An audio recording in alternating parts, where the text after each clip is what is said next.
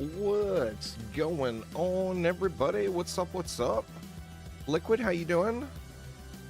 Sorry about the debating earlier there on YouTube, y'all. I was intending on streaming some my first look at Palworld today, but it's super crashy on the Game Pass. So I think I'm gonna have to pick it up on Steam if possible. So yep, no Palworld today. What's up, Cybus? How you doing?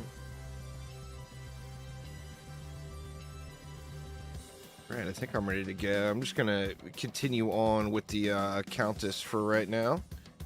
And where were we yesterday? We're getting close. Yeah, 318.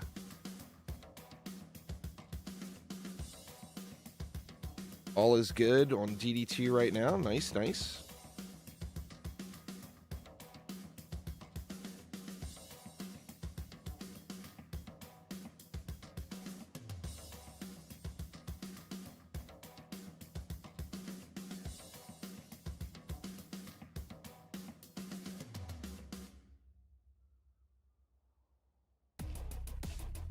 Get this reset going here. See if we can't get into another one. Maybe 62. 62, or I mean, could even go 72 to have the same AP icon as my main.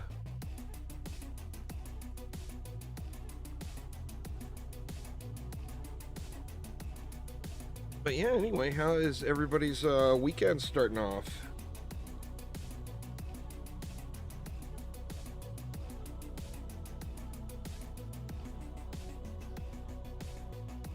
Let's see.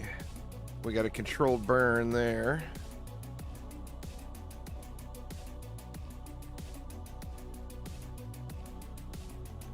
Nothing really out of the ordinary there. What are we going to do about this controlled burn? It does have cyborgs on it too.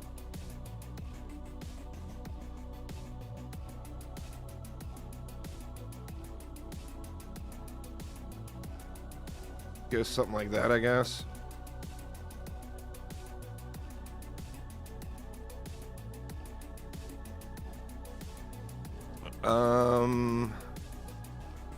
I got range, diverse power, and diverse crit, I believe, for mods, and then destruction, boosted power, and I bounce back and forth between deadly strikes or vamp, depending on if I need more range on it.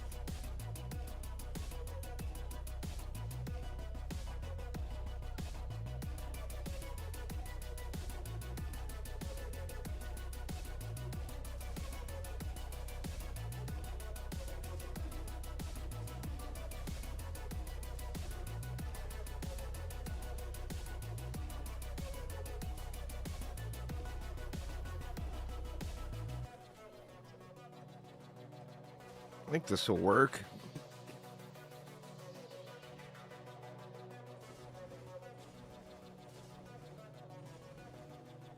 I think it all depends on that controlled burn lane and how fast it burns out.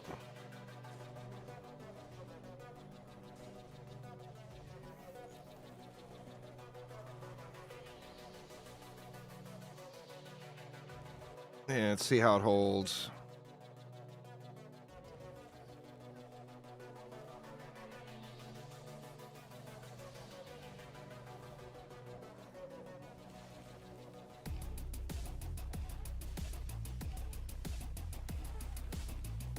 Yeah, it all looks fine.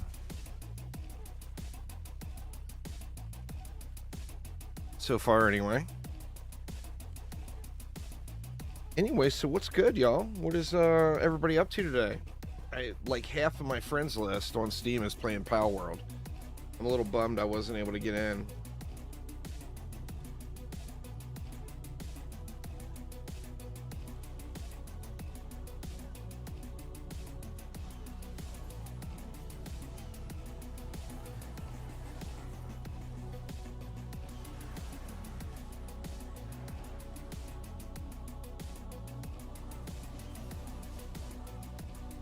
What's up, Edwin? How you doing? Doing well. Very nice.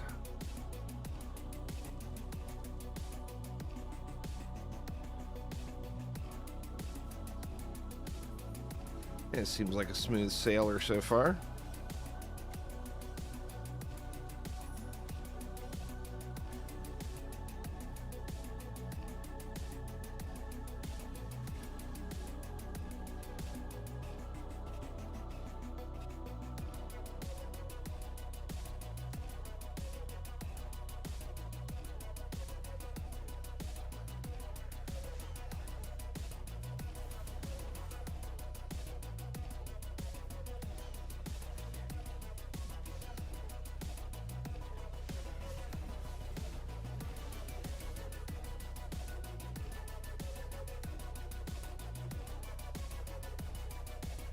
Getting the last bit of grind in for the weekend before you stop over at the girlfriend's. Nice, nice.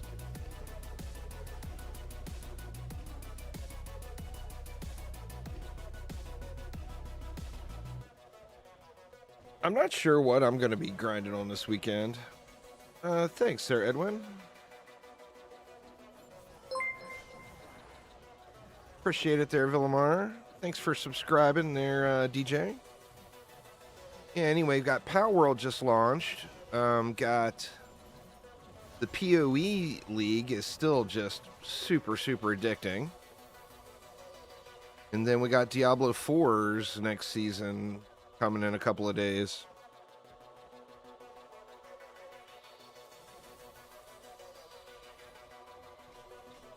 And then, of course, there's always plenty of grind in DD2 to do.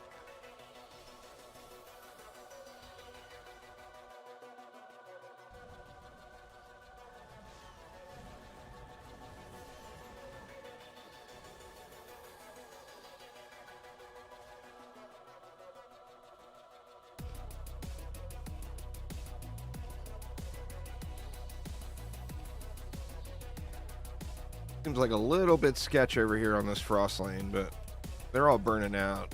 They're just getting a little further than I'd like.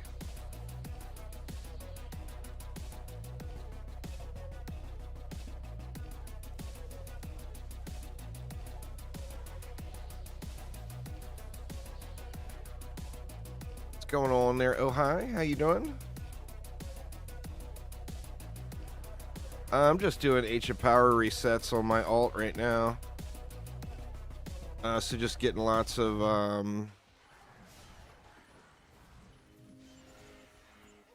it should be Jadacon, but I'm not positive. It might be locked.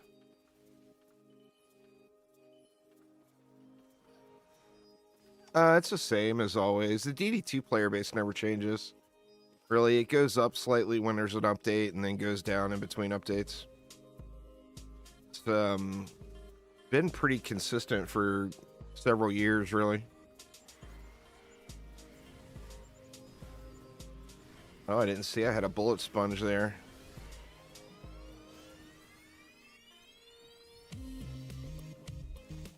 Where is that bullet sponge coming from? Not there. It's got to be here. Yep. We'll just do this for the bullet sponge.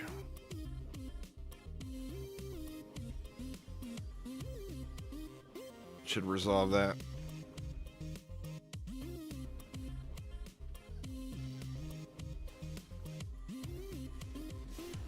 Yeah, but the DD2 player base, you know, of course it's small, but it's consistent. It's like any other live service game, really, where the updates determine the player base, so you get a little spike when an update hits.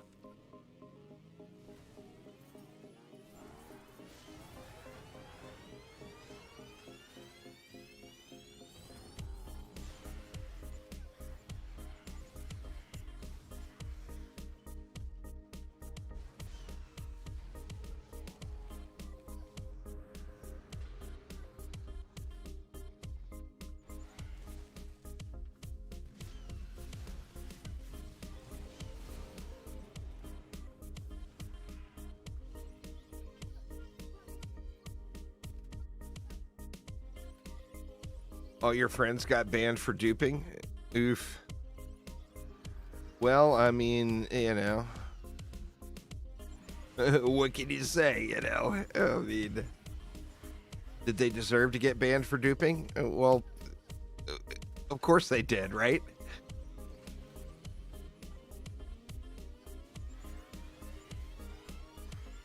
But that is unfortunate. Is unfortunate.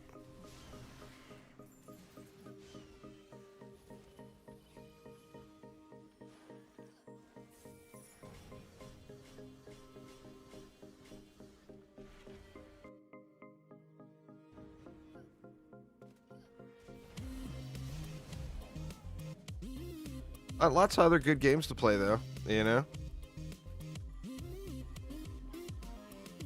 Yeah, I mean, you know.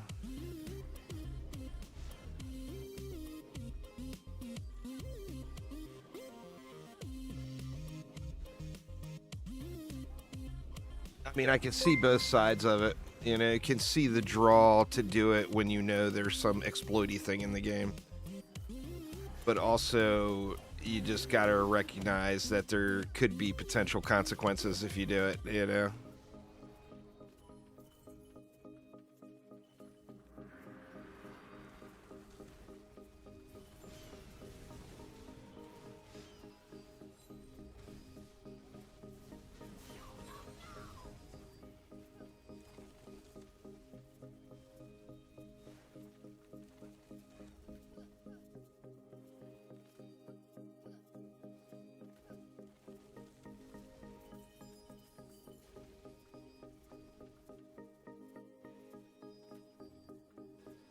Pretty smooth runner.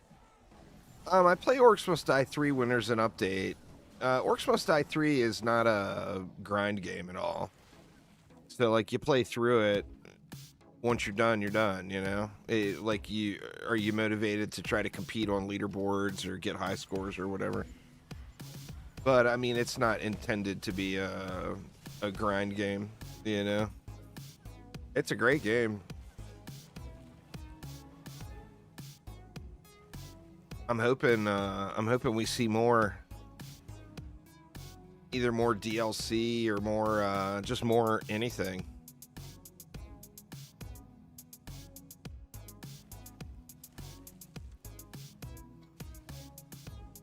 $319.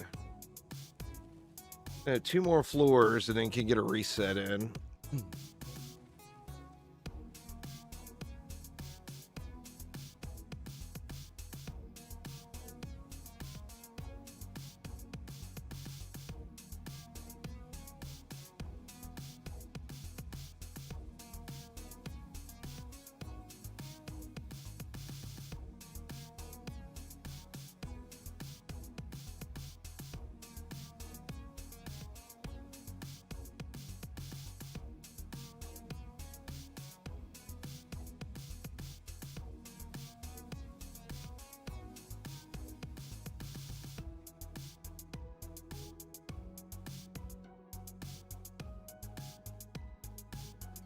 Let me in.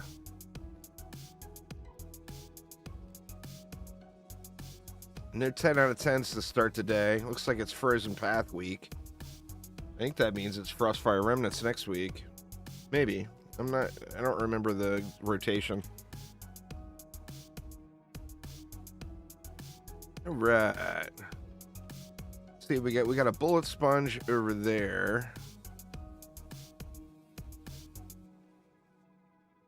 We got a controlled burn on the flyer lane.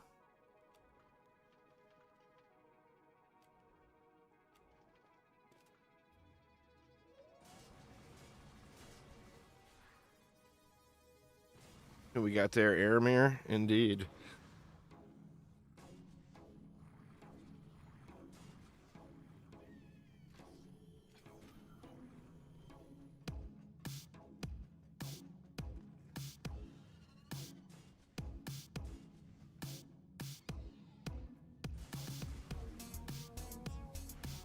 I don't think we need much over here. There's not many enemies.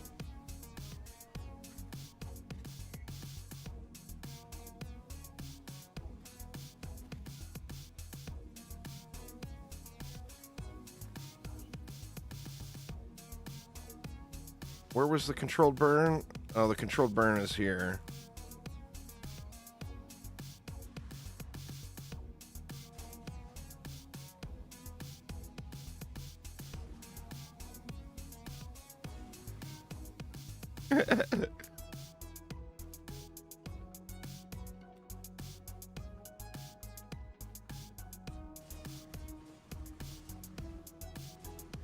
So how far did you make it in Palworld there, Aramir?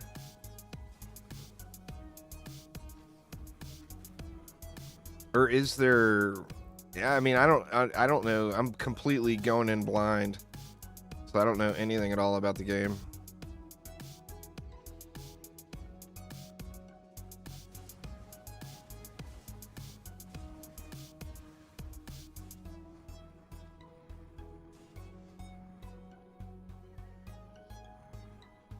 What's going on, Kenneth? I'm doing good, man. Doing good. Arachnophobia.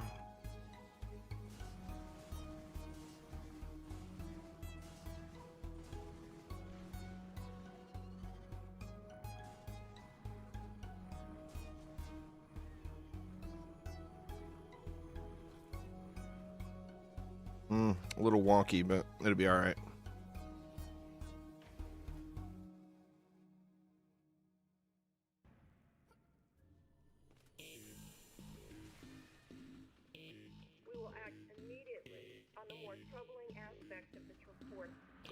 What up, Flanagan? You haven't done the first gym battle? That's fair. I thought you were gonna all night it and end up going hard. I want to play it, but like I said, it's super crashy on the Game Pass. So I downloaded it on Game Pass for PC. I was hoping to get a review code for it for Steam, but they never.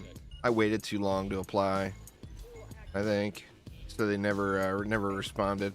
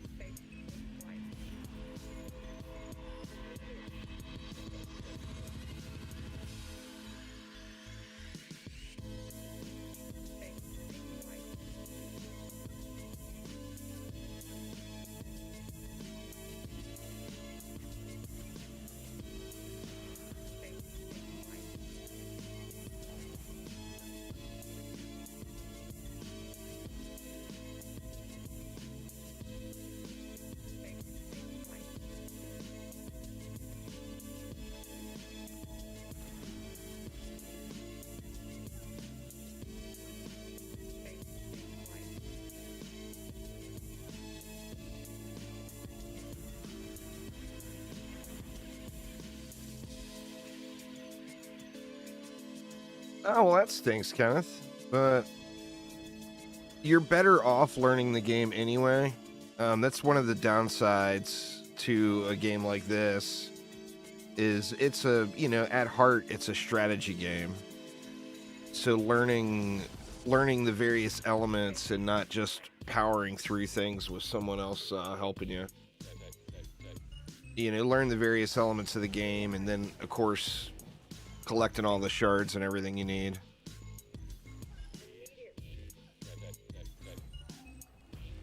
You'll probably be in better shape long term, to be honest.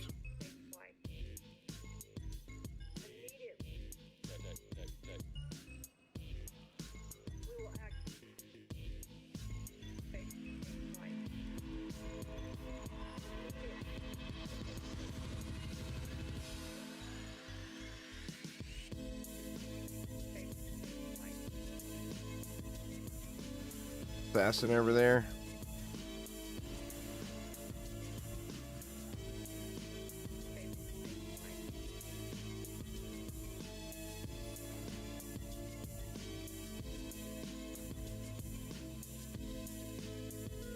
Yeah, it's about the shards, not about the gear.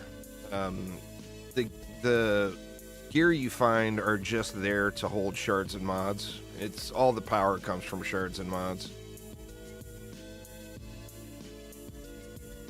So, I mean, having the C10 gear is a nice cushion, but without having the shards and mods, it doesn't do a whole lot for you.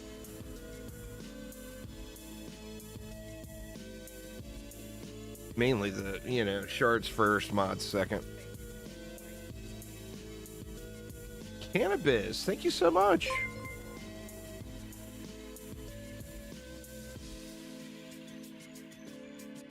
There you go, Ken. You got the old gift membership. Who should you spend your medals on?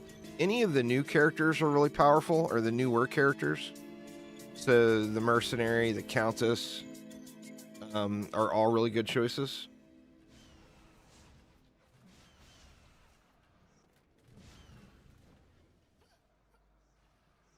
Oh yeah, destruction is, I mean, it's one of the most powerful shards in the game, without a doubt. It is a hot item. No question there.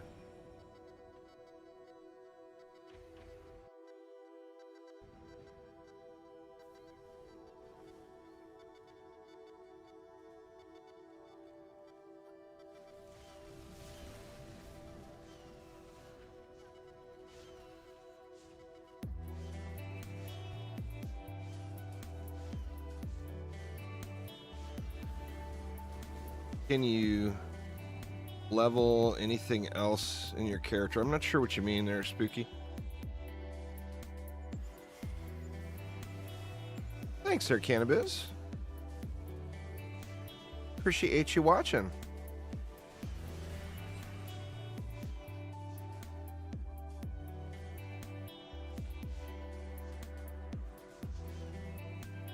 Yeah. The vendor in town or in tavern. 7,500 defender medals. Get you any of the pets. Or you can just buy it from another player. I mean, it might be easier to come up with like 5 million, 6 million gold than it will be to come up with 7,500 defender medals. And players sell them all the time for like 5 mil.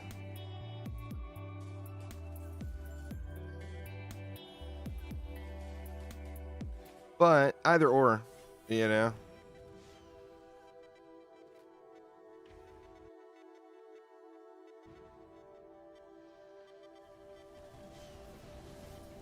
$75 million for a Dragolich? That's seems completely absurd even for Xbox.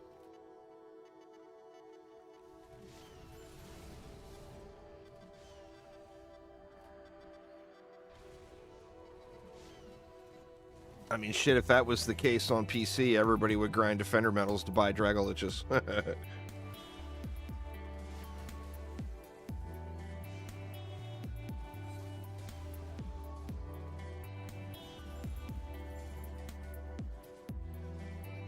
Well, I mean, you have to... Just looking through shops, you're never going to find deals, really.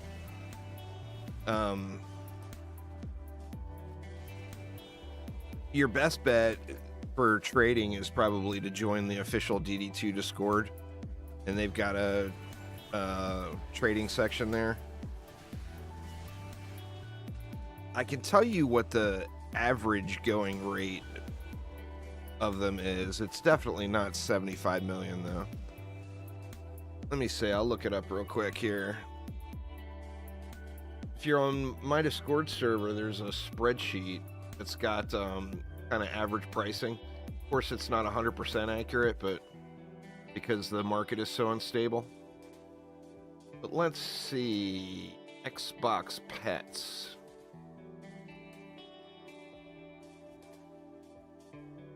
Where are you, Dragolich? It says 8 million on the spreadsheet is the going rate on Xbox. So whoever posted it up for 75 million is just baiting to try to take advantage of a newer player.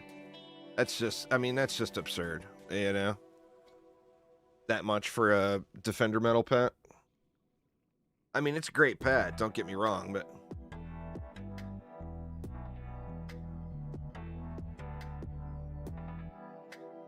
Well, it's just it's Xbox here. Is the market is real unstable, and there's a enormous amount of duped gold out in the economy.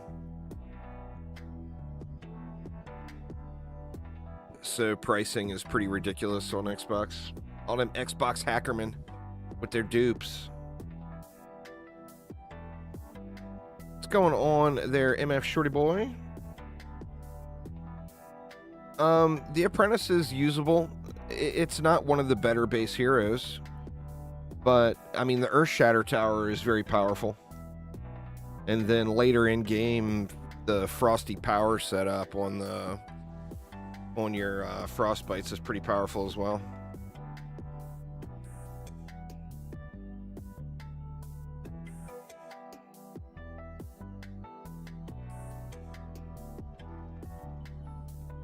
What's going on there, Zay? How you doing?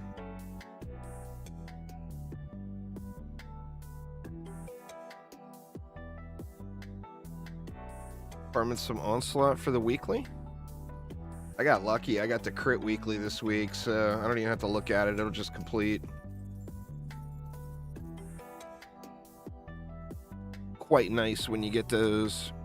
I mean, Onslaught right now is really good too, considering I'm doing AP resets. But yeah, this will just complete, and I don't even need to pay attention to it.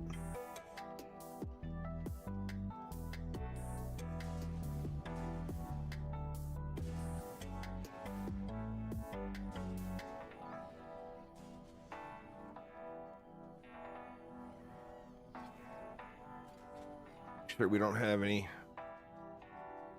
weird stuff anywhere. Doesn't look like we do.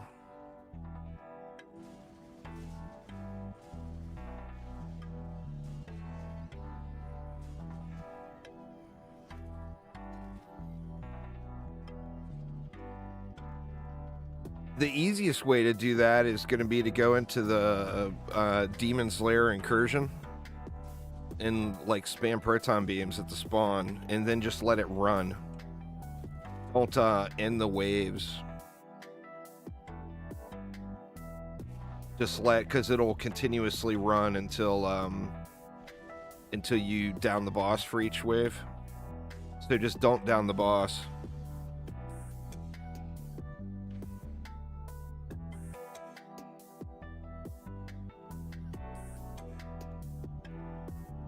And then, I mean, you could even, like, throw a wall back here and just spam protons up and down the stair section.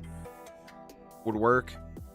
And then just have something. Like, you don't want overkill, because you don't want you want everything to hit the slow multiple times. Because remember, that one is not slow individual enemies. It's apply a certain number of slows. So, enemies will get slowed over and over and over again, you know?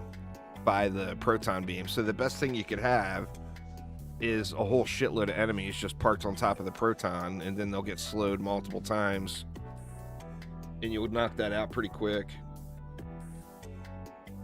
and fully AFK, because you can go down and do it on the, you know, assuming you're, what's the low level one, Chaos 3? You can go down and do it on Chaos 3 difficulty even and not have an issue.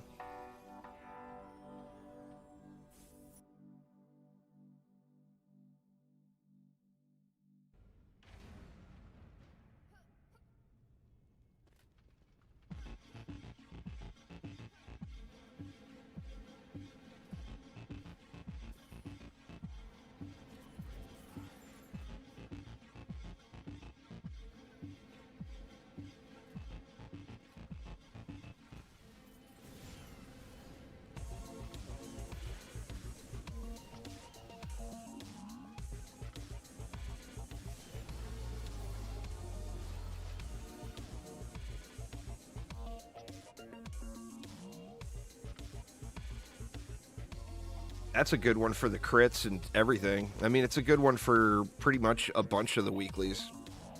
Like, on the bosses. You know, if you want to just AFK it out, you're going to get like 3 bosses a minute. If you just let it run on wave 3.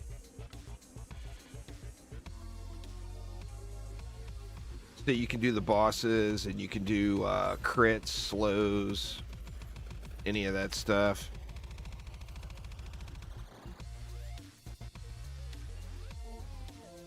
This one, I'm not going out of my way for this one because I know it just auto-completes. You know, 100,000 crits is not super difficult to get. This is 320. I'm going to have to trade a couple of items from my alt before I reset here.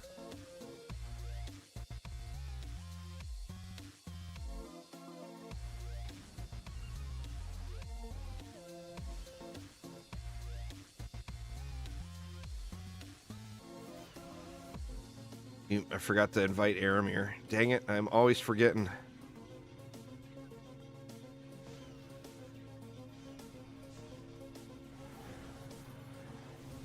Did you break down, Aramir? You doing more alt AP resets or no? I didn't get to play it, Rizically, sadly. I was planning on playing it on the Game Pass. And it's real unstable in the Game Pass. The game crashes a lot. I wasn't able to get into game at all. Like I got the game loaded and was adjusting the settings. Gonna get him to 320 then decide. That's fair. I need to pick the game up on Steam. I guess people are not having a problem running it on Steam, but it comes down to I'm not in a position to be buying a bunch of new games.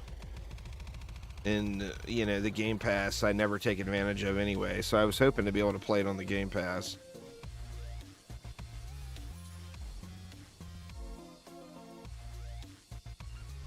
Steam version is very smooth. I'm sure it's just a server related thing on Game Pass. Plus, since it's free for Game Pass users, the servers got swamped. So that's probably the issue.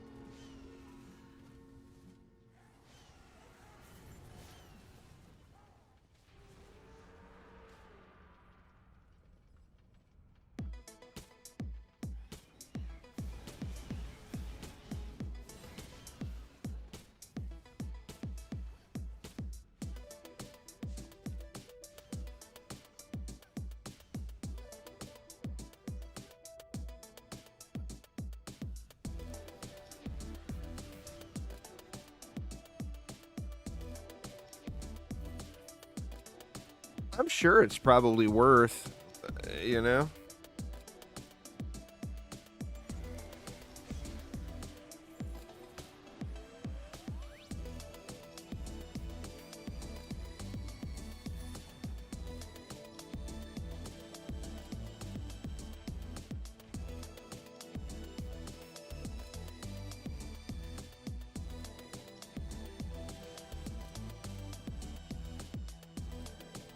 I mean, it actually looks like one of the most feature complete early accesses to hit the market in a long, long time.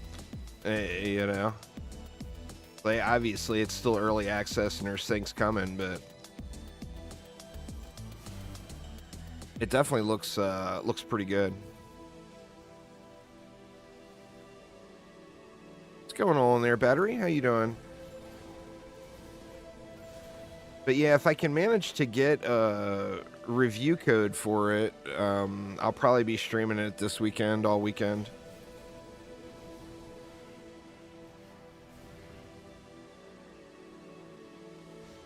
It's more complete than most AAA games. Yeah, I mean, that's a good thing.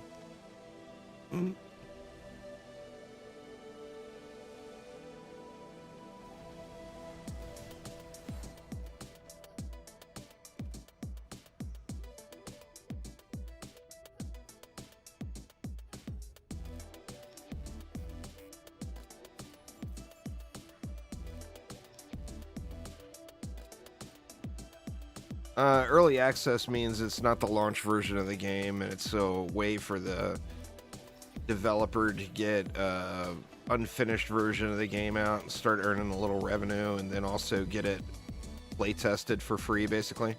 I gotta move a couple of items real quick, Aramir. You'll bear with me just a moment. 2 complete trash mods. Why am I even bothering to move them? I don't know.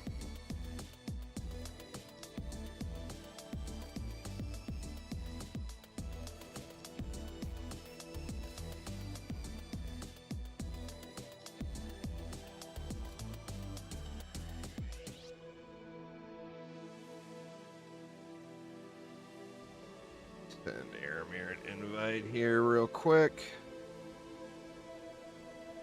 before I hit G. I didn't get much, no. I made like 20 divine, but it was not as good. The night before I cleaned up.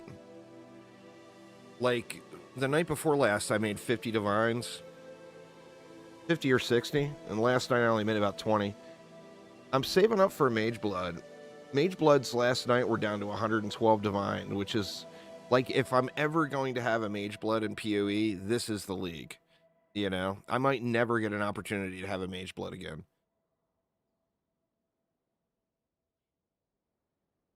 So I feel like if I don't grind it out, I will be, you know, I'll have regrets later. PoE 2 doesn't hit the early access until this summer. I'll definitely be playing the crap out of that. We're talking about the first PoE. Blorp Soda saw me online last night, grinding it out. Ooh, oh, that's the 10s I just bought. Derp. They're junk. Mana burn damage. In fact, I should have just put those in the shop for nothing. All right. Let's get a little AP action going here. Let me deal with my alt inventory real quick. Oh, I got a 10 on the alt. Accumulator. Shit. Gonna have to go back to town real quick, Aramir. I don't want to put it up in trade here in...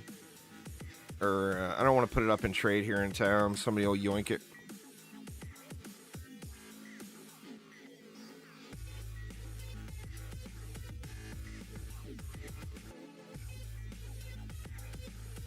Can always use another accumulator servo. That's where it really begins, there, Roofy. It's such a great game, but it's got a steep learning curve. But it is an incredibly good game. Headhunter is down to 60 divine. Holy crap, man. That's so crazy. I've got a loner headhunter right now that I borrowed from a friend. I don't like it. It's powerful, of course, but I don't like that mod that teleports you around. It's so crazy irritating. Thank you so much there, Blurp Soda. I do appreciate it.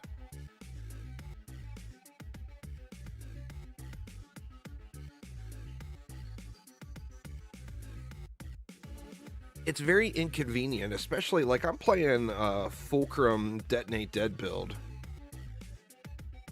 And that requires being in range. I just sent Pack Mule an invite there, Aramir. See, I can't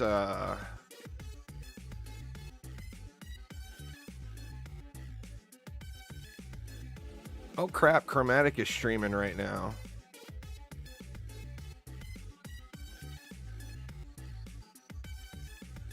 Can somebody look at the Chromatic stream and see, is it a DD1 stream or is it a anybody that can take a peek at that and see what it looks like it's all about?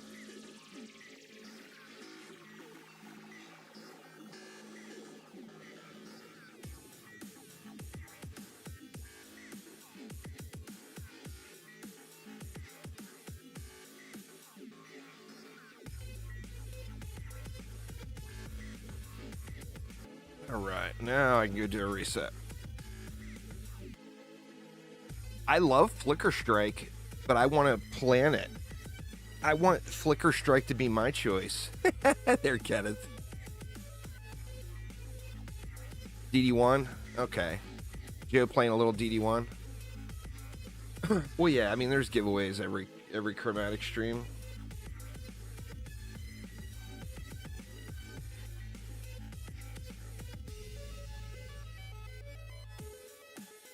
I don't like...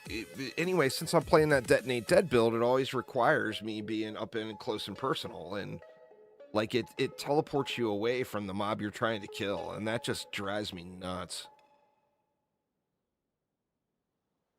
The title says DD1, just the intro screen. I'm gonna guess it's probably Joe playing little DD1. But that's just completely guessing.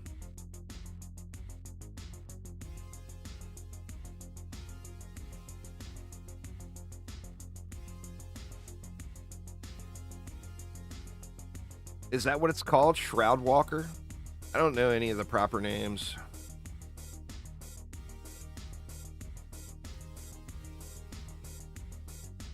Right. Well, there is AP58. Let's see what the icon looks like. Green.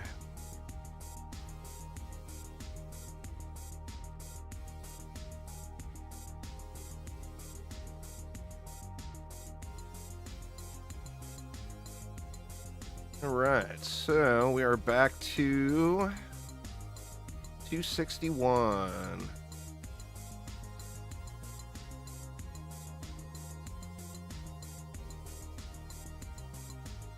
Oh, Shroud Walker is the internal name? That's fair. I know, like, you got that Soul Eater mod that you can get that's really, really strong.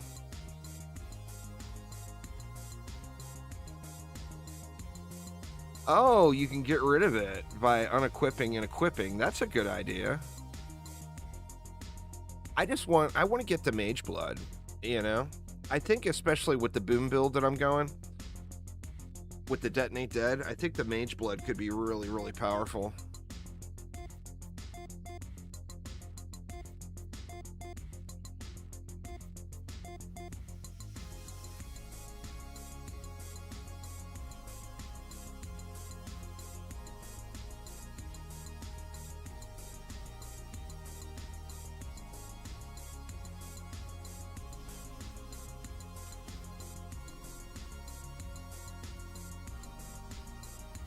Is there a complete beginner's guide? I actually have I'm in the middle of doing a new player playthrough series.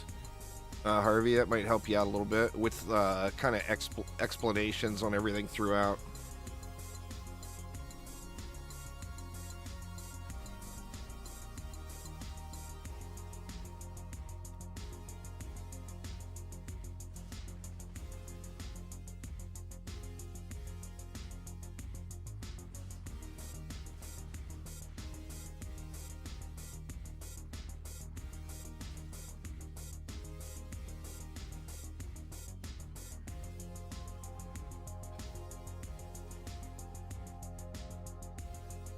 What do we got here? Mob gallery.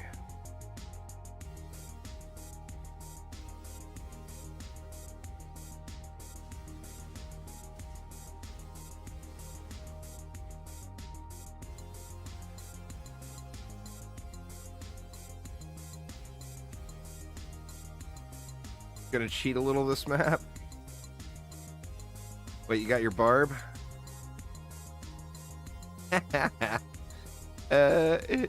Aramir don't need no stinking defenses. He's got a barbarian.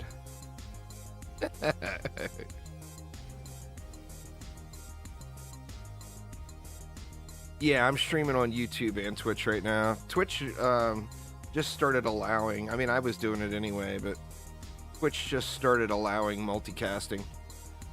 So, unfortunately, I can't put the chat on screen, which is very helpful when you're streaming on multiple platforms. So people don't think I'm just talking to some rando ghost. Hey, you know?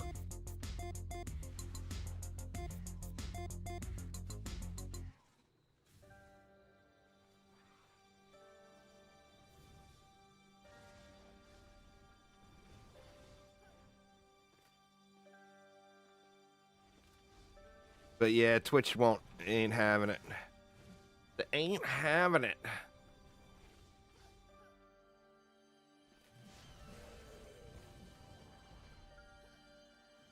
I hate to be streaming over top of Joe.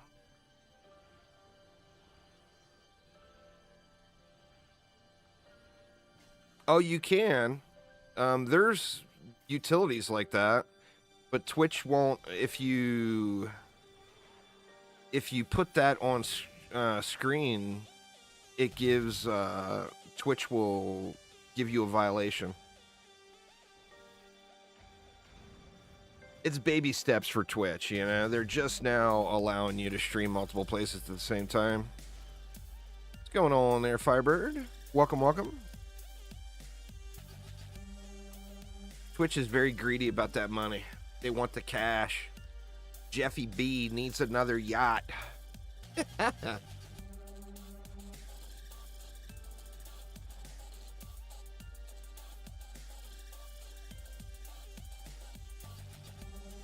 Well, Jeffy B decided $70 billion worth of yachts was not enough, and he needs to stretch it to $150 billion in yachts. Yachts alone.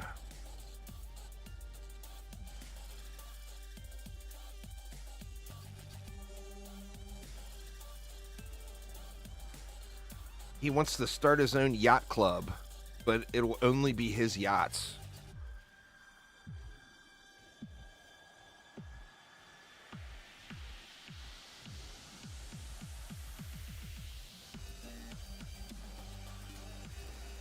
Zizarin's, yeah, Zizarin's got a bunch of good guides. There's quite a few people out there that have a bunch of good guides.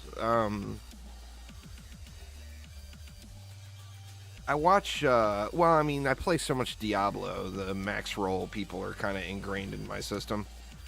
So I watch the max roll guys, stuff quite a bit.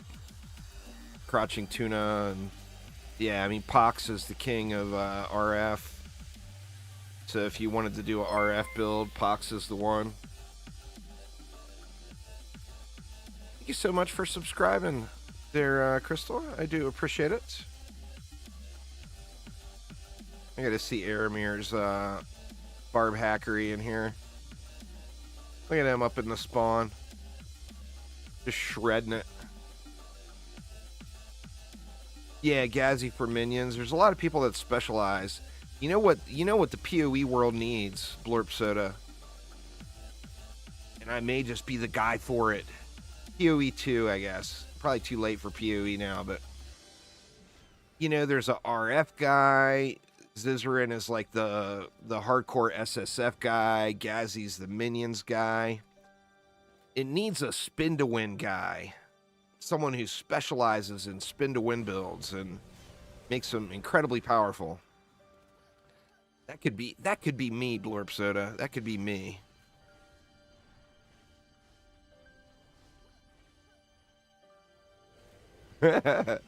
I would love to be a full-time PoE content creator, but I was very, very late to the party when it comes to PoE.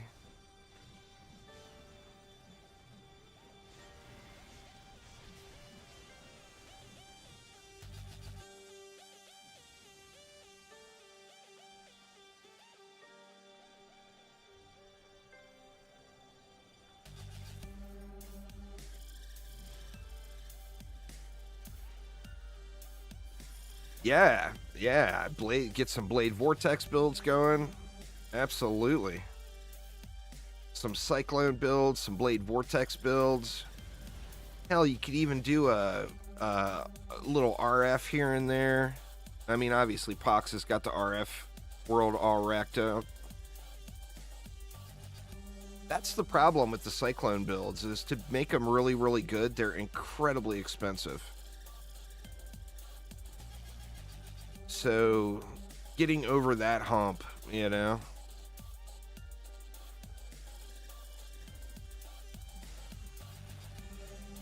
Getting over that hump is the challenge.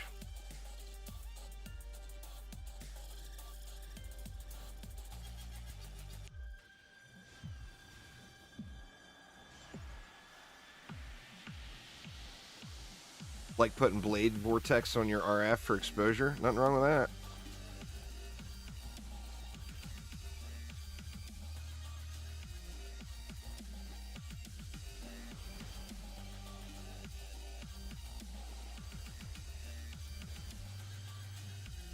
Oh, I said I only made 20 divines last night, too. That was... I netted 20 divines. I did buy a bunch of scarabs and stuff that I took out of that. So I probably really made like maybe 35. Probably spent about 15 divines on scarabs. So I probably actually made about 35 divines last night. I didn't have any big pops though. I got 3 brothers gifts. That was a big chunk of it right there. Shadow Wolf, what's up, man? How you doing?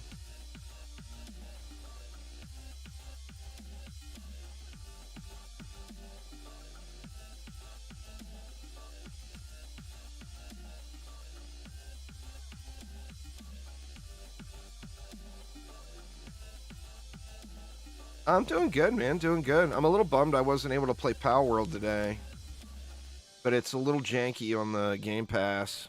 I don't know if it's server instability or what, but I was unable to get logged in.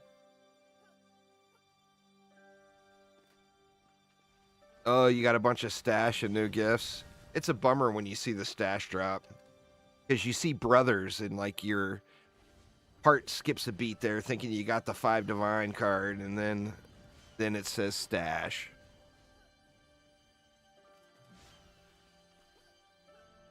I'm hoping to get a review code for it on Steam. I guess on Steam everybody's saying it runs great and is super stable. So I'm hoping I get a review code for it maybe today, and then maybe stream it tomorrow or whatever.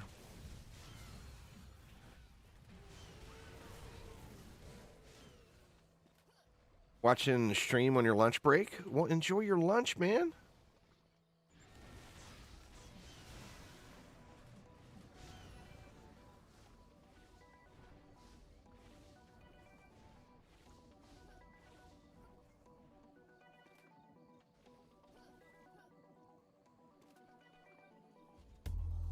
Get Pack Mule in the group, right? I'm pretty sure.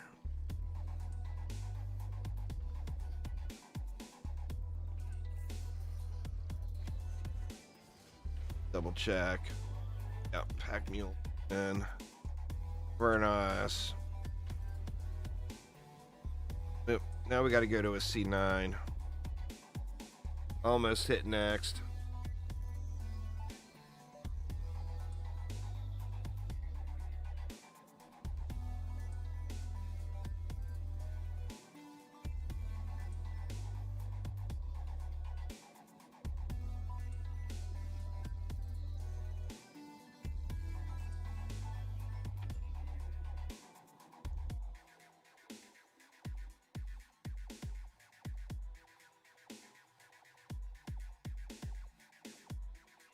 You know, I wish that cast on channeling went off a little bit more often. I was thinking, you know, I'm playing that Detonate Dead build, the Auto Bomber build. I was wondering, instead of being a cast while stunned, if you could go a cast while channeling and have it effective, but I don't think it would go off enough. I don't think you'd get enough Detonate procs.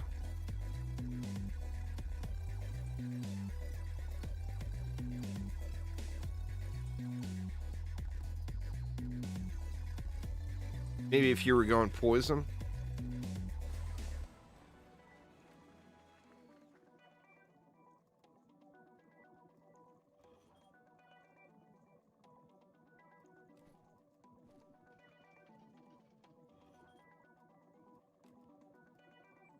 Oh shit. God dang it, I just scrapped everything on my alt and didn't equip it. Luckily, we can buy that stuff back. Shoot, man, I don't have all the pieces. I didn't get a chest. God dang it. So I'm gonna have to go up anyway.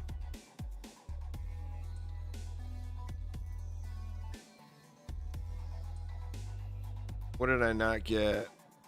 I didn't get a chest. I got a weapon, right?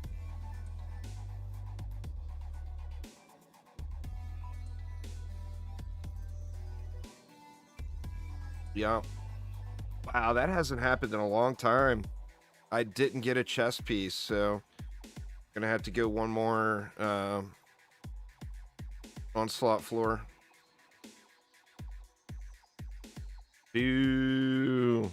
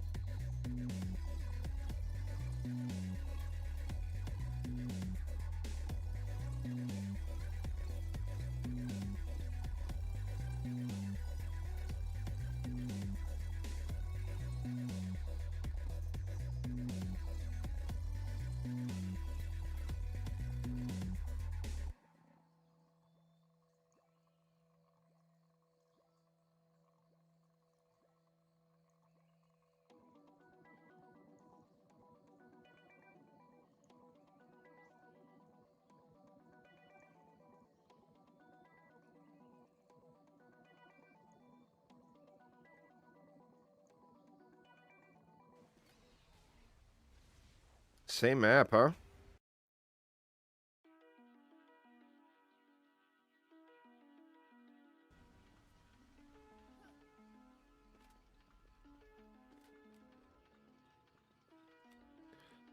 No hex throwers this time.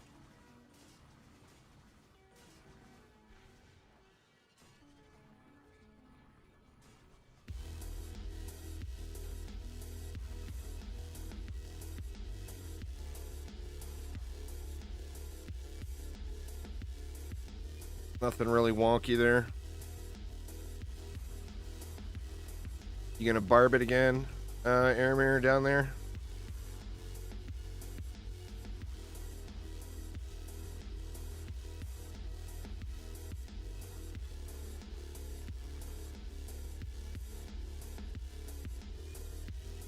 Pull up.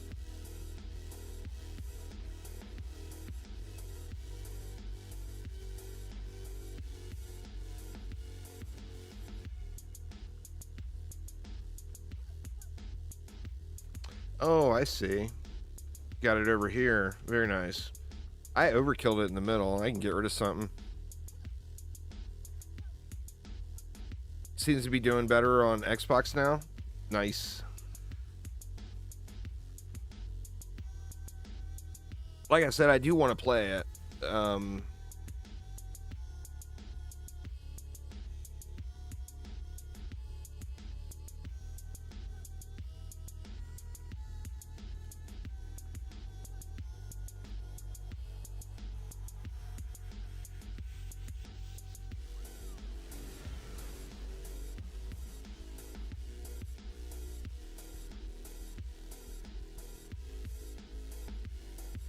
No, the market is too unstable and too few Dungeon Defenders players use Discord, so I never bothered putting one in. There's a trade on the official Discord, but it's always full of wants.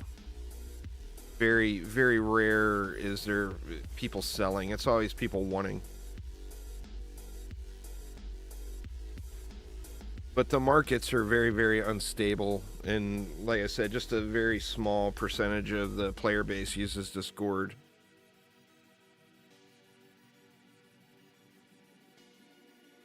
So I never put one in.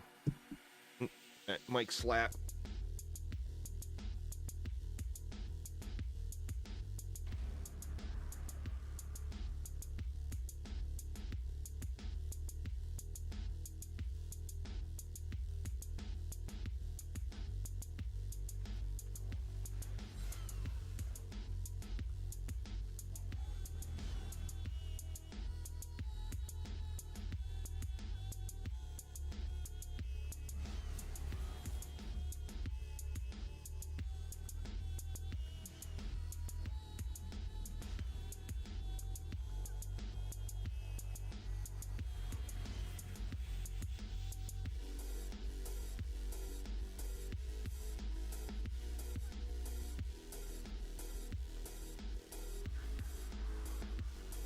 Rolla, rolla.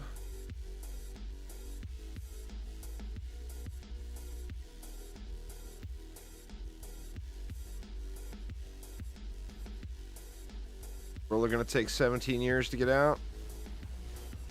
Might be able to get at his booty from here. There we go. Are you playing on Xbox or are you playing on the Game Pass for PC? Didn't know you could get there.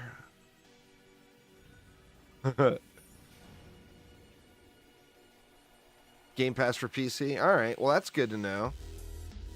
Did you actually get, like, I got into the settings and stuff in the title screen. I just couldn't get into a game. Did you actually get into a game? And the game was crashing. It wasn't like I was just getting to the servers full error. The game was actually crashing.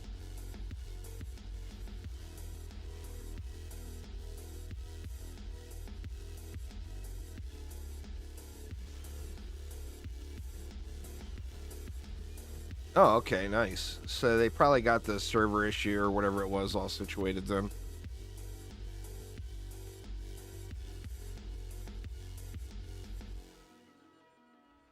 They're crashing so far. Well, that's a good thing.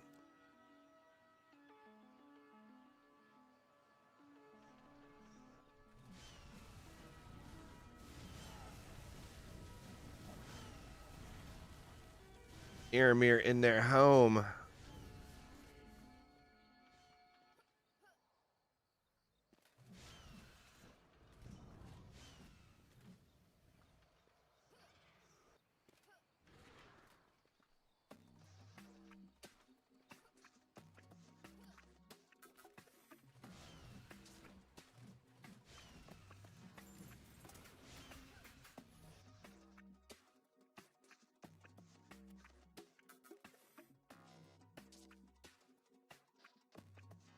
Yeah, let me know how it plays. Also, send me a friend request if we're not already friends on Xbox, because I got literally no one to play with. Everyone I know is playing on Steam practically.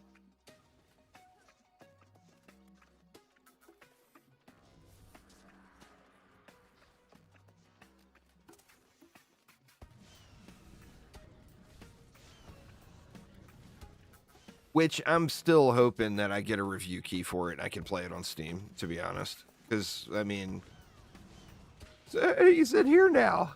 What the hell? Aramir getting in all the spots.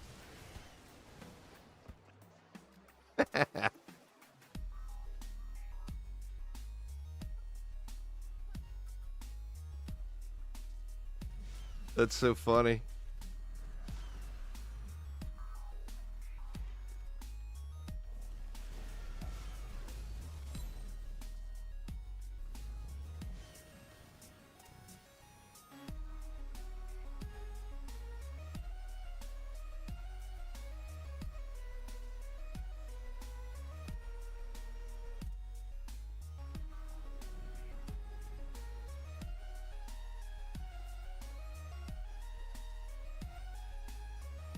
Spawn doors can't protect them from the barb. The fury of the barb.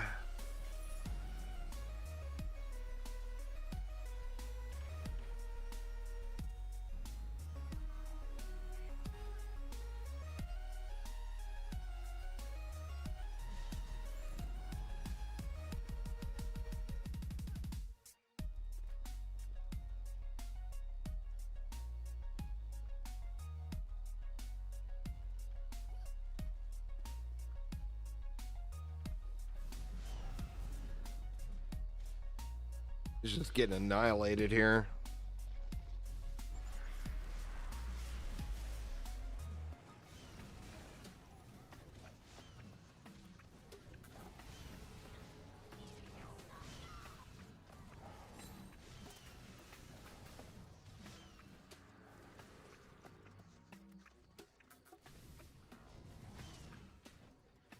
You could do really well with a hero damage barb now too. Before it was just all about 100% about turn the tide, so you'd stack health. You can go with a hero damage barb and get pretty crazy amounts of damage out of it.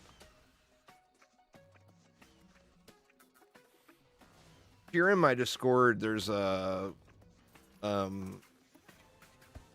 link in the helpful links section that will get you to a build for every character in different variants. 100% community made. All right. Hopefully we got the pieces this time.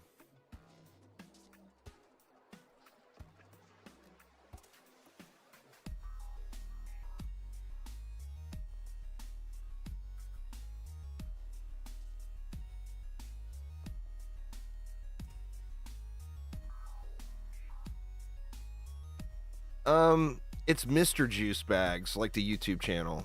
Juice Bags was actually taken, believe it or not.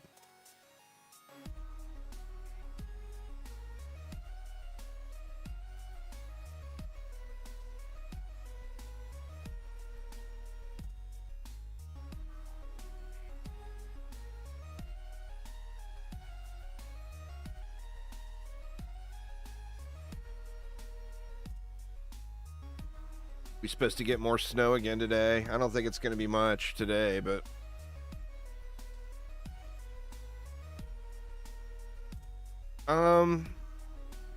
I mean, the EV2 will add more to your overall progression than a Dragolich would, but a Dragolich is a pretty hot item. All right, come on. Yeah, we got chest pieces now, so should be in good shape.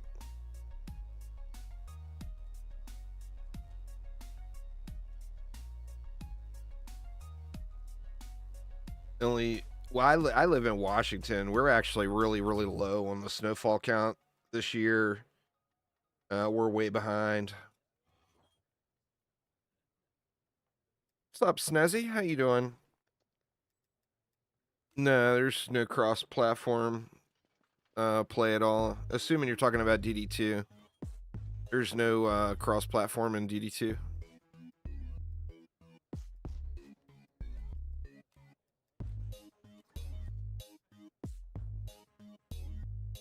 But yeah, I mean, we don't get pounded with snow, but we do get a nice bit of snow every year.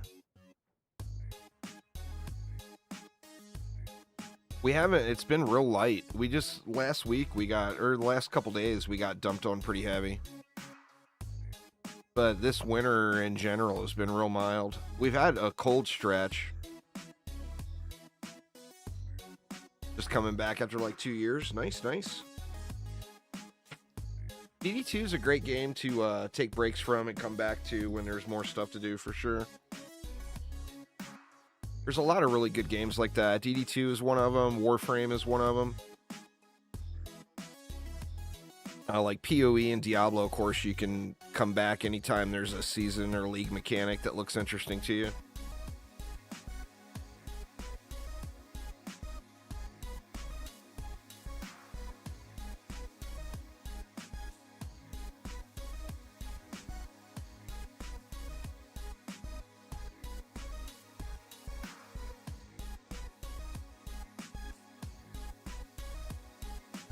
Smite 2 might end up being really good.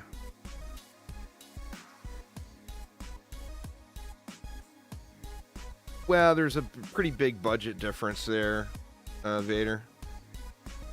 So that's just not a reality for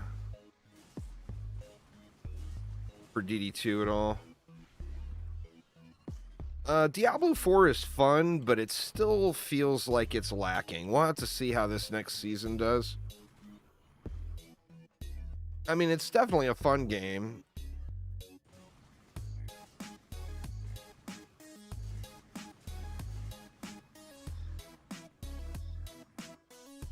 Out of juice.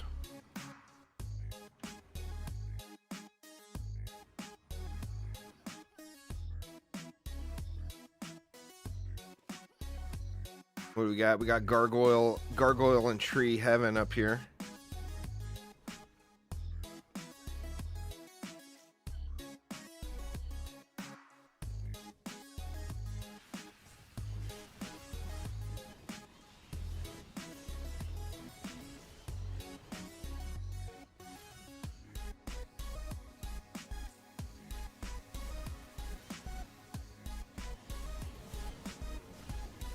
Oh, your gargoyles don't have a relic. Oops.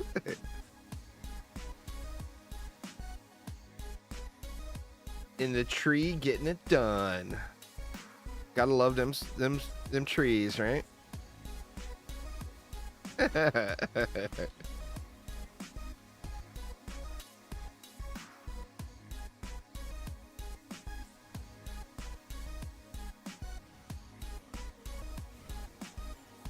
There you go. That's a good idea there, Ken.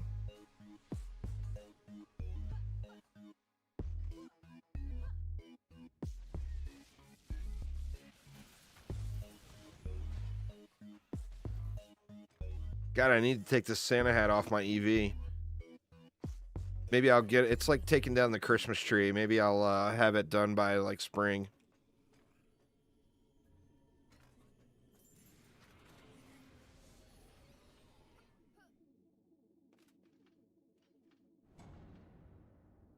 Like taking down the Christmas tree.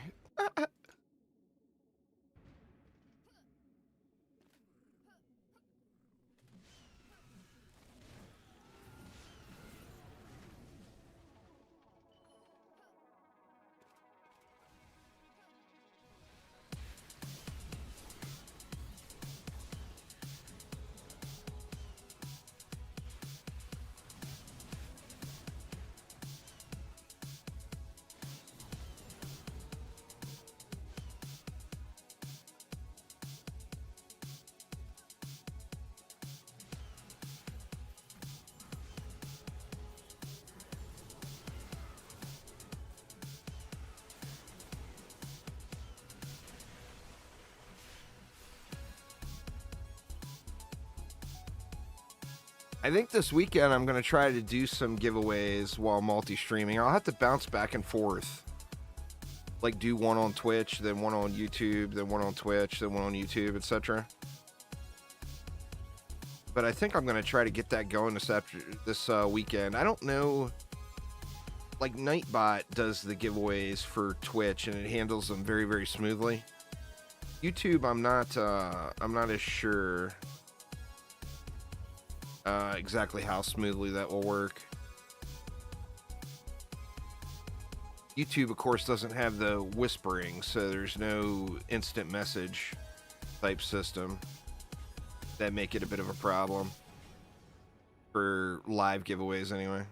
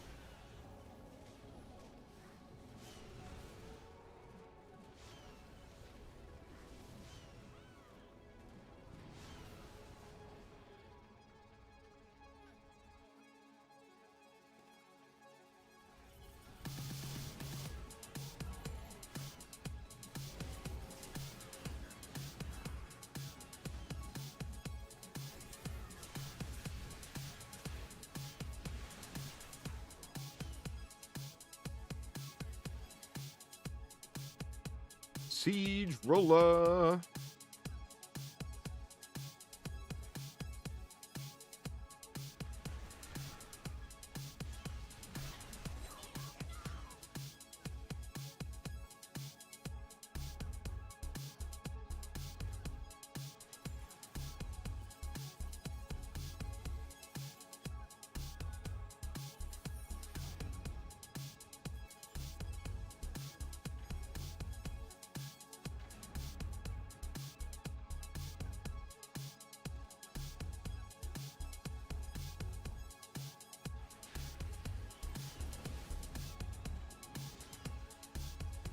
Trees are so good.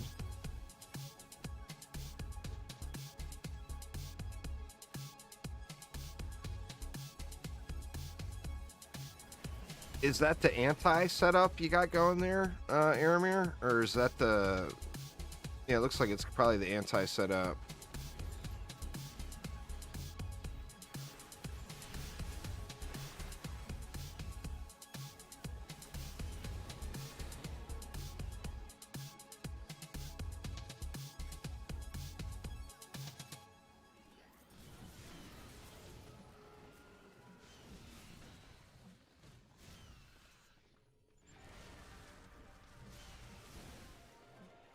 Get wrecked, assassin.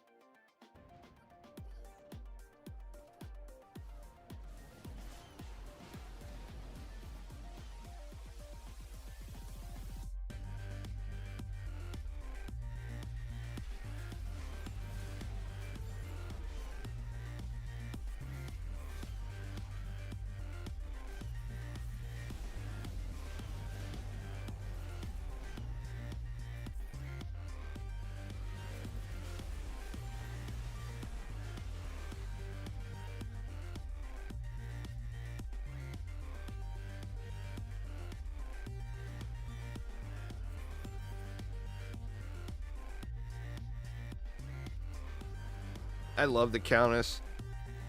I'm curious to see what they'll do next. That Seas of Dragonfall update, I think we're all assuming we're going to get a new hero and maybe a couple of new maps. So I'm excited to see what they do with that.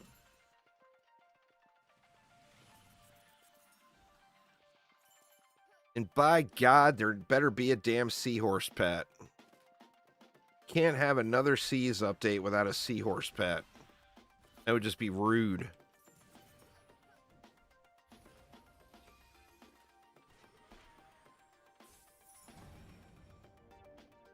The scuba diver hero?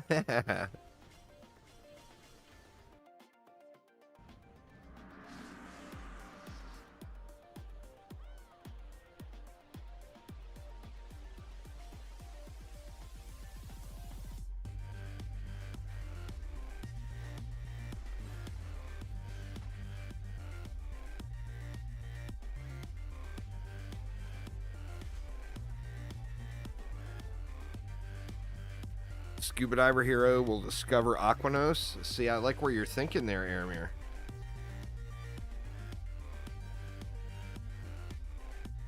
I like where you're going with that. Dungeon Defenders Awakened is kind of the reimagined product that they put out a few years ago. It's a fun game.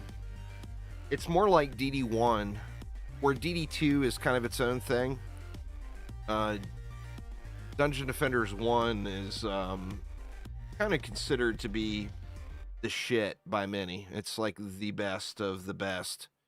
It's the legendary game that started it all. Dungeon Defenders Awakened, they tried to capture that feel a little bit more. They didn't necessarily succeed with it, but it is a fun game. The difference mainly is in the overall replay value. Like where you can easily get a few thousand hours out of DD1 or DD2, you're likely to only get a few hundred hours out of DDA. You get to end game really quick, and then you have to just decide how motivated you are to min-max when you can already beat all the content. It's one of the areas I feel like they maybe could have done a little better on in DDA. I got me damn near minimum roll snakeskin. Thanks for following there, DJ. I do appreciate it. On the alt. The alt got a min roll snakeskin. What the hell, man? It's supposed to be max rolls, not min rolls. That's a decent roll, but I've already got a bunch of ability power ones. This is going to trigger me all day, thinking I got a 10. Let me move that. DJ Rogue is your Twitch account. Nice, nice. Oh, wow. 10 off max. That's a good one. All right, now we can go to 299 or 300. You've been getting all the good snake skins there, Aramir. I've got one really, really good one. The rest of mine are they're all usable, but none of them that are like, ooh, look at this. I got one of them that's a, ooh, look at this type of thing.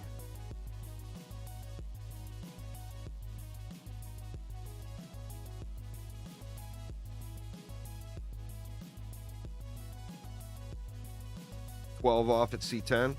That's not too shabby. Not too shabby.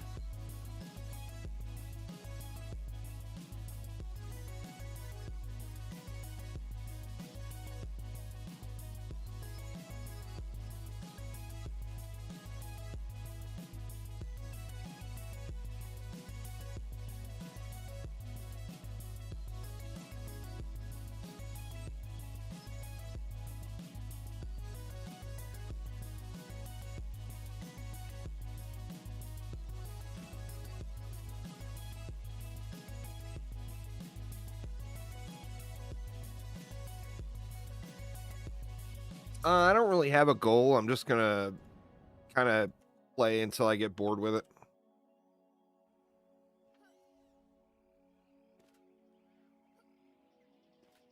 But yeah, I don't really have a solid goal that I'm shooting for or anything.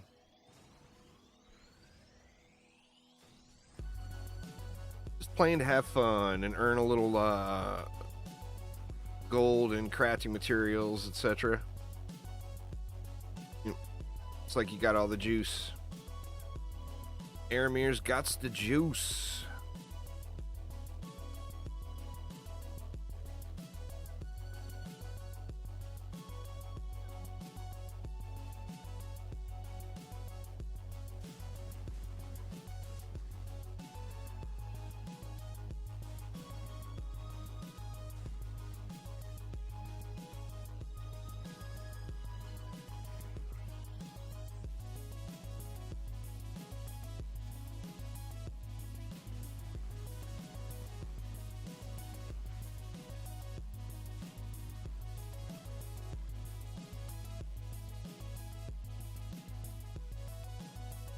See, do I have 10? We can just start it. I think it'll be fine. There it is.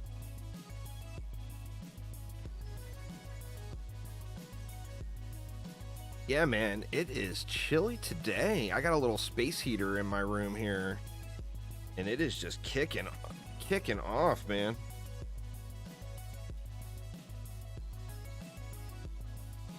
You're farming some C1s while playing a mobile game? Nice. What mobile game you playing? Arc Knights has got their anniversary event going right now. I need to log in. I haven't logged in. My Path of Exile addiction to the loot explosions here lately has put a dampering on my logging into other games.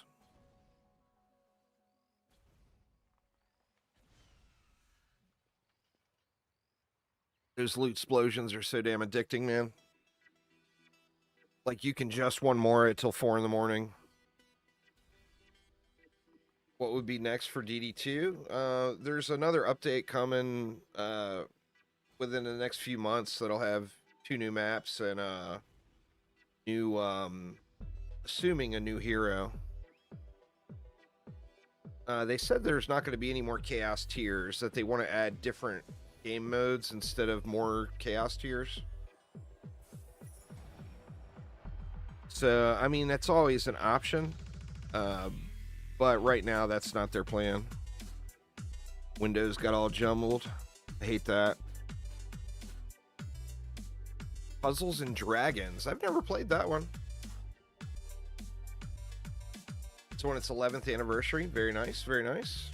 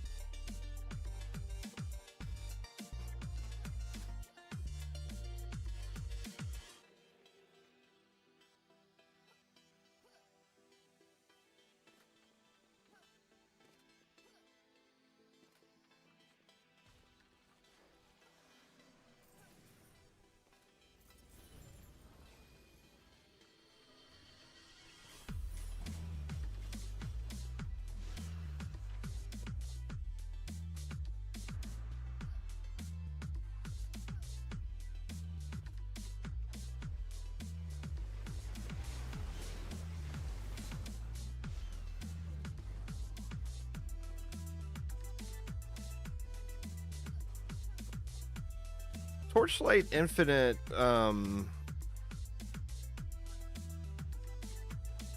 did check it out when it first launched. There was something about it, I don't remember what it was, but there was something about it that made me not continue to play it.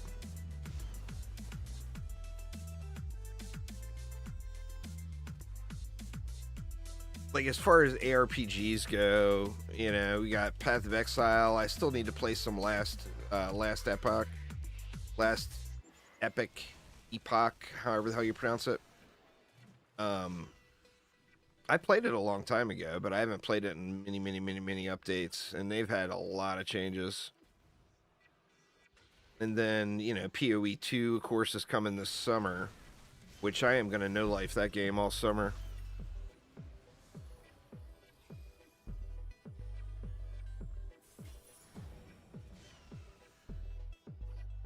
In a major way.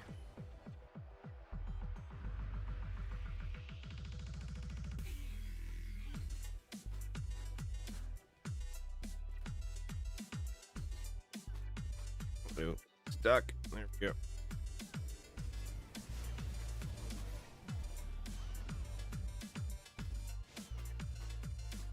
Get them, little dragons. Get them.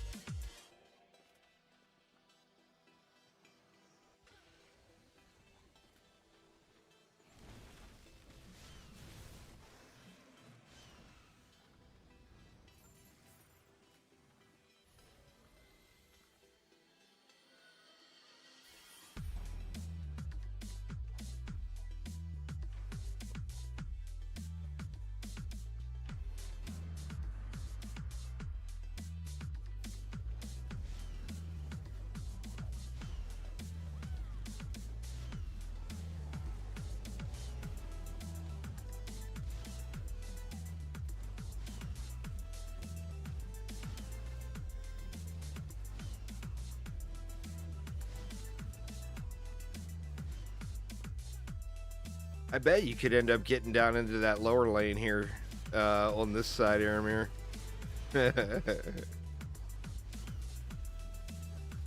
Used to build back there. Like back in the day, you could build back in there. Now, of course, with all the mobs that lock up auras, etc., no longer super friendly, but you know. Quab getting smacked on.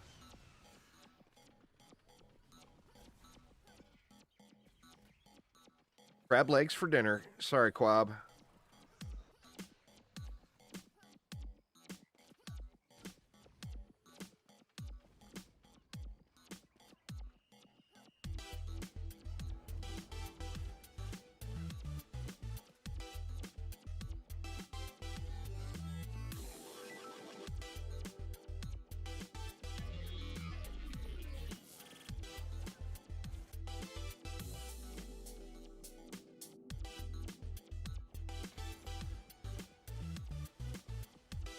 .301, here we come.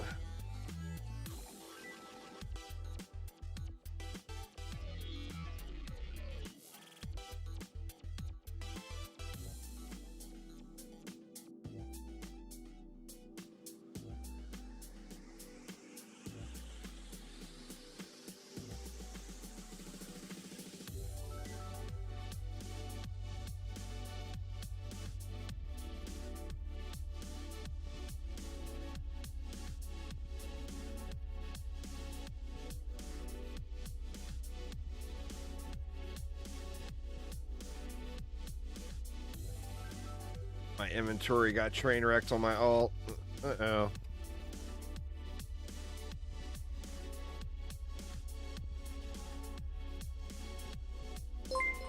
Chromatic with the raid. What's up, y'all? What's up? What's up? Thank you so much there, Chromies.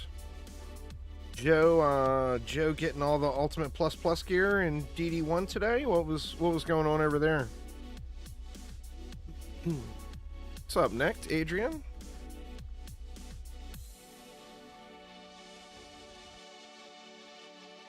The Ultimate Plus gear is flowing.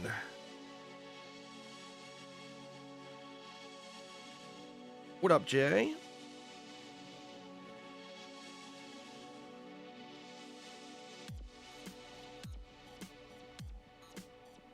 He lost to the ogre in Foundries and Forges. Hey, man, it happens. It happens.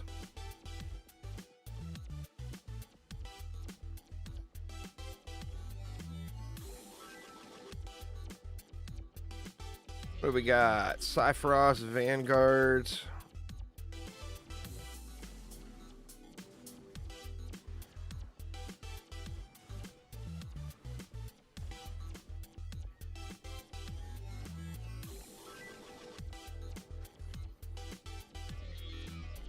What do we need? Aramir needs some DU or some mana.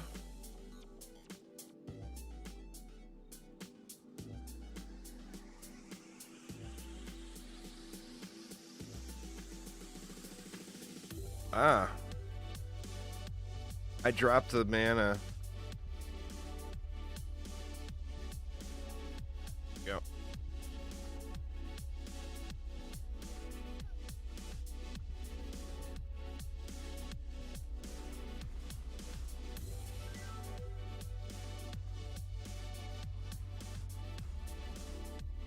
Thinking about buying the Countess next with your Defender medals. The Countess is really good. You can't go wrong with any of the newer heroes that they put out. Like everything from the Mercenary on, every one of them is pretty good, you know?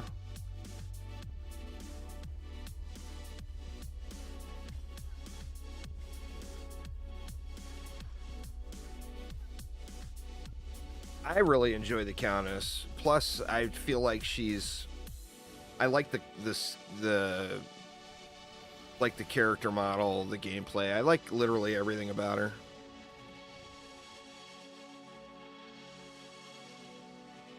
Her defenses are cool.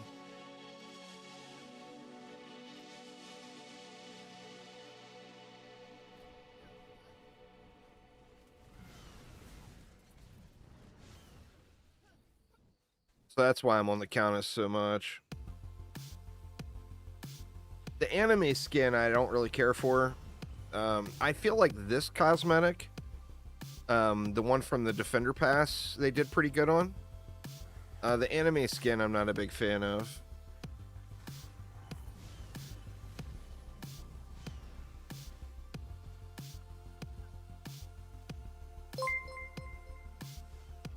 Thanks there, Revex. Appreciate the bit. Got the Defender Pass a couple weeks ago. Nice, nice. Yeah, I mean, the Defender Pass is kind of a no-brainer if you got the gems, because you get to 1,500 gems back. So, I mean, it's really completely a no-brainer. It's no downside, assuming you have the gems.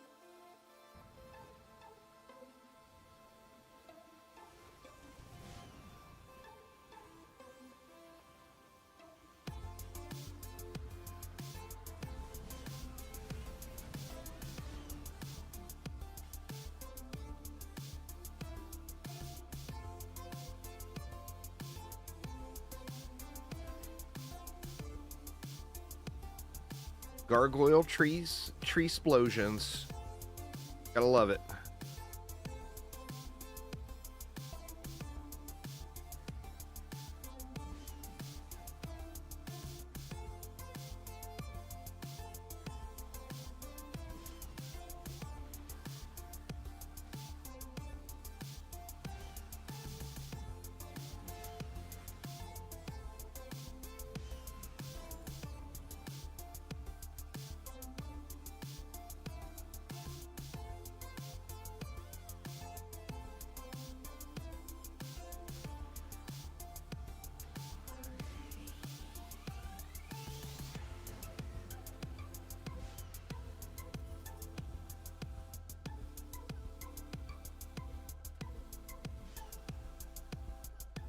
Yeah, definitely excited to see what's to come next, though. We know that Seas of Dragonfall update's coming, but we just don't know what all is going to be in it, other than the assumptions.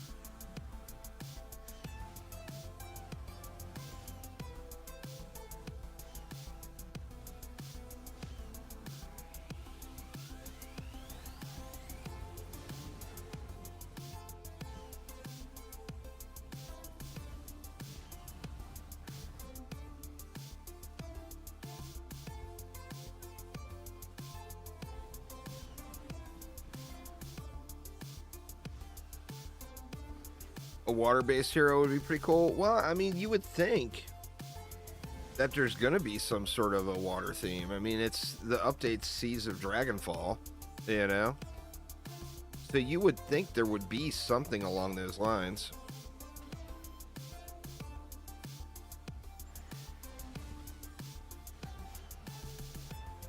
The Wet Witch.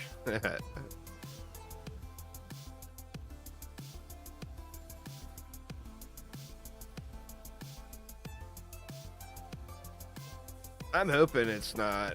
I mean, I hope we never get another hero that doesn't have defenses, personally. I just like the tower defense aspect of the game too much. The Gun Witch is awesome to play, of course, but I want everybody to have towers. It's the Seats of Dragonfall.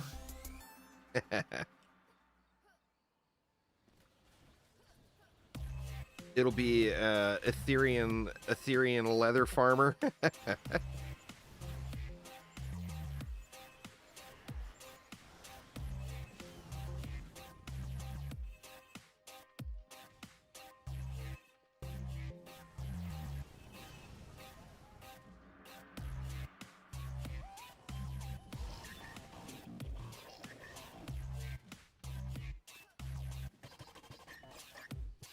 Well, yeah, I mean, a cow blockade will be a natural, you know, a natural choice for the Seats of Dragonfall. Instead of Corinthian leather, it'll be Etherean leather, you know?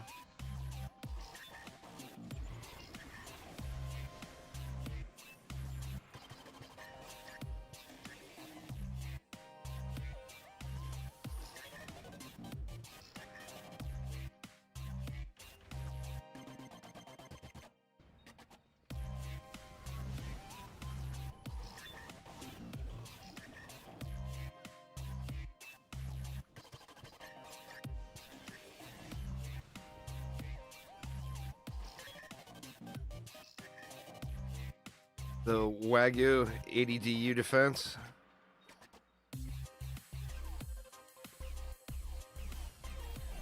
Could be, could be.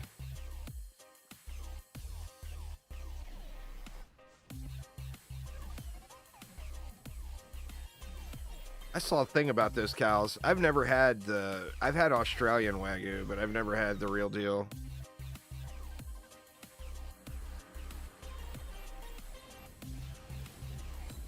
But I saw a thing on the YouTubes about those cows. I guess they're not, the fattening process is very, very unhealthy for the cows.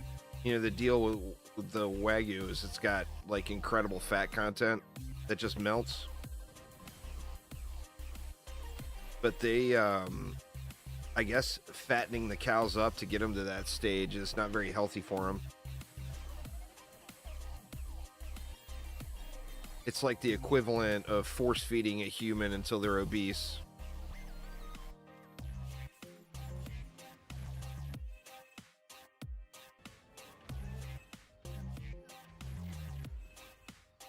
Palworld sold 1 million copies in the first 8 hours. I believe it.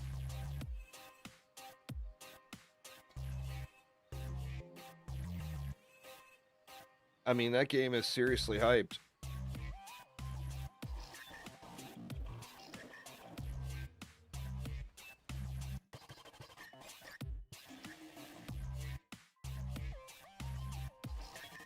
What's up, Cake? How you doing, man?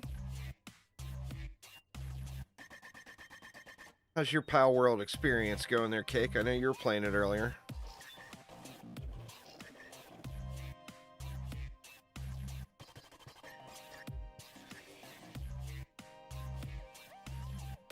Oh no, you're getting sickly? That sucks.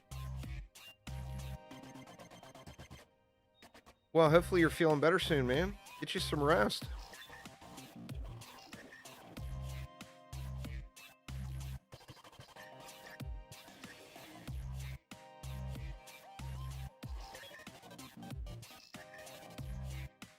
Pretty fun.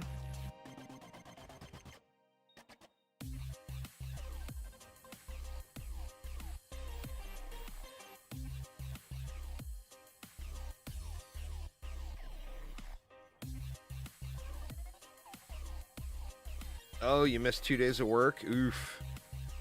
Oof, oof.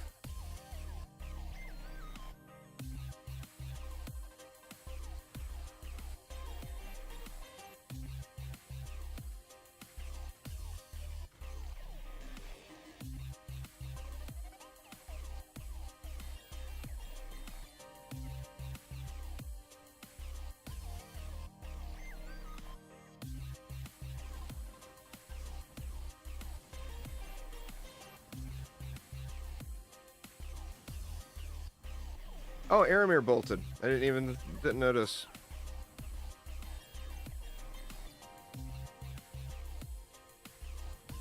Got other things going on, I'm assuming. Let's see. Have any controlled burns or anything? Doesn't look like it.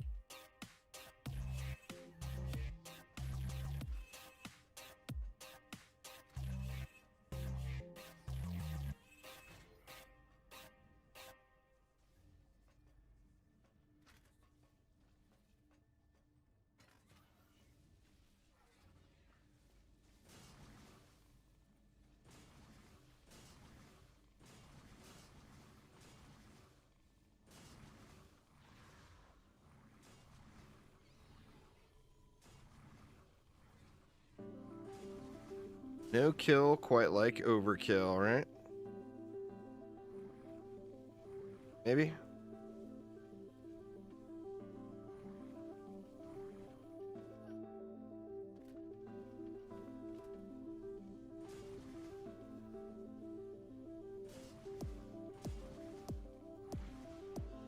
You just opened Palworld? That's fair. He may have said something, I didn't see it.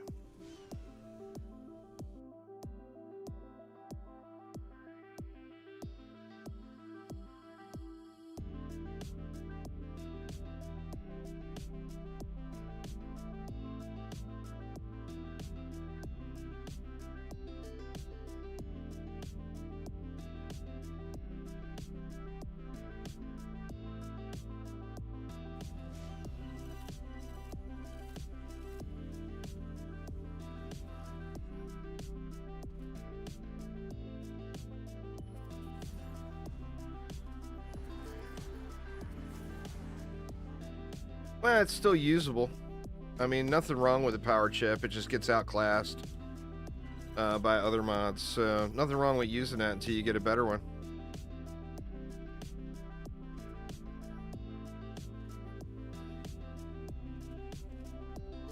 Throw that on like a buff beam or boost star until you get better replacements. It actually is best in slot on a buff beam if you're going with diffusion.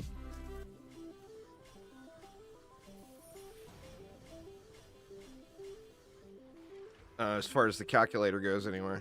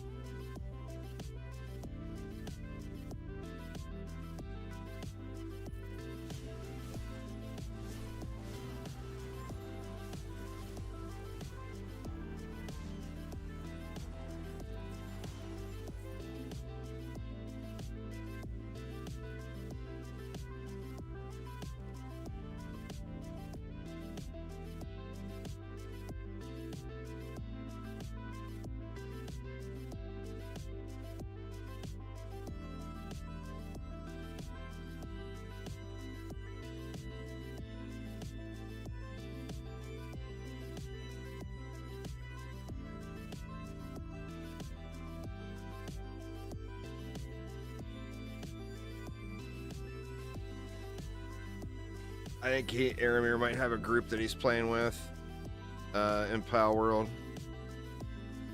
up, Falcon? How you doing?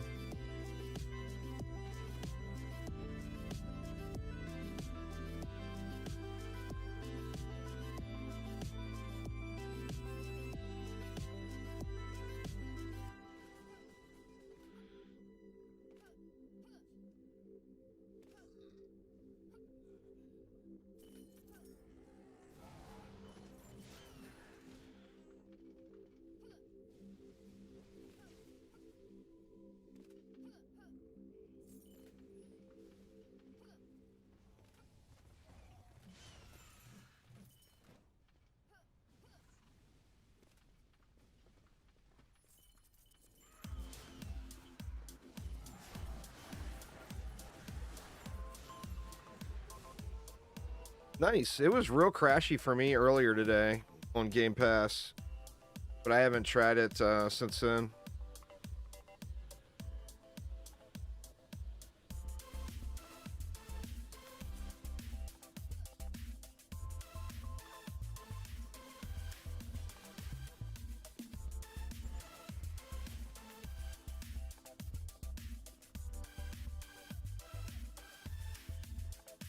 I think it was server stability issues early on, maybe.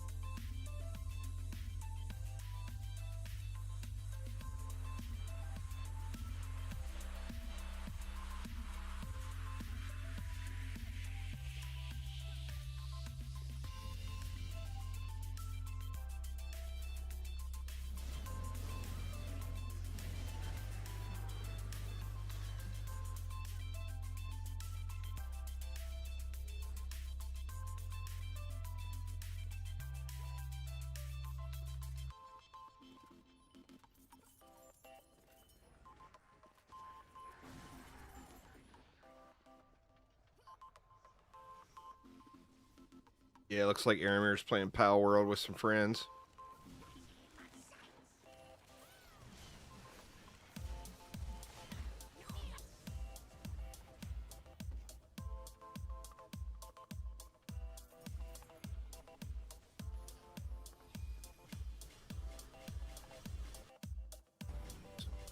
Done derped all my windows. God dang it. Big oof. Big oof.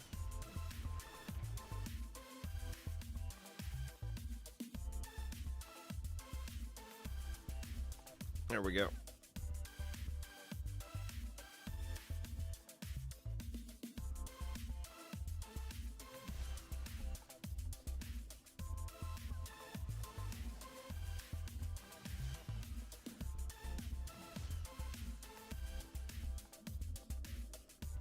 What's going on there, Giannis? How you doing?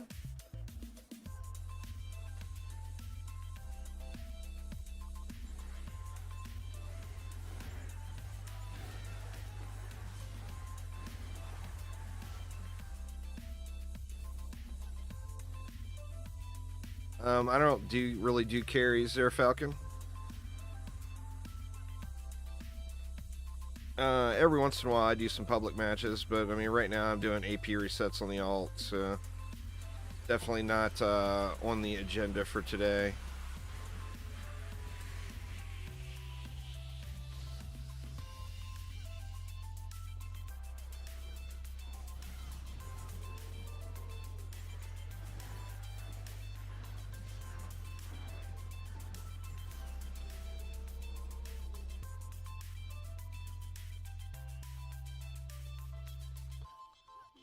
Lios.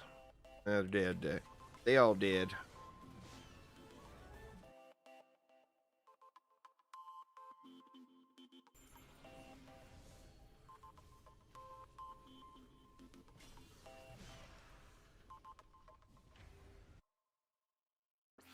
God dang it, I did it again. Screwed my windows up.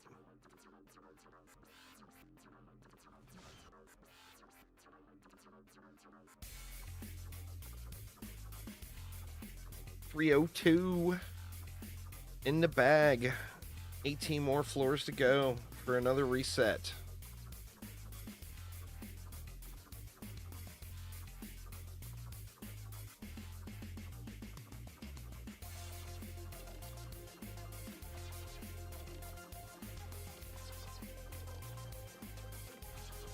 You want to get a Chaos 9 win in first. As long as you have a Chaos 9 win in, you're good to go whenever. Step 1 is get the right shards. Step 2 is climb to Chaos 10. And step 3 is get the right mods. There, Falcon. It varies. Sometimes it's really quick. Sometimes it's ungodly slow. Chris.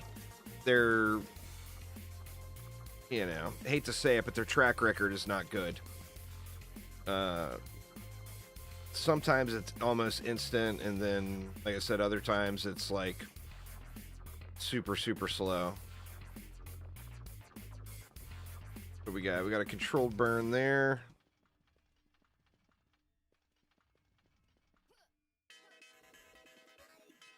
EMP lane too. We'll just go with something like this.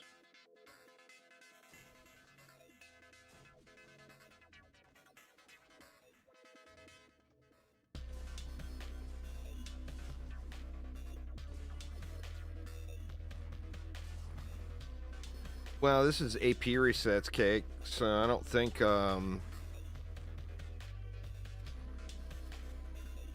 know, I mean, it's Chaos 9, basically. And we got a bullet sponge here, too. Put that there for the bullet sponge, I guess.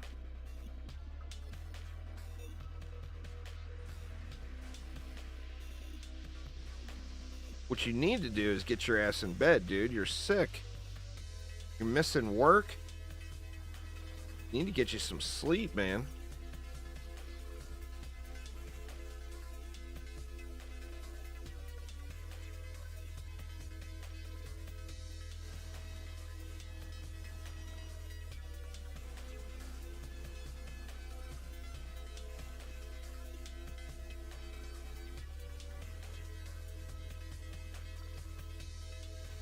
None of that, huh? None of that sleep business.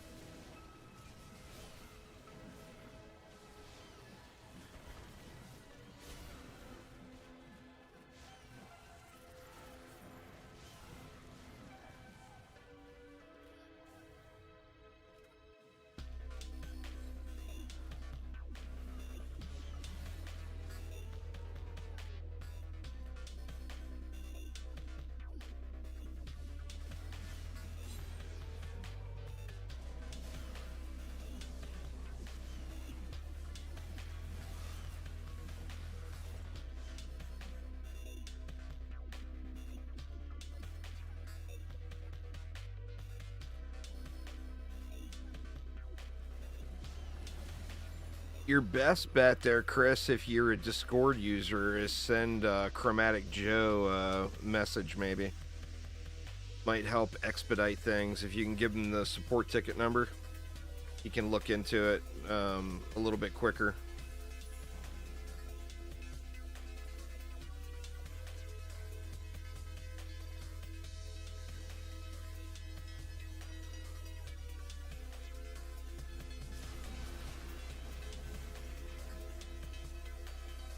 Loaded.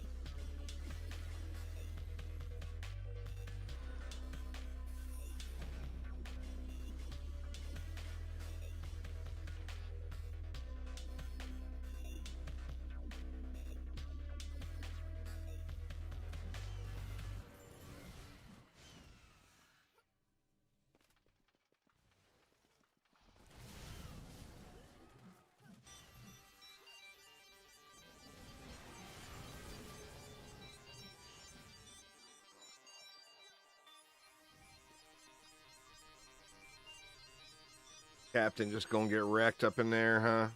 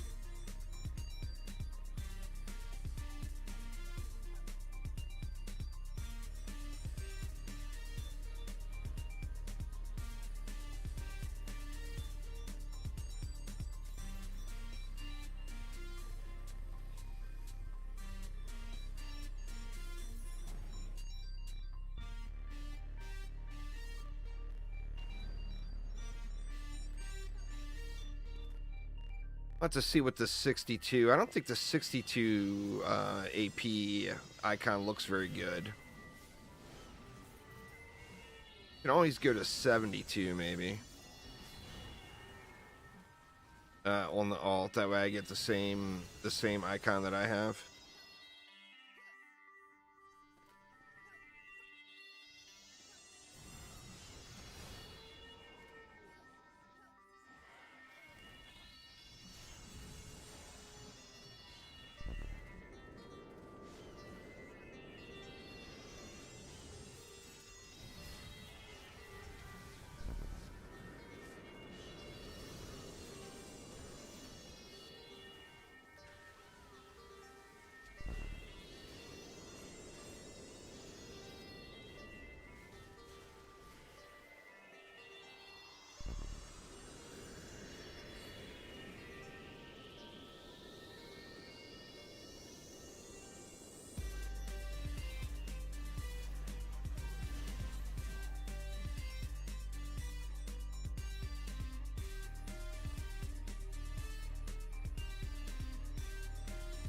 Wanted to see how that goes.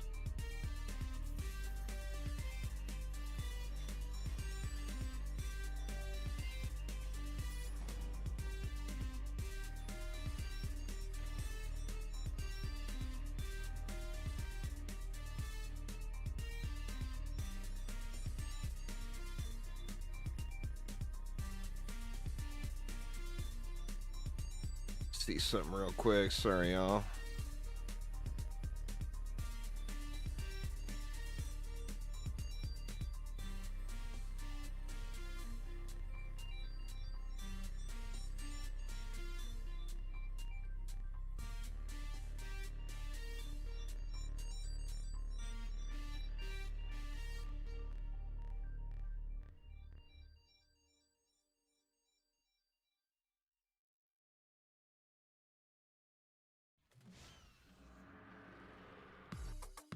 Discord messages.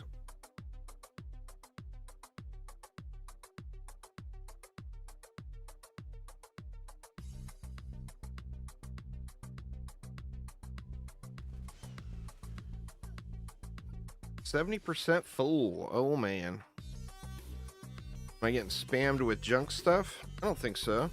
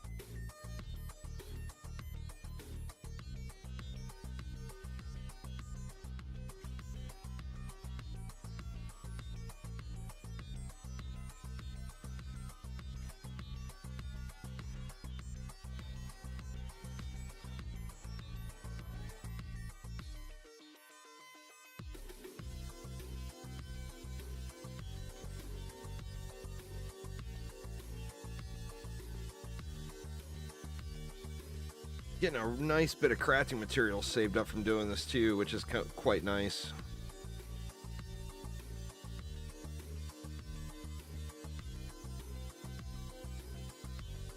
On to the temple.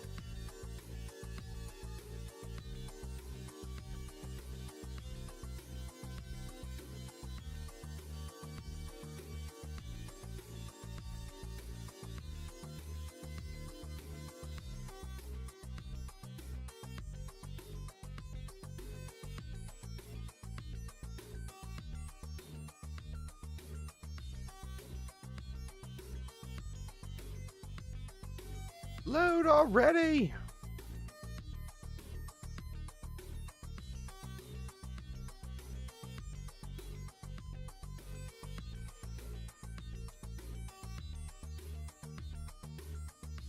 Using earbuds today instead of a headset, and it keeps falling out of my ear. All right, what do we got?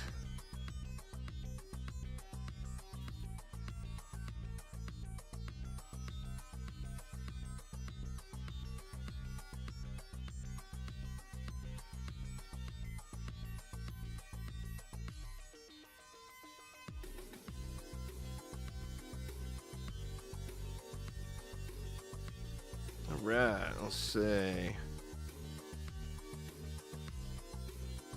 Stabby Dargans there. We got a controlled burn Dreadbones lane there. Throw a couple last resorts in the back for that.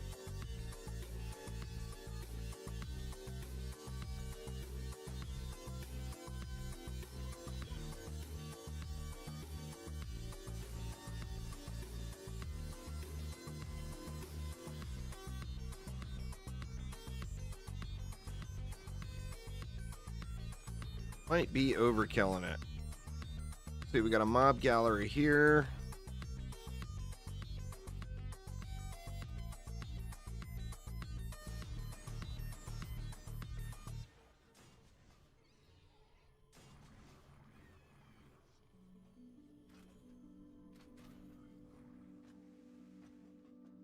Got 2 wet lanes. We got a bullet sponge.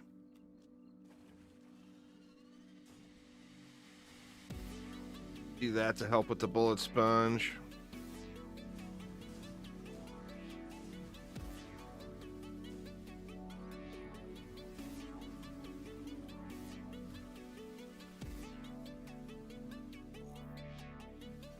What do we got here? Windshaper's Revenge and Zerker Healers. We can just double dip on this lane.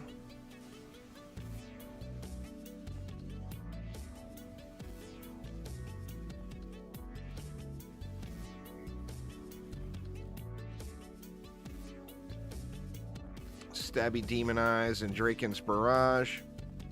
Actually, we could have just built something down here to cover all that stuff, but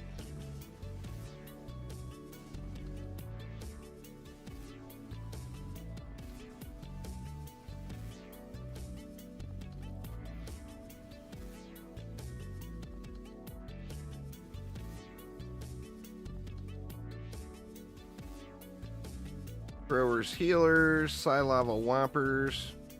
I mean, I could turtle build this, but there's so much DU, I just feel like why bother?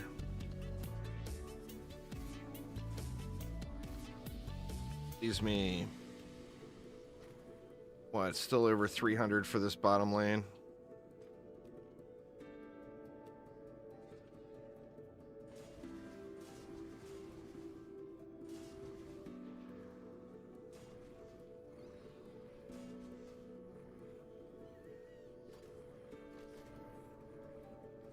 I think that's good. I will future-proof it a little bit too for the waves to come, I think.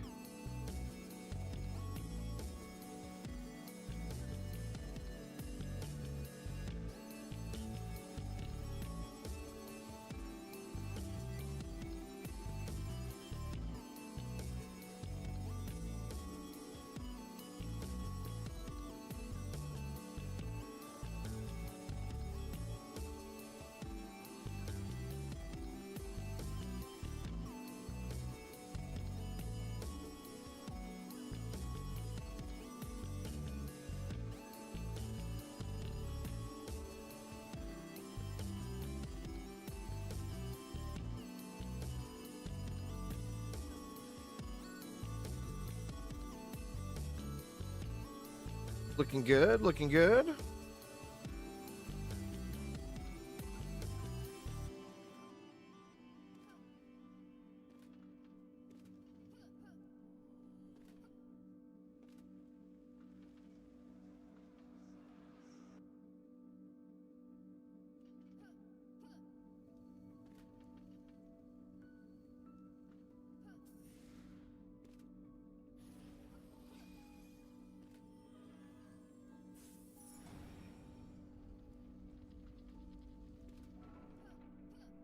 What do we have over here? Probably won't need to do anything.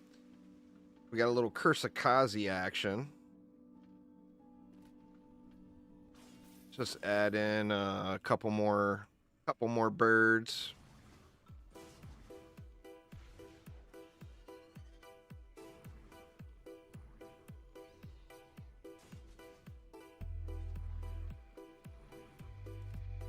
I think that'll be good. I'm gonna have to watch that Curse of Kazi and make sure it's not hitting these water R's.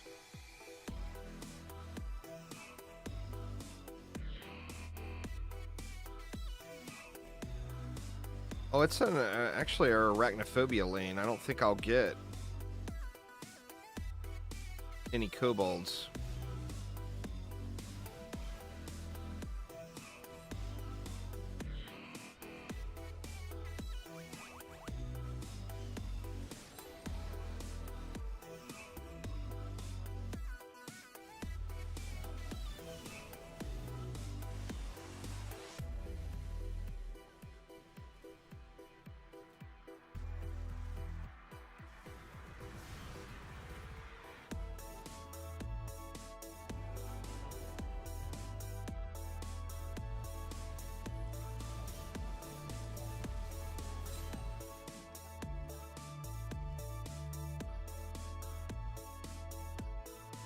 Looking good.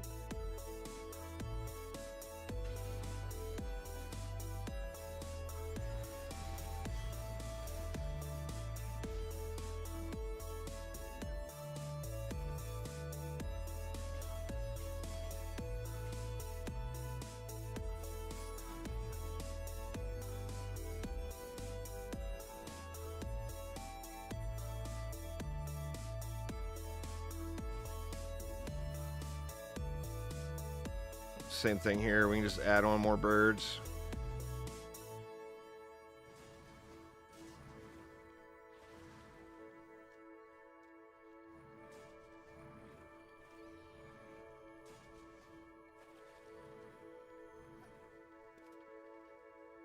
I feel like I need to dump some upgrades in over here, though.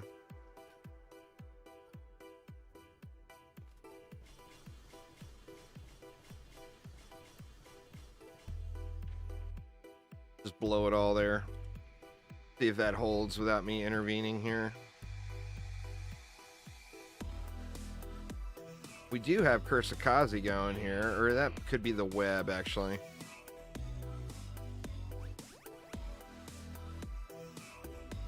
I think that's just the web.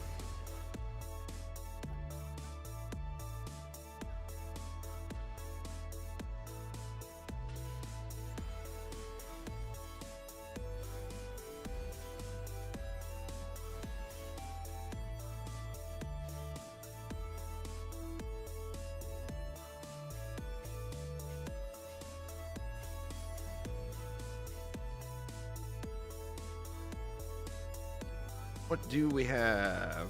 I didn't look. It's down here, I believe. Yep.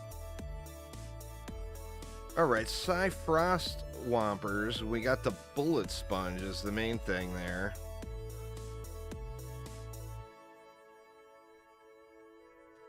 So what do we want to do? Well, I mean, we can throw it right in front and just throw a reflect beam around it.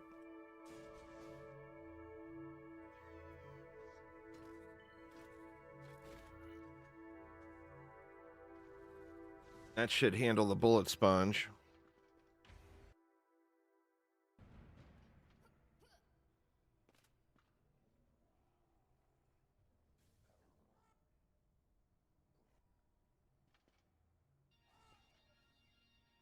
Yeah, looking fine.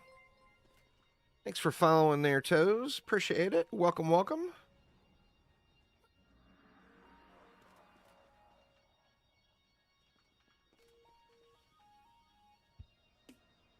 Death Weavers are making it really far down the lane, which I kind of wasn't expecting. But as long as they're getting handled.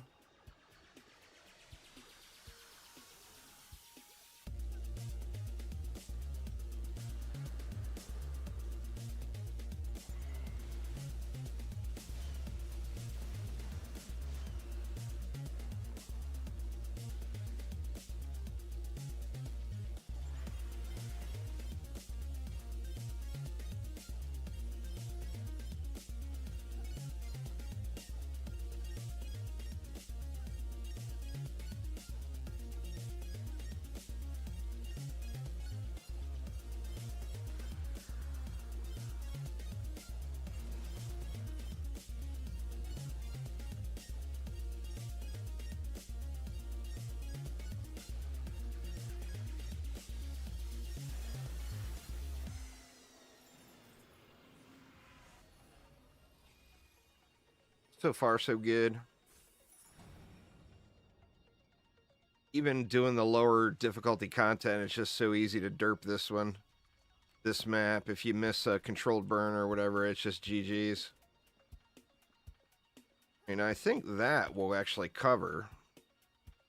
But do I want to get some just in case down here? Or something to help with the boss wave? Guess might as well.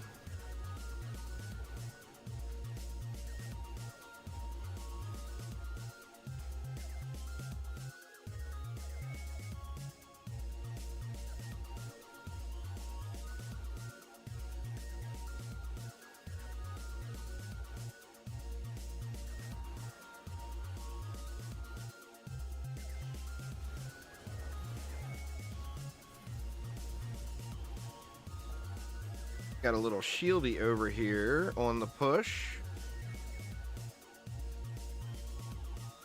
It looks like it got wrecked, but oh, no, something made it. I don't know what that was. It almost had to have been something from up top, huh?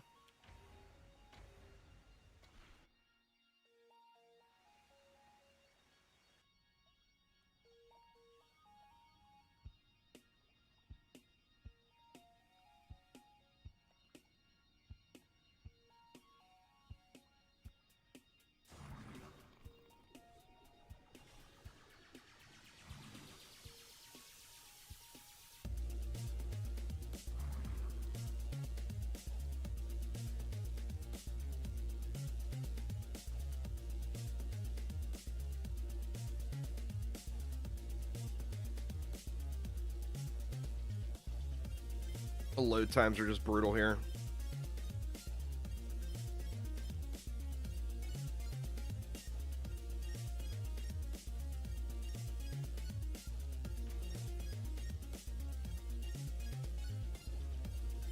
All right, let's see. So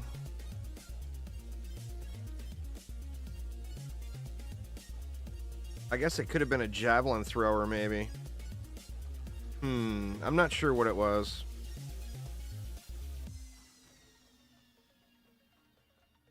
Let's just do that just to see, and then I'll watch it this wave and see what it was that pushed down. There was a Gorb stock that looked like it was pushing out there, but I think that was over here and died before it made it there. Let's see, there's Gorb stock.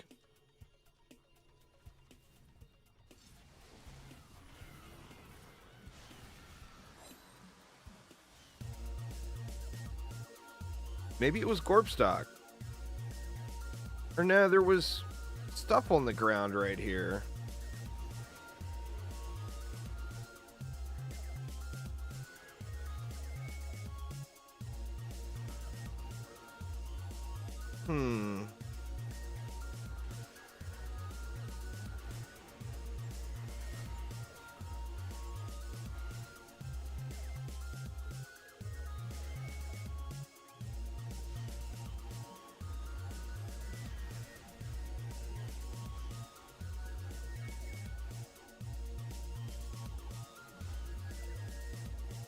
I think that was all incidental damage for me carrying the assassin past the core.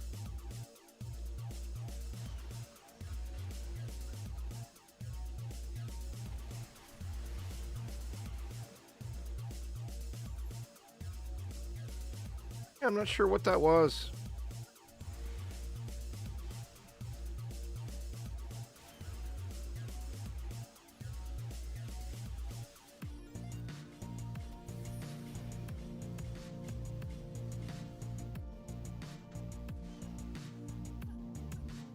Alright, well let's just chill over here since this seems like the weak spot. Now watch, that core will get smashed. Oh shit, we got snipers. No reflect beams on anything.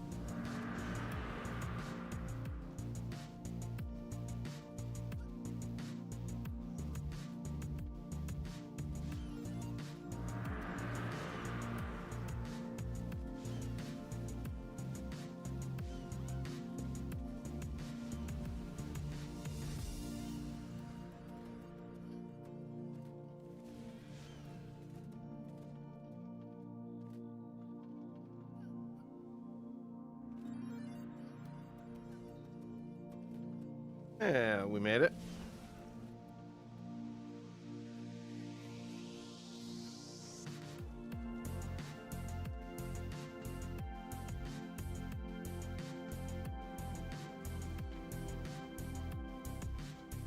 Moving on along, I am gonna go grab myself another drink real quick while this is loading, y'all.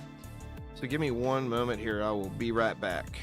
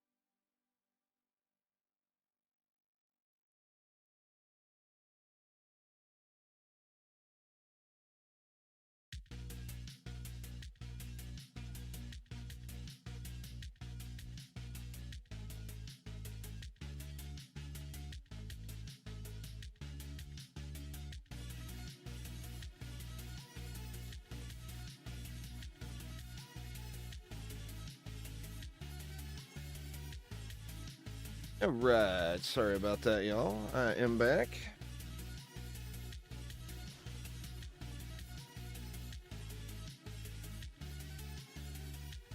How do you not get sick of farming like? I don't grind it. I play lots of other games. So pretty easy, really. As I'm not just sitting here grinding this out. Like, you know, when I end stream today and I log out, I'll be done for the day. You know, I won't play. I mean, I might do some chill farming later on, but odds are I won't play any DD2 the rest of the day.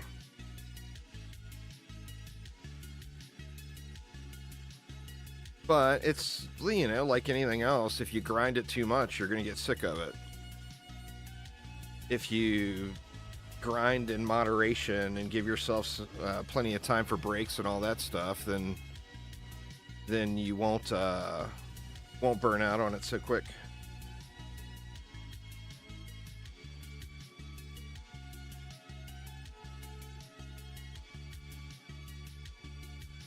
All right, what do we got? Nothing to be alarmed about there, or there. Alright, so we can pretty much just do anything we want here.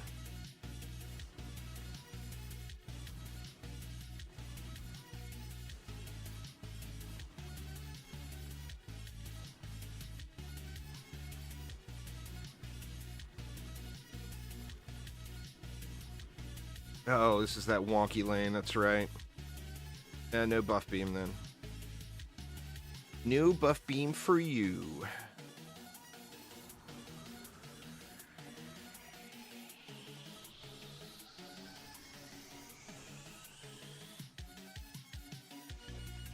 Screwed up my windows again, dang it.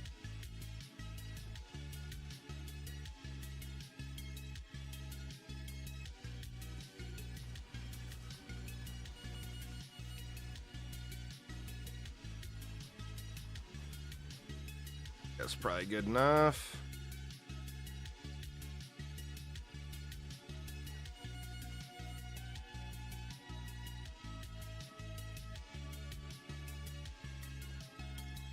But yeah, anyway, you got to mix it up. You know, if you're a DD2 player, there's a good chance you're going to be playing DD2 for a long time.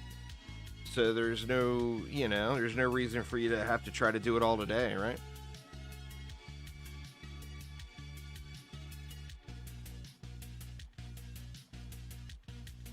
Diversify your grind and mix it up a little bit, and it keeps everything much more enjoyable.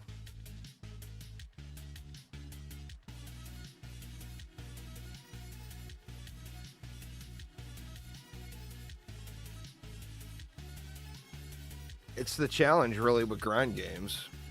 You know, do you overgrind it? Well, most of us overgrind it, you know?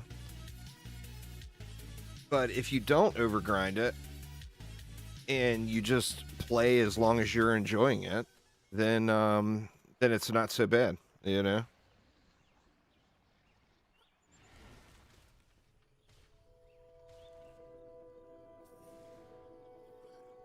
That, as far as the AP resets goes, it's a really, really good source of crafting materials and gold. So, just going through the motions, particularly when you're using an alt, you get just an incredible amount of crafting mats and gold to use for whatever purposes.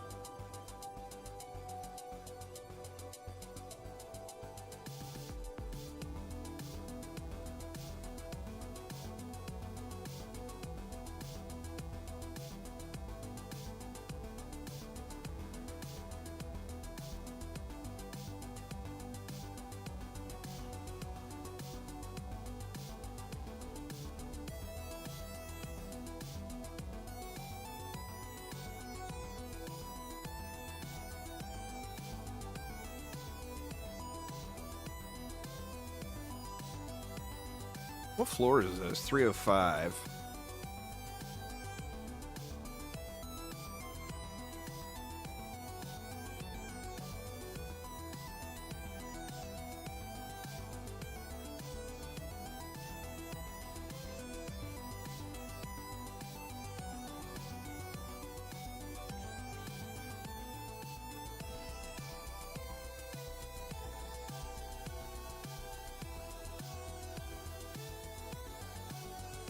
Mr. Worldwide. I don't know what you mean.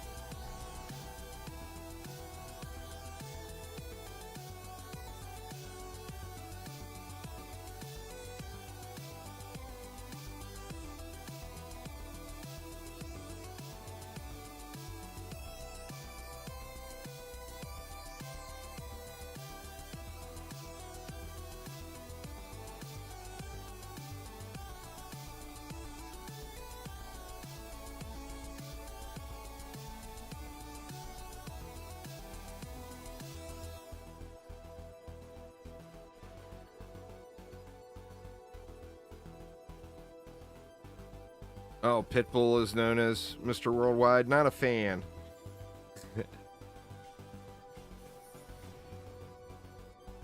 Not a fan of Pitbull, so.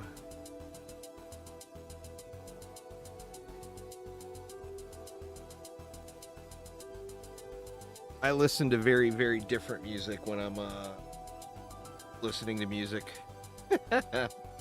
None of y'all would like the music I listen to.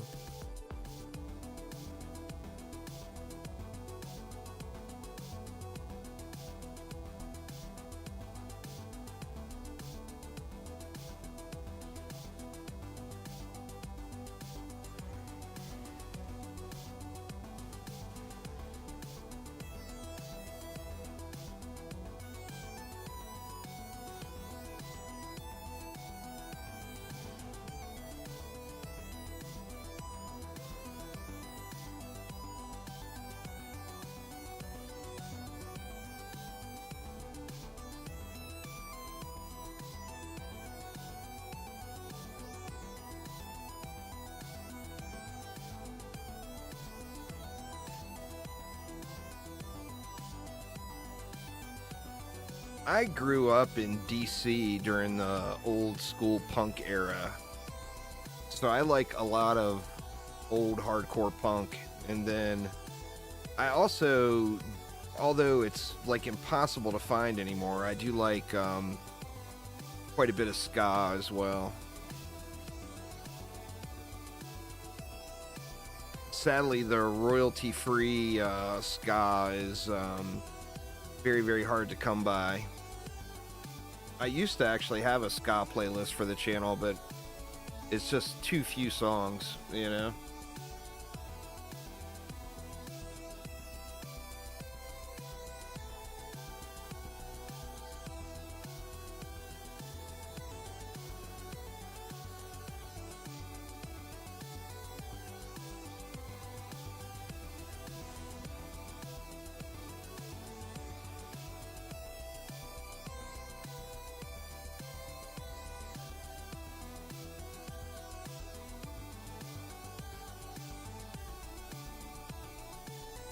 But yeah, I still find myself listening to a lot of that older punk music. Drives the wife nuts.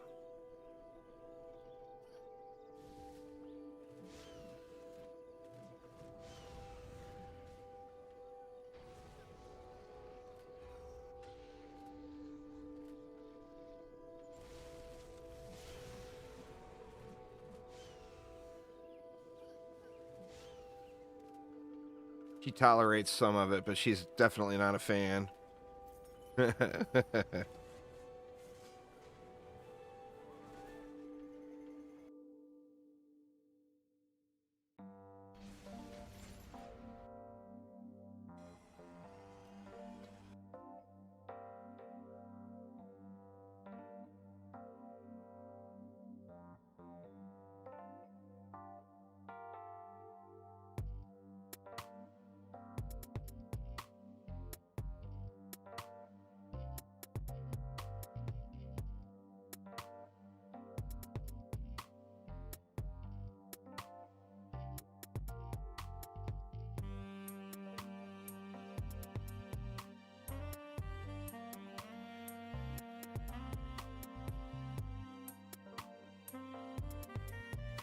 Like no more 10s on the alt. Wait, you don't have to listen to the Twitch ads? That's fair. That is fair.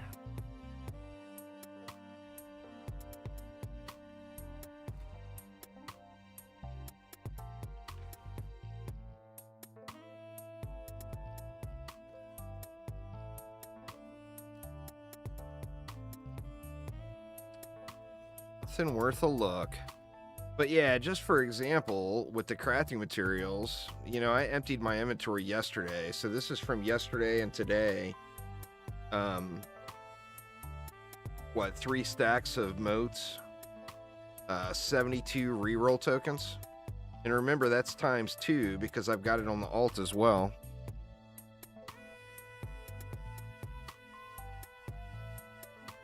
All right, we got some Kursakazi.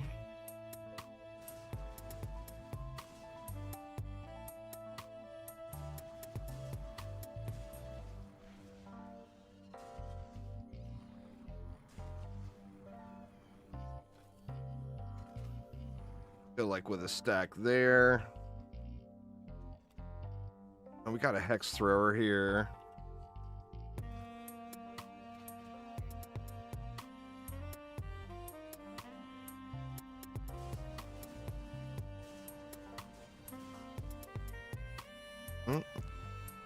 Dragon's Nest summoned where? There's a Dragon's Nest somewhere, y'all.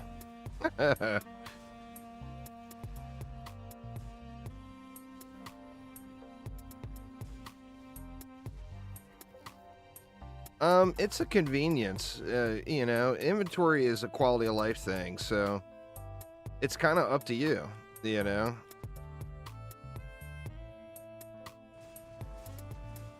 That will handle the lower lane as well. I mean, inventory is just, it's the greatest convenience in the game, you know.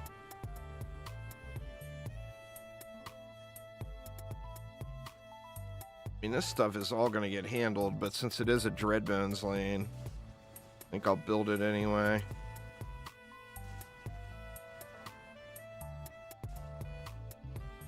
Actually, you know what? Maybe I'll go a little bit lighter on this one. So that leaves me, what, 270 for the other side? Let's just go 4 here, and then I can get a little spawn camp going here to make this all run a little quicker. I'm on YouTube and Twitch there, Britzy. My day's going good, though. How about you?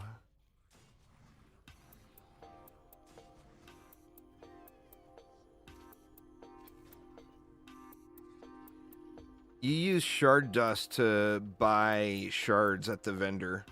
So it's like a second roll, a second chance opportunity, basically.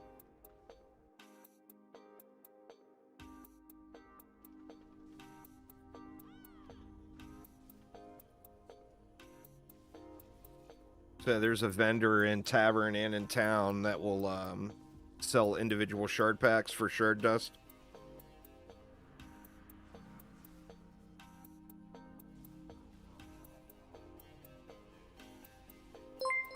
Thanks for following there, Jazzy. As far as how long there, Breezy, I'm not sure.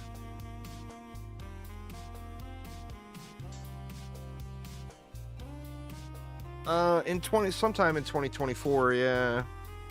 Not necessarily going to be in the next update, but they said in 2024.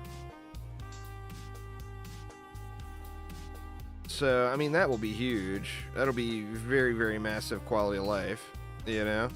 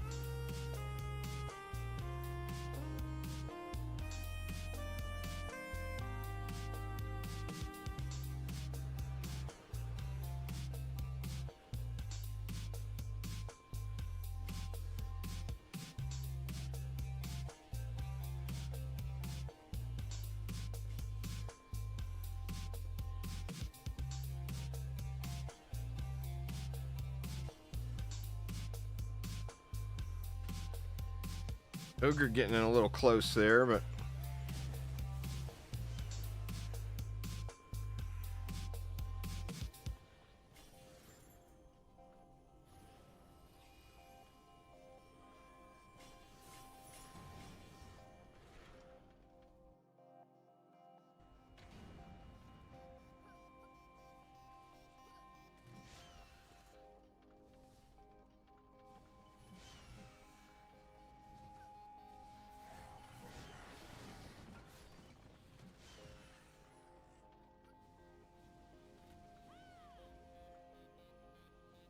just chill and boost it out here.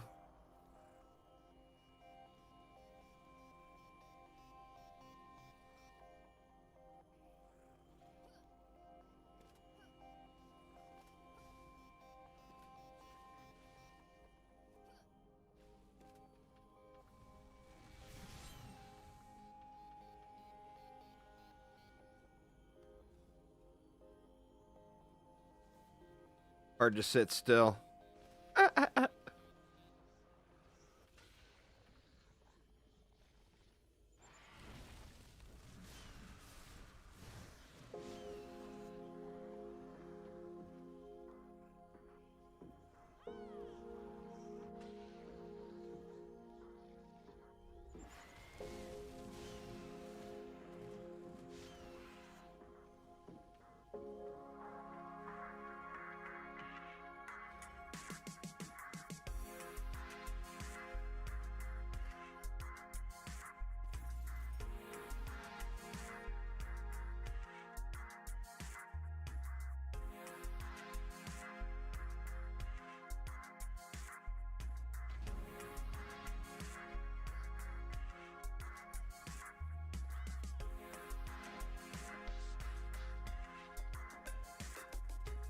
The new player who did their first reset, what do you think? Well, basically, you get to Chaos 9 first. You reset then. Assuming you did that, then you just pick your number of how many resets you want to do. And then you just spam minimum resets. You don't ever push again until you're all done. So you get to Chaos 9 first, reset, then just spam out your resets. And do the absolute minimum required to get each reset done until you get to the number you're happy with. You know, you want to do 5, you want to do 10, you want to do 170. Just spam them all out.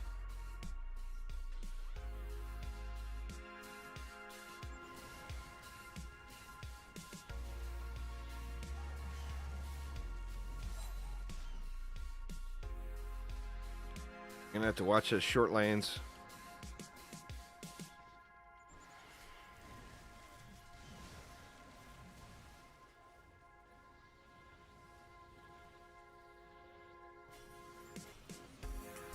Mastery is going to be the easiest to do once you have all the shards in place that you need. You can start doing it at any point, but it is pretty important for you to have shards. You'll have to make it back to Chaos 9 eventually. It starts off, you just go to Chaos 8 for the free reset.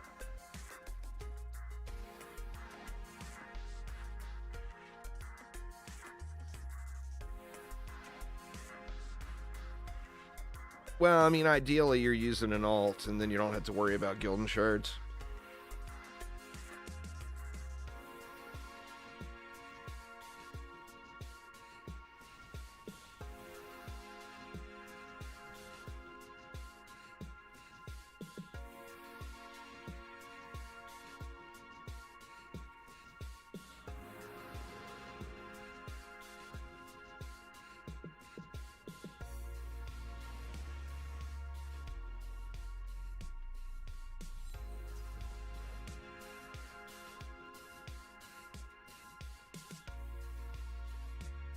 Well, yeah, I mean, you use, like I said, you use an alt is the best thing to do. Even if you don't have an alt set up right now, get an alt set up and use an alt. It's in your best interest long term. And then there is no upgrading anything. There's no spending. You just spam resets. And your alt does all the work. Your main just collects all the rewards, and you only have to get one defense set up on the alt. Like the Nimbus is generally the go-to. So get a Nimbus set up and spam out your resets. You don't invest anything.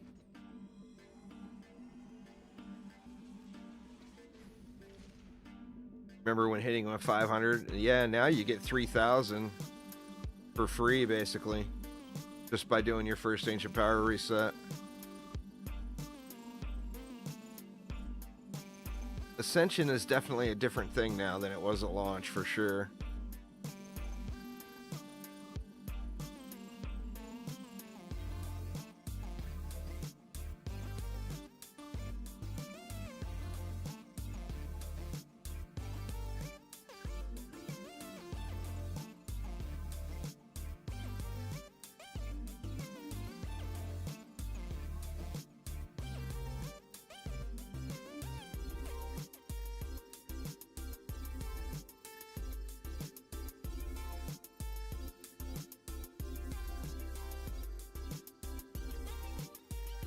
Yeah, well, I mean, it's designed as kind of a catch-up mechanic, you know, to allow new players to get caught up a little closer to long-time vets. So, I mean, it's a good system in that regard. Gives somebody that just starts today a way to get a big jump in power with not a whole lot of work.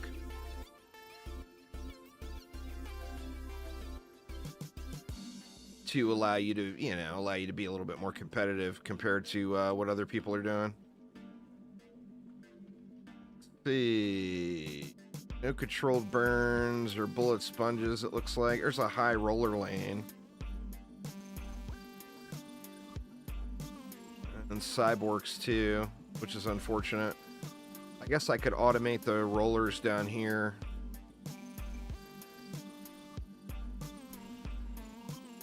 This cyborgs won't bother with this stuff.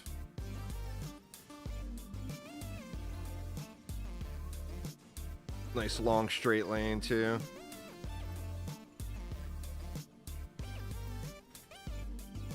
Alright, so that basically gives me enough for 2 stacks. So we'll go with wrong hero. We'll go with a super stack right here.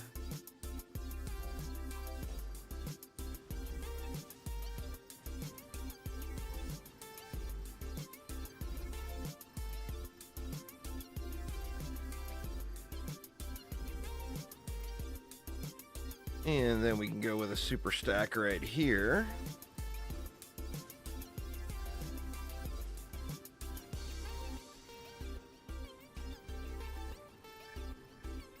And I think that should cover all the things. We'll have 50 left over. Can, like, do something like this to help with the flyers. The cyborgs will get them, but no big deal. Well, I mean, the barbarian is pretty broken and powerful, but there's no, they don't build it all. So, I mean, if you want to be broken OP and you don't care about the strategy element of the game, then definitely prioritize barb. Everybody else, it's kind of whatever you want.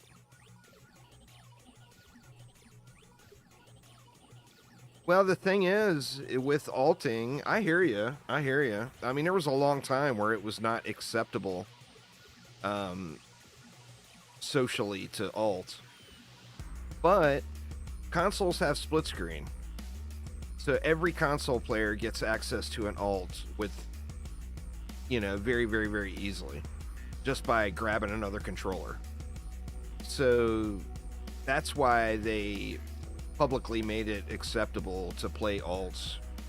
So since the since the developer is not only publicly accepting it, but kind of almost encouraging it, it's just kind of silly not to play with an alt, In alt, you can do just one AP reset.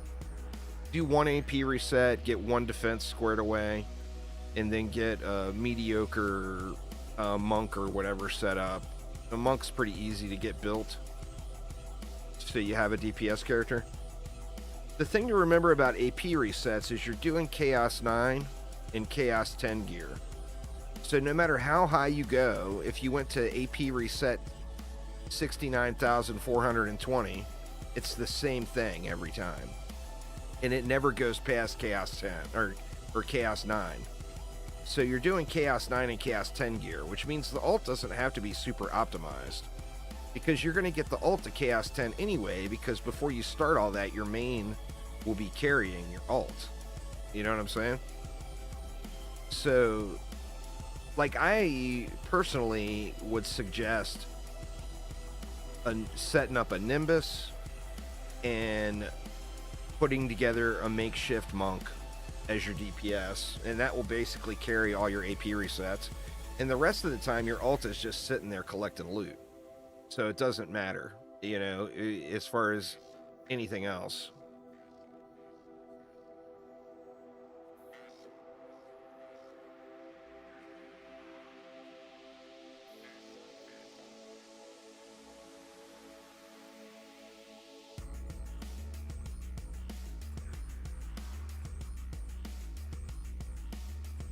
So yeah, just do, you know, get the Chaos 9, do 1 AP reset on the ult, and then get back up into Chaos 10 gear and get a Nimbus set up and a makeshift monk.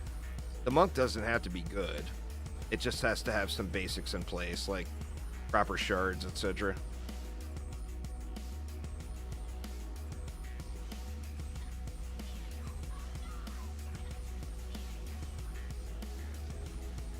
Let me doing a 360.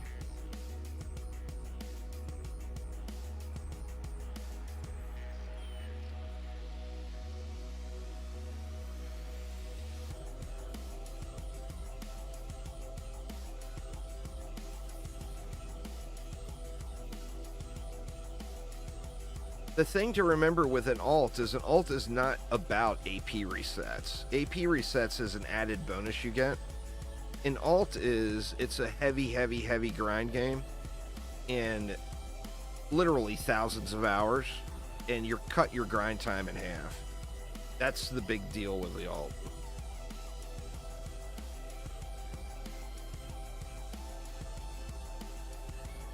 Just do them at the same time, Leo. Just grind them up at the same time. Just give everything good to your main, and just, you know, your ult doesn't do anything except, like I said, just sit there and collect loot outside of doing AP resets.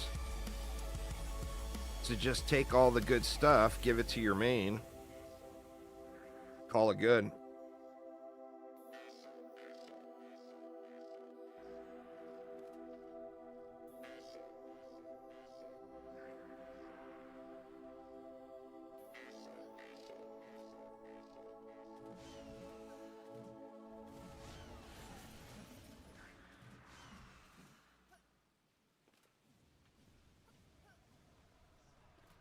I wouldn't put anti-heal on a hero, personally.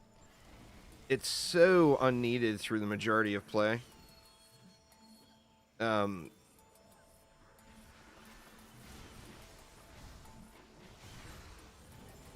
Actually, you don't need anti-heal anywhere in the game, really, because even climbing high onslaught, you're going to re-roll those anyway. You get a chieftain lane and floor 999, you're going to re-roll the map.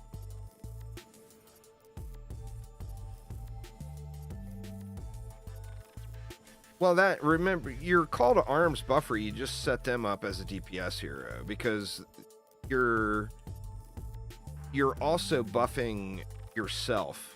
It's a hero boost and a tower boost, you know? So everything you add to that, you're adding to the hero boost as well. So just set it up. Like, I personally am a fan of the hero damage countess. So just set it up as hero damage. You AP reset your ult once to get the maximum ascension caps and the ascension to fill those caps in. is why you reset the alt one time.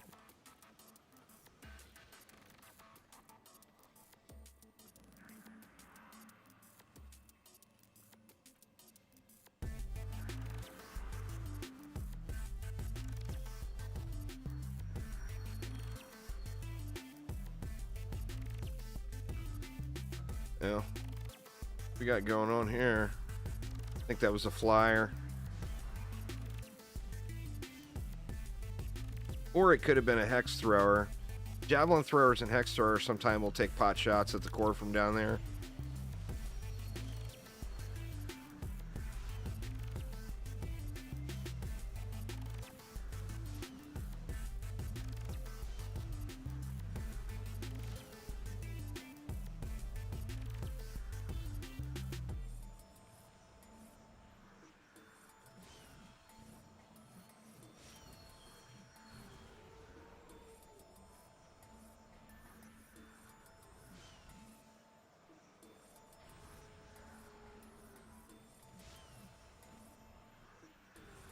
Is that siege roller going the wrong way? The siege roller's going the wrong way.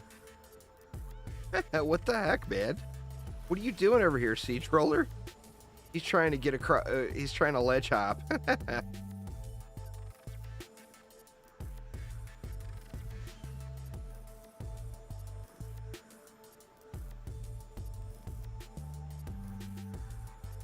Like we got some stuck mobs, maybe.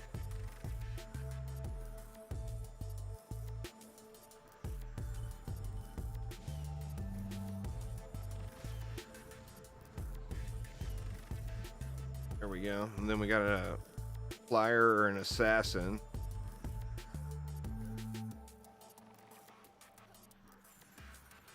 Yeah, looks like the frost strike got it.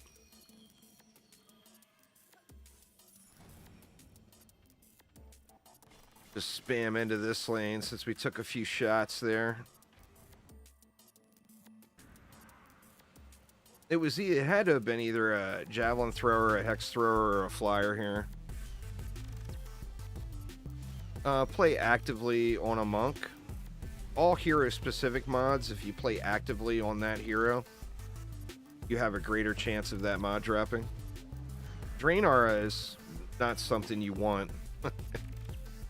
Though it's not very good other than meme situations and like serious end game gear. What's going on, Sora? How you doing?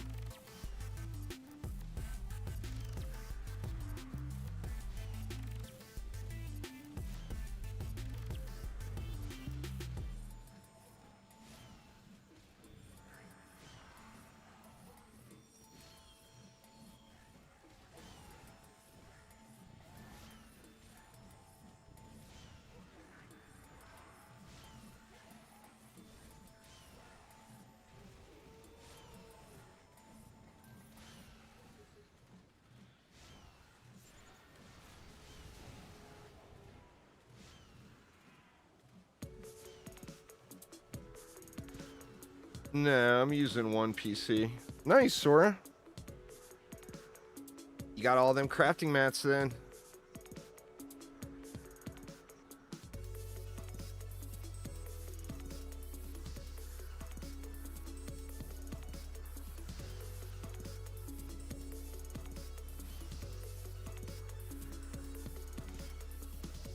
Like the Countess has good mods, the Engineer has good mods. I mean, anything that you want to hear a specific mod, that's how you get it. If you have them in their deck, there's a small chance to get it, but the chance to get the hero specific mods goes up by playing actively. Like, since I'm playing actively on the Countess, there's no doubt that I've got some Countess mods in here.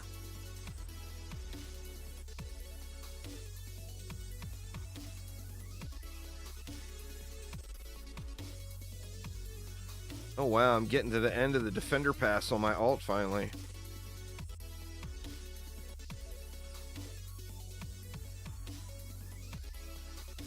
Didn't realize I had progressed along that far.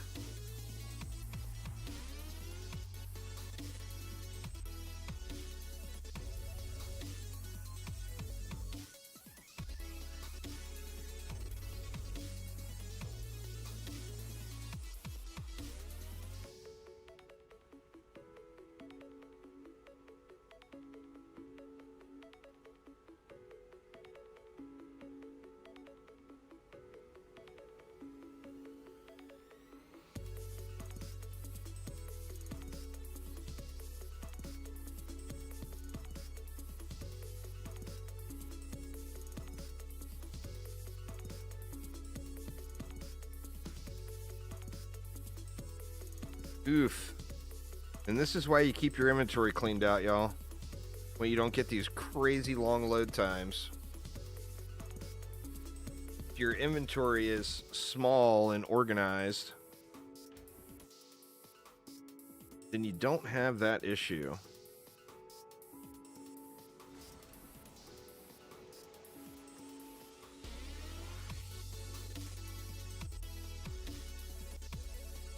Nothing good there.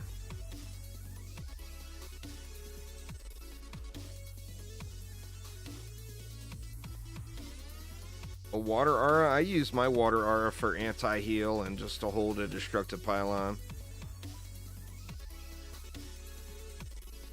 Speaking of, we got a controlled burn bullet sponge. So what? We'll throw a water aura up there to deal with the controlled burn. We'll put a flame aura in the back with a little power on it for the bullet sponge.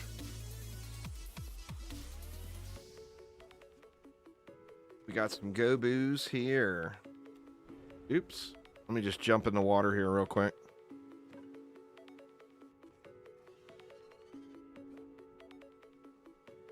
Timmy Lane.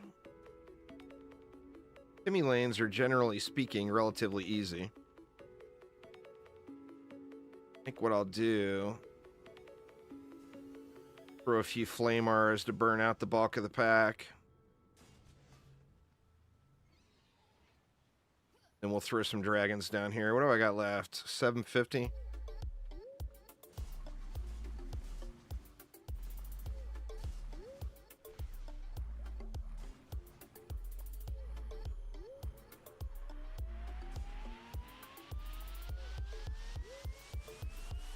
Gonna have to watch that lane since it is so short, but and then we can go a little lighter here.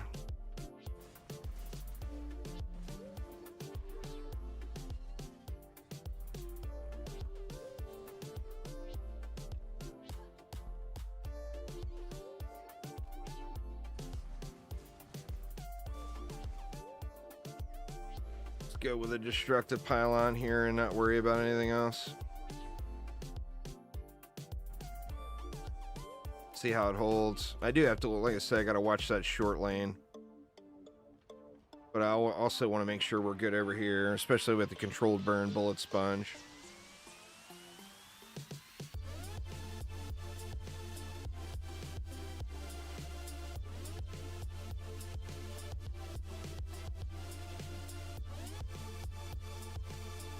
So far, so good. You get godly gear from survival. As a brand new player, don't worry about godly gear. It's very little. It's an added bit of power, an added layer of power it is. But it's very, very small compared to just getting up to the next tier. Godly gear is something generally you'll focus on once you start min-maxing your builds later down the line. I'm working towards 59, I think it is, Sora.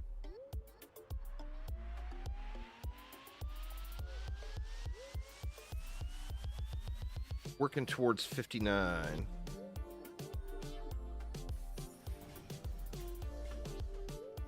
Couple of upgrades on these auras.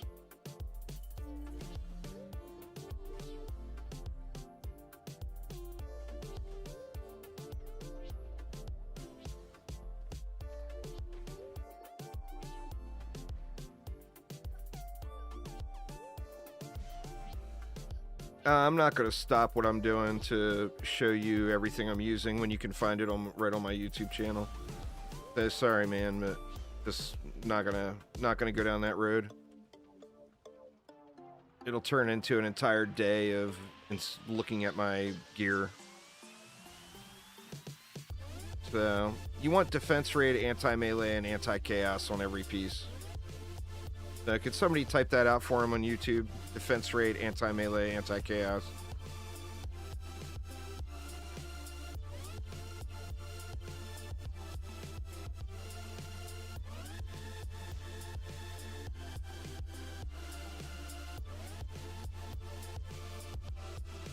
It is kind of the trifecta of mods.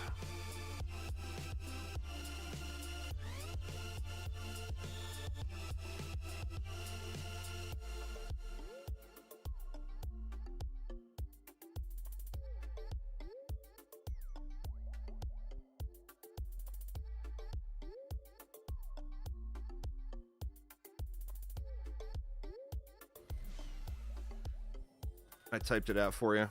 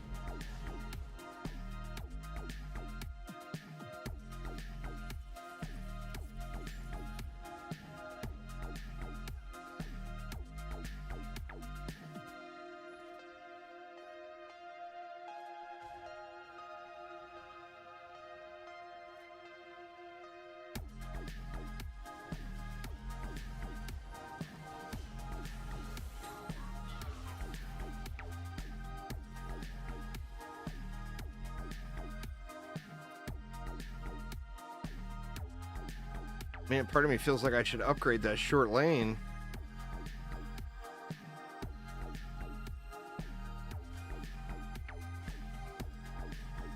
I personally enjoy the AP EV more, but it's a playstyle choice. It's not a one is better than the other per se. Neither one of them are at the top end of DPS builds. So it's more of play what you enjoy. If you want to spray down lanes and not use abilities, then go hero damage. If you want to focus on the abilities, then go AP.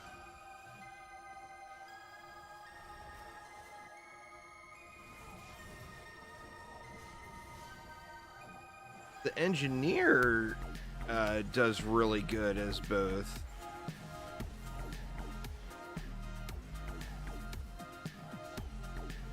I just enjoy the laser beam, personally.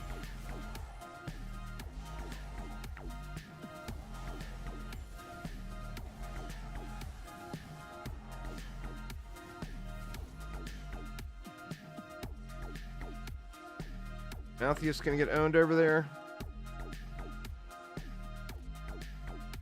Little sketch, but yeah, he got owned.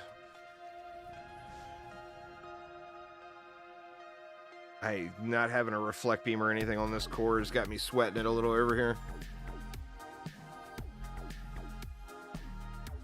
I mean, I guess I could do that in case we get a...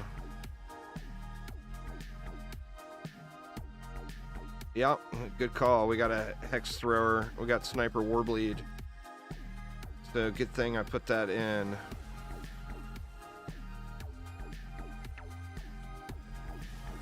Wave 5, though. I guess it doesn't even matter if I lose the sub-objective.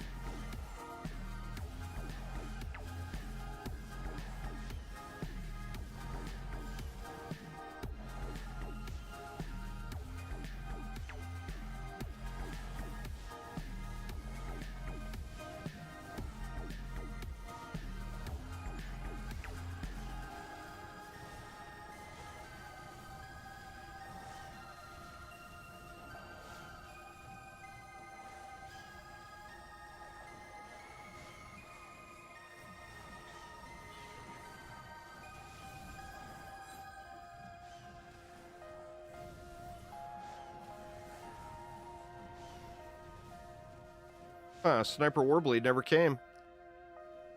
That's weird, unless it's right at the end. Nope, never came out. That's kind of odd. Unless he just got wrecked up in the pack there and I didn't see it. Which is quite possible as well.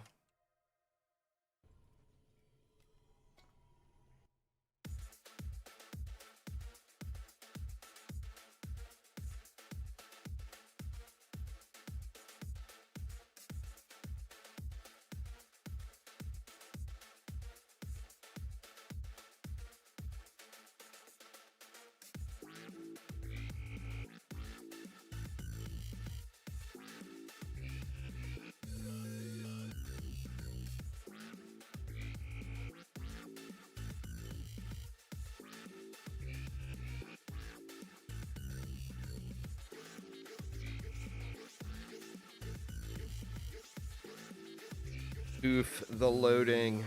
The loading.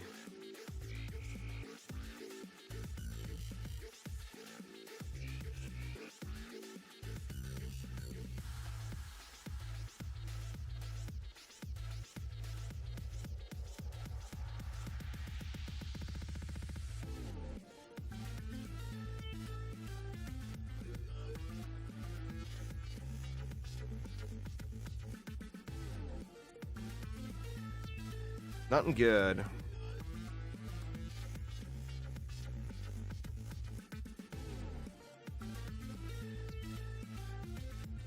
All right, what do we got?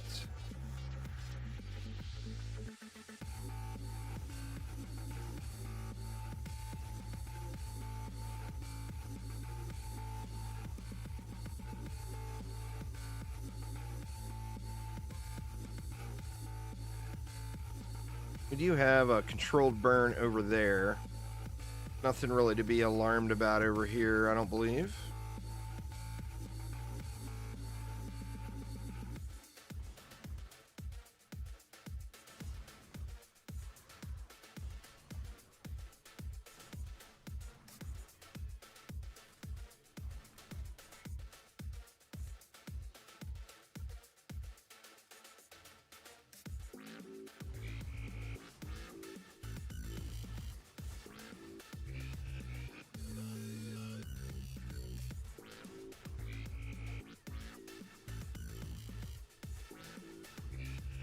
All right, and what are we gonna do with the controlled burn? We got cyborgs.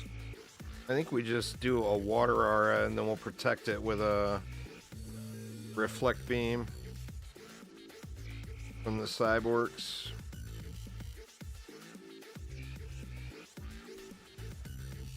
Put a backup in too, just in case.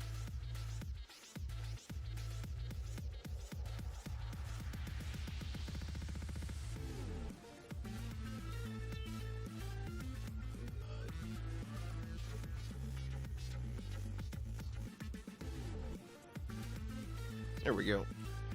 Just came back after leaving before Onslaught released. I wonder if there was any new characters that make climbing up to Chaos 10 easier. The Mercenary and the Countess are both really, really good.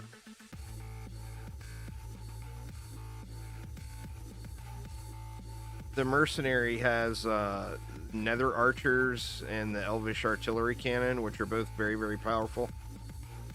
And then the Countess, of course, has the Dragon's Nest, which are just so much diversity in how you use those because the range is fairly big. The Nimbus from the Dryad works really, really well.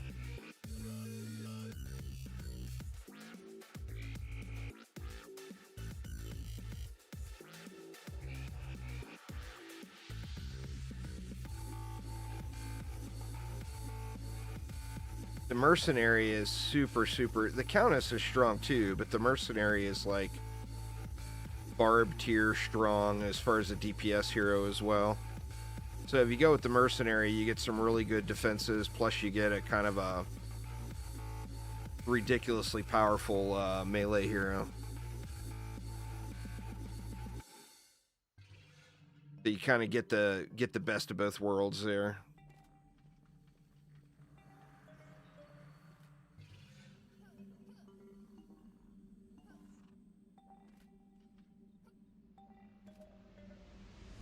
What are we on? We're on 309.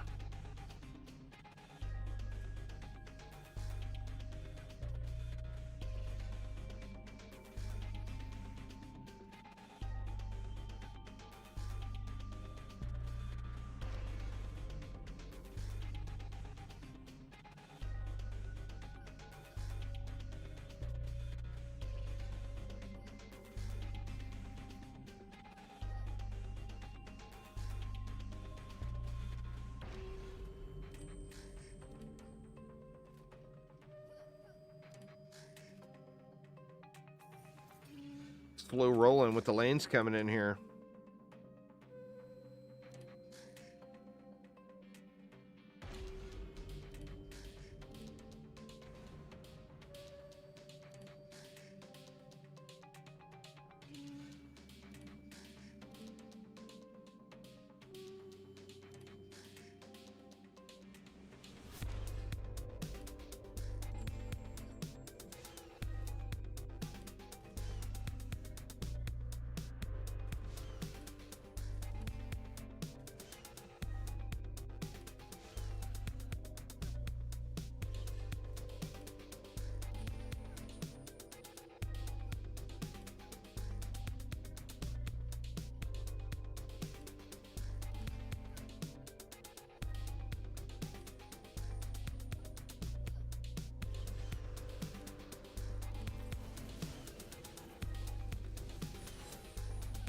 Sorry, Nash.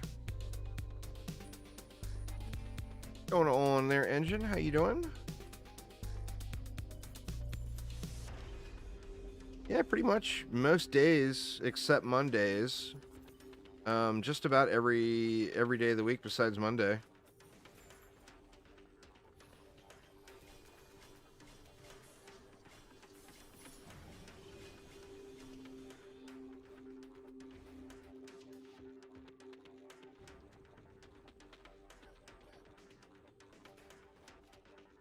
Mondays is real life day. Got to do work around the house and whatnot.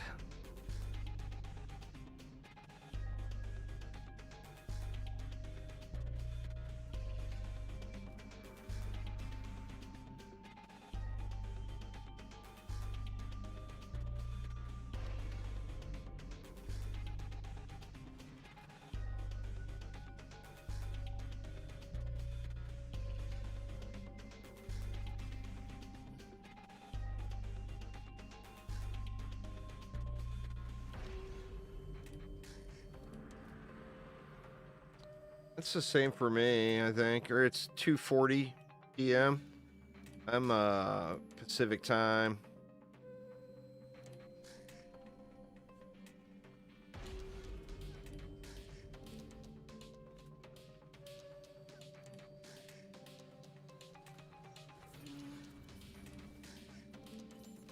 Still early.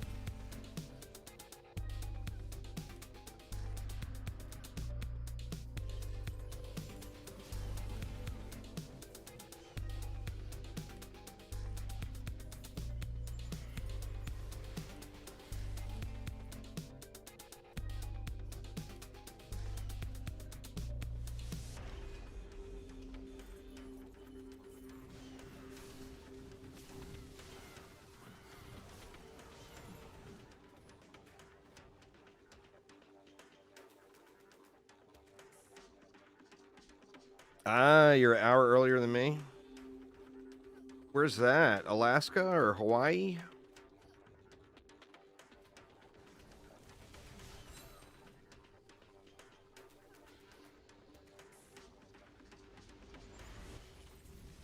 Oh, are you AM? Oh, so you're in Europe or Asia, huh? Yeah, it's like the middle of the afternoon for me.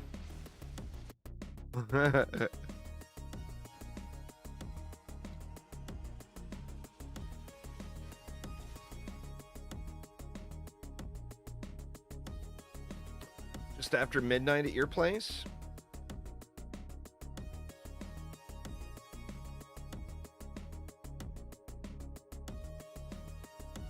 Saudi Arabia, very nice.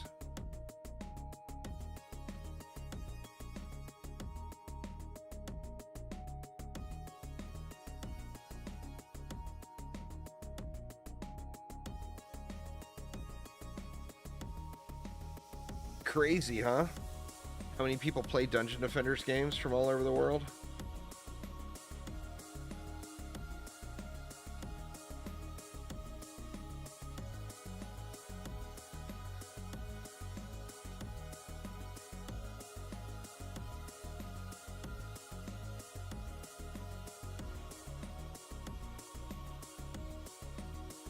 Check the old alt inventory real quick. Nothing good. Imagine that.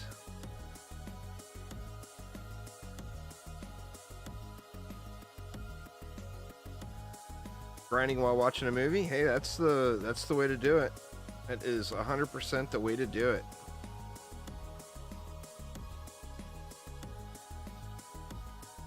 Nothing good here either.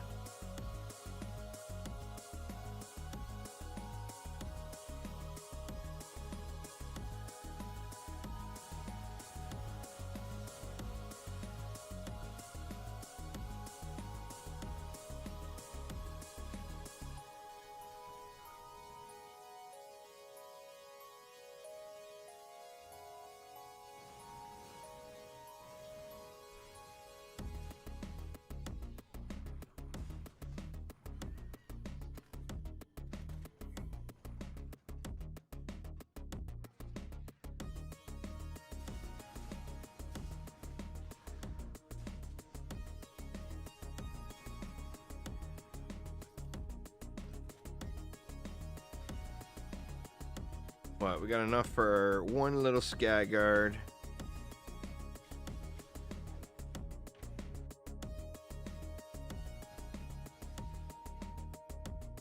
Should be GG's on this one. This should be a snoozer map. I love seeing this map in Onslaught. It's just the ultimate chill map, you know? They got long winding paths for the enemies to take. Got to love it. Back from a long break, playing Nether Archers. Think I'm in a good shape. Nether Archers are really, really powerful. Plus the mercenaries super strong actively, so I would say you're probably in pretty good shape.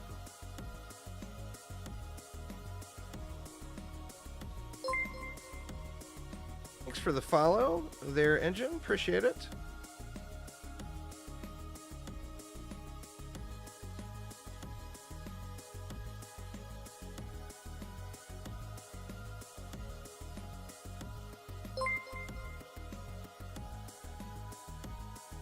Sanjok, thank you for following as well.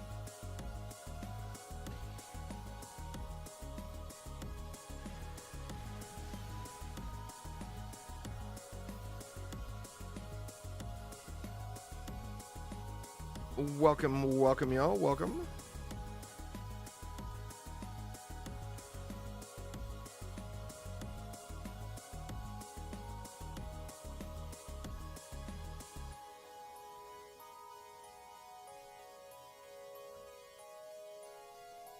Man, it is chilly in here today. Wonder if the snow started back. Trying to peek out the window. Doesn't look like it's snowing right now. It's supposed to snow more this afternoon.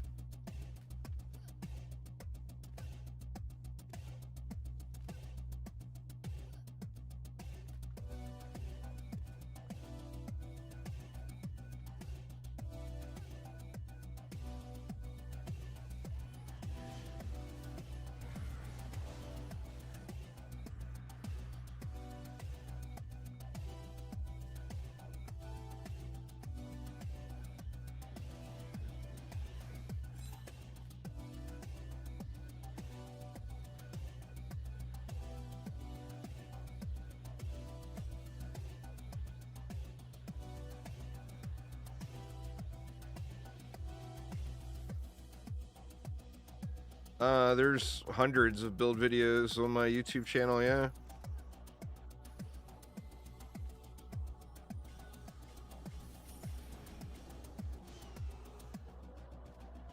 Generally speaking, any defense that does damage, you can go with defense rate, anti-melee, anti-chaos.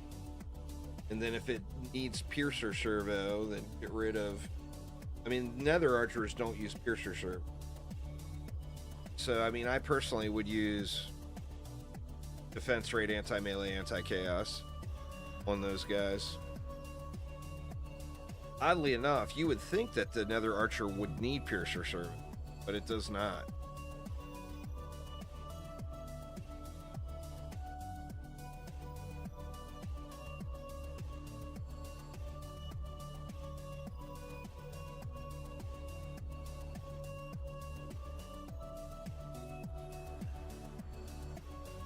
There was something to do with the arrows bouncing was causing problems with the geode bubbles, so they just made it so it pierced them. That's direct from the developers. Because the Nether Archers, you know, their arrow bounces, and it was causing some conflicts. So it pierces shields by default.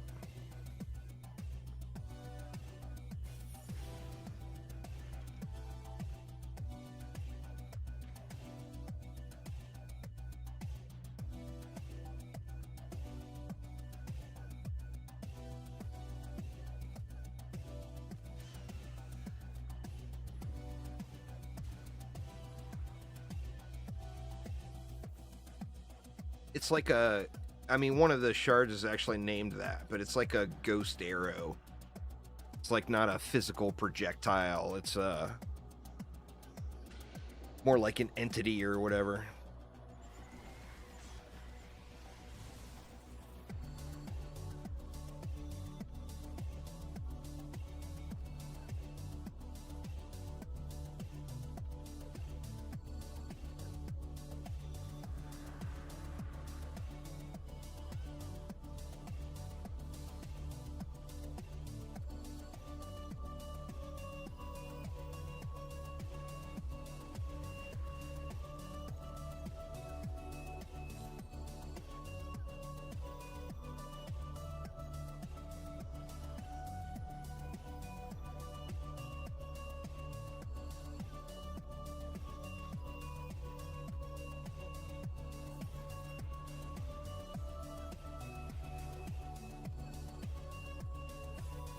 Nice, easy clap on that one.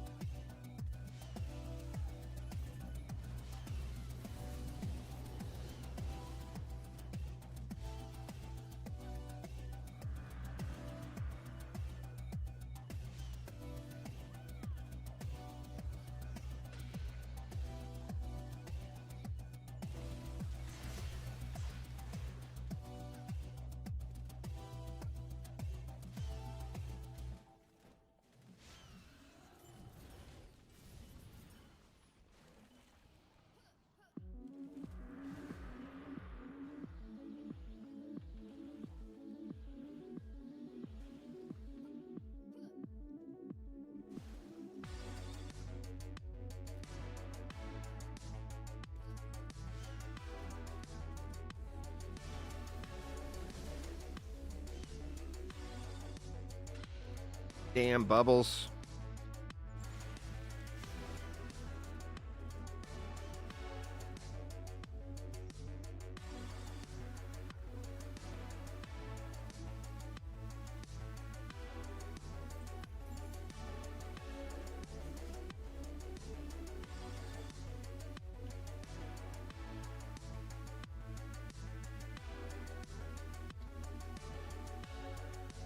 Making pretty decent progress here today.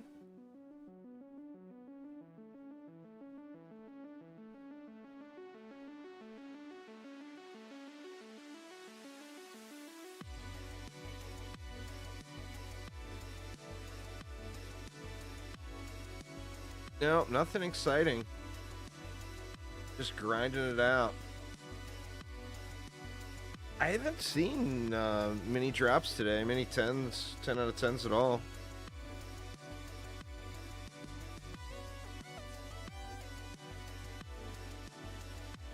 I just got a robust chip on the alt for gloves. That'll come in handy for somebody, I'm sure.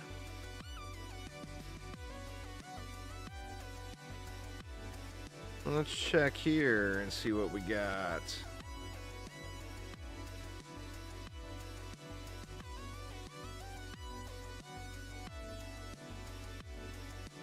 Nothing good here.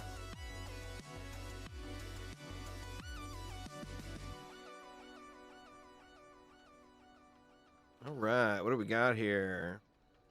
Carnival flyers, arachnophobia. All right, we got no controlled burn or bullet sponge or anything to deal with, so this should be pretty much a easy clap.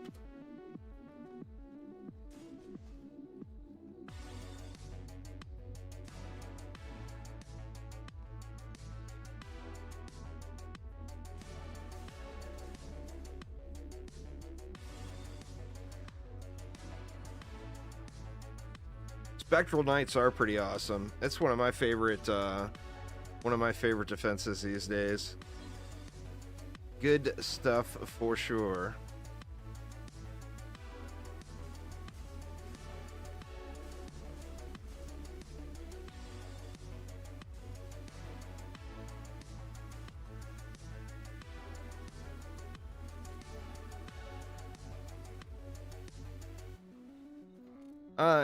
Anything can if you position them behind it. For siege roller, to automate siege rollers, you want to use the gargoyles. Since it's a trap, the siege roller just rolls past it, and then the gargoyles just pound it out.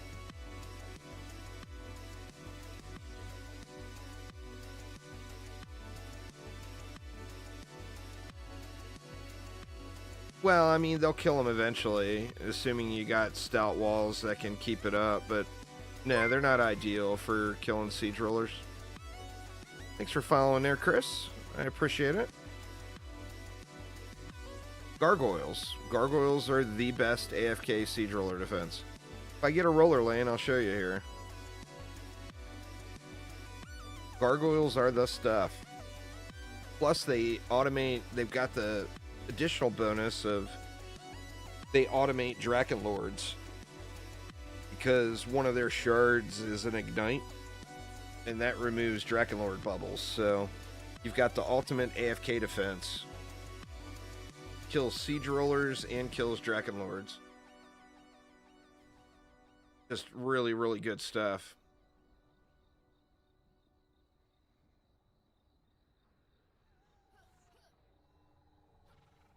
Kills all the things.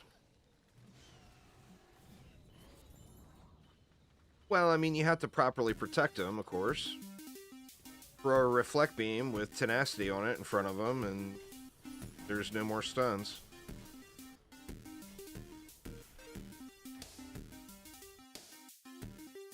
As with anything, you know?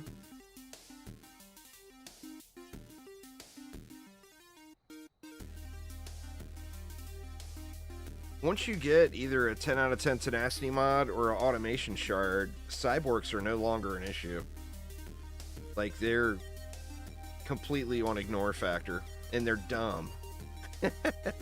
So you can get them to do stupid things. Like, for example, you know, everything on this lane is back here. We'll say this was a cyborg lane. I could throw a reflect beam in right here with automation on it. You just put a reflect beam in front of it. I mean, I don't know. I guess I don't really understand what you're not understanding. A reflect beam with tenacity or automation protects against cyborg stuns. Cyborg stuns don't hit through a reflect beam. So, like, if I was trying to protect this stuff against cyborg stuns, I could just throw a reflect beam in front of it. Automation is not designed for that. It's a hidden benefit. Automation gives a defense 10 out of 10 tenacity, basically, even without upgrading it. So at 0 upgrades, automation is the same as 100% tenacity.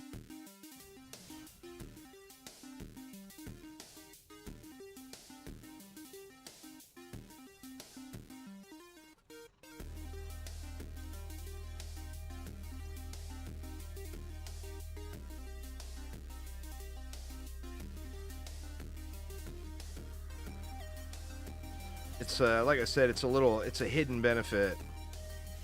It's not at all what the shard is meant to do. Well, I mean, you use automation as a last resort. Ideally, you'd have a 10 out of 10 tenacity, and then you're not giving up a shard slot. But if you don't have a 10 out of 10 tenacity, then you use automation. Yeah, you put it on the reflect beams.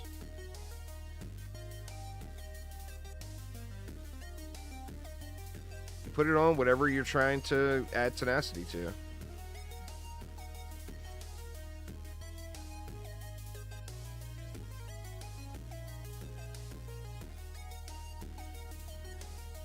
But like I said, cyborgs are just not bright. They're very low IQ in the orc goblin world. They rely on goblins to do all the thinking. So, like in this situation, if I was worried about these cyborgs, I could just throw a reflect beam right here with automation or tenacity on it, and it will just... Here, I'll just show you. This has got tenacity on it. 10 out of 10 tenacity. So I can just throw that right here. No cyborg will pass that. Every cyborg out of these lanes will just sit there and slam away at that reflect beam.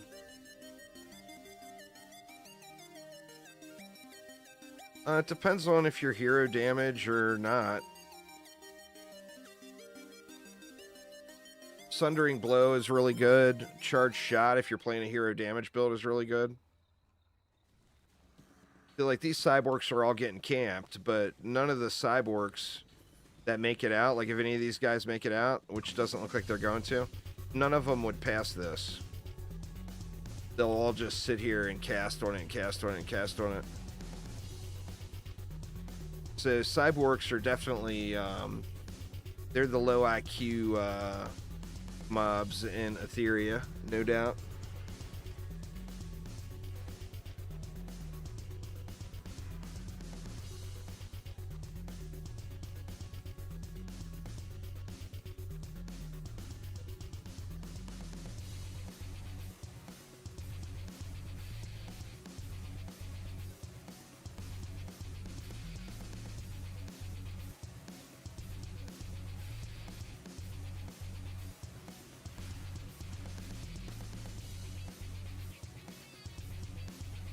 I was hoping some cyborgs should make it out so I could show you, but it's too much. I got too much up here. Too much power. With all these dragons everywhere. Even these dragons were going over to that lane.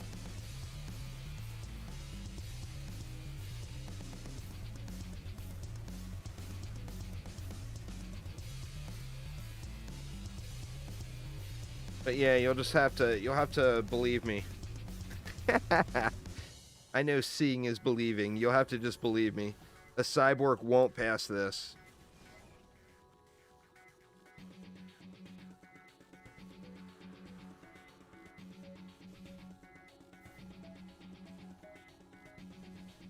Sadly, they're all getting raffle stomped here.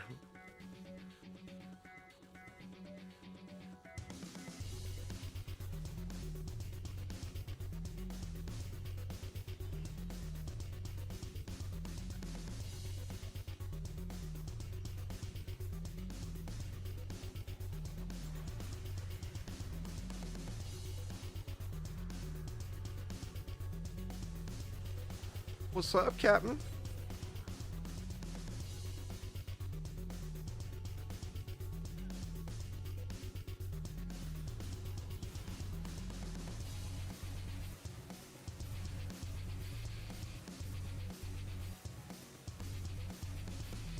Blowing through this one, huh?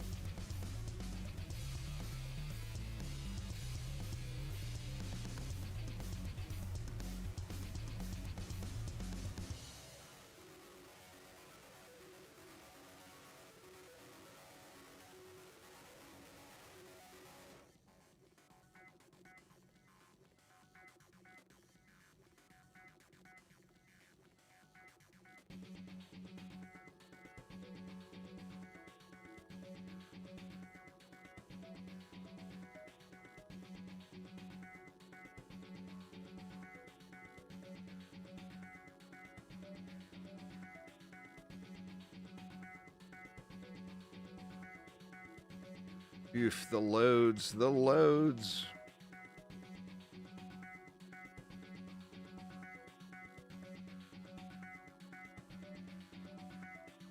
Nothing good on the alt. It's time for a 10 out of 10 drop on the main here, huh? You guys think? A little overdue? Let's see. Nope, not yet. It is not ready.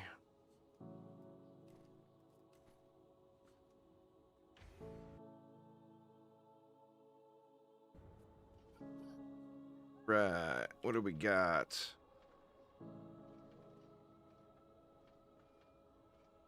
No controlled burn or bullet sponges anywhere. So we can just go 3 super stacks.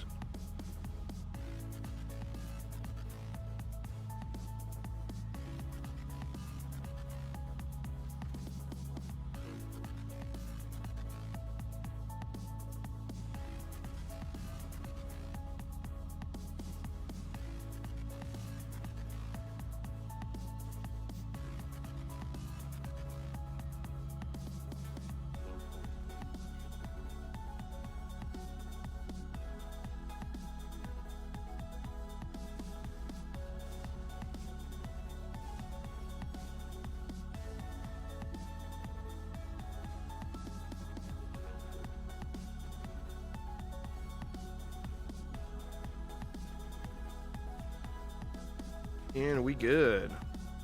Should be good anyway. We'll find out. Something gets sneaky.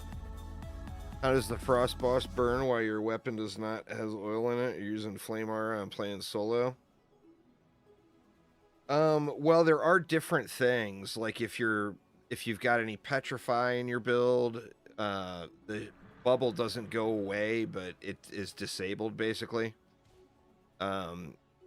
If you're using like the Hunter, the Bloody Strike Shard counts as an ignite. Plus, remember, his shield is not always up. He has to cast it. So when he first spawns, like if you've got a bunch of stuff, like these dragons, for example, are getting all up inside this spawn, right? So if a Drakenlord spawns there, the dragons can hit it before he gets his bubble up.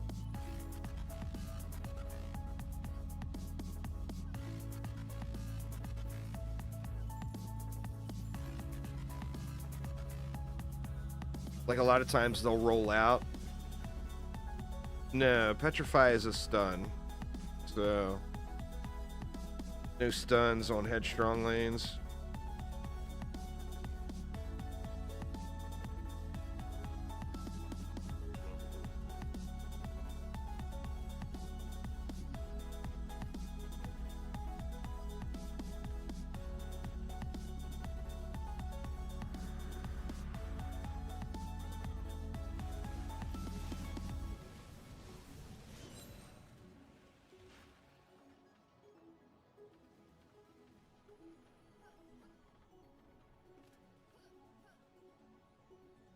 These dragons getting all over the place, huh?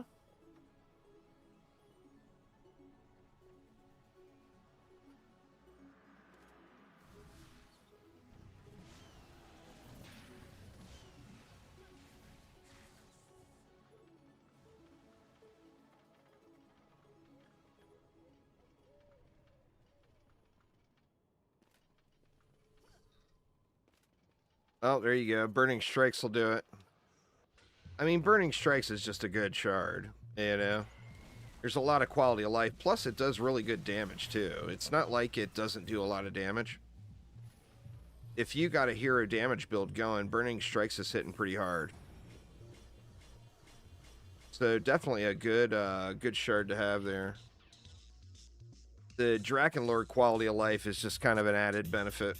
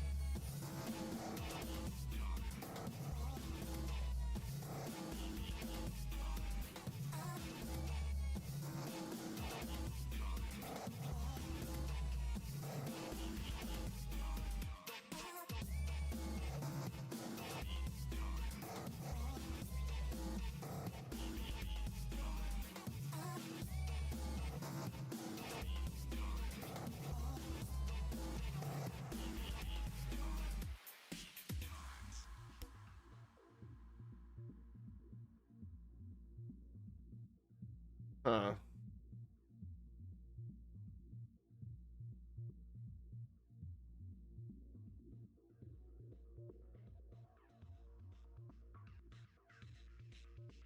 Sorry, y'all. Discord again.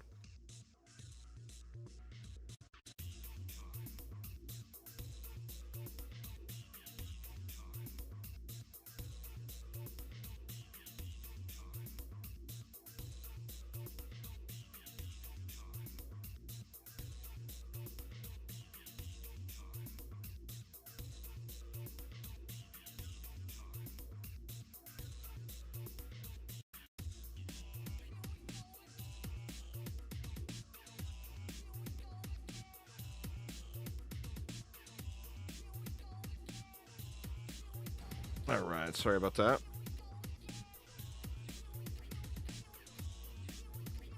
All right, where are we? Wave 5.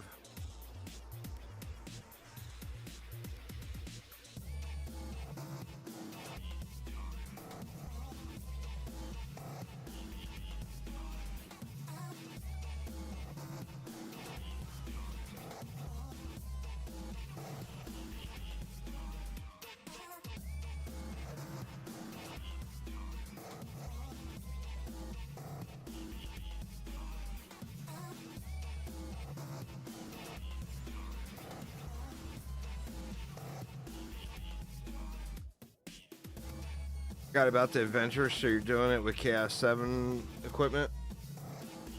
Well, yeah. I mean, doing it, remember, adventure mode is campaign level, so if you're doing it in Chaos 7 gear, you're gonna blast it. You know, when they're gone, the value of them will go up. They're Screaming Chicken. But, I mean, it's a load on your inventory. I started throwing them in the shop for cheap. And people still aren't buying them. Even though I've got them, I think I put them at 69,420. And they're just sitting there, nobody's buying them. So I would say save them until they're gone. And then, like, in a few months, they'll be a little bit more valuable to any collectors or any newer players that are trying to get all the things. But yeah, I mean, I got one there, I got one there. Nobody's buying them. They will be more valuable after the event ends and everything, you know.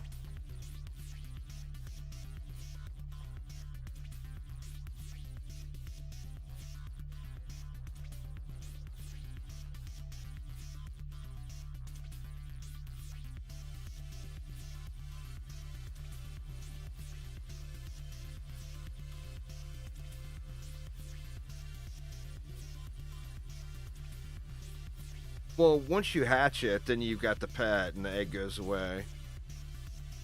I mean, you can do that too. You can hatch them and just save the pets.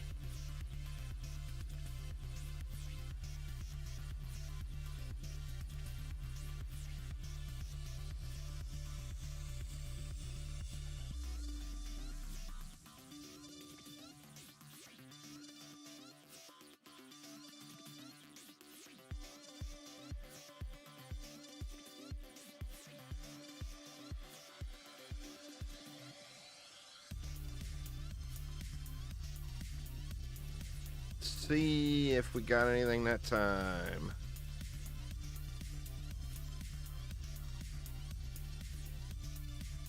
Look like it.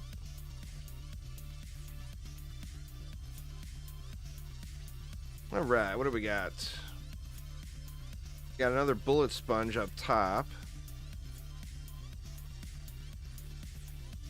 We got a front line with nothing to be alarmed about. And we got controlled burn over there. So, for bullet sponge, we'll just go something like that.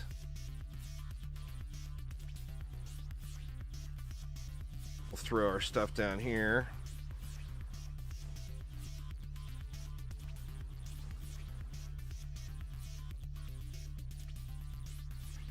I don't play Onslaught personally unless I'm doing AP resets. So personally, I always play survival or expeditions. I don't do onslaught at all, besides AP resets.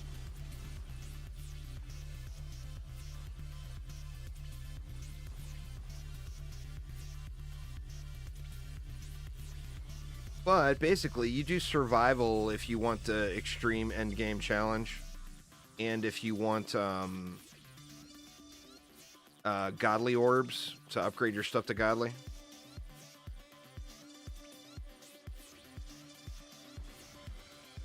And then for just general gear farming or shards or mods or whatever, I do expeditions.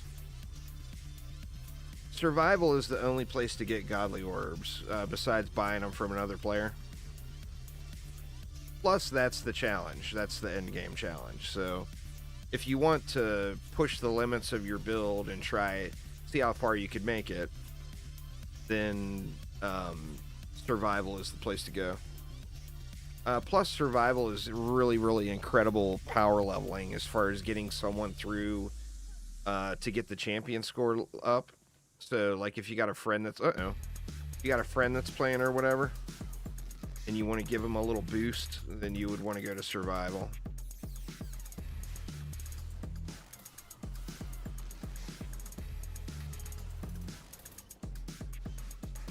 I have to do something else over here. I'll just slap a wall down, I think.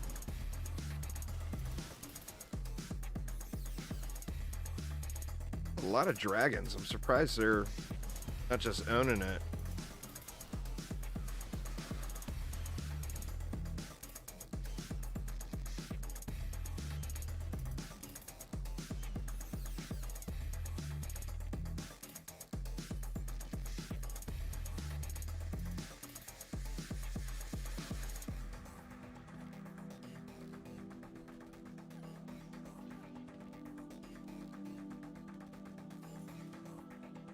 We got 10 left over. I think we'll just get rid of that buff beam. And then that gives me 50. I can just slap a wall right here.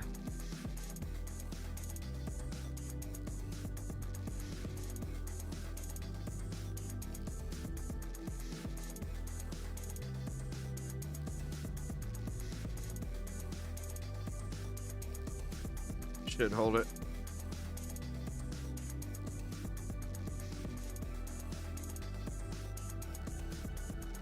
You got a pretty good, solid loadout there with those heroes, Screaming Chicken. I mean, you could no doubt do everything in the game with just those heroes, so... I mean, pretty much get whoever looks cool from there. The Engineer is very fun to play, in my opinion. Plus has some pretty solid defenses as well.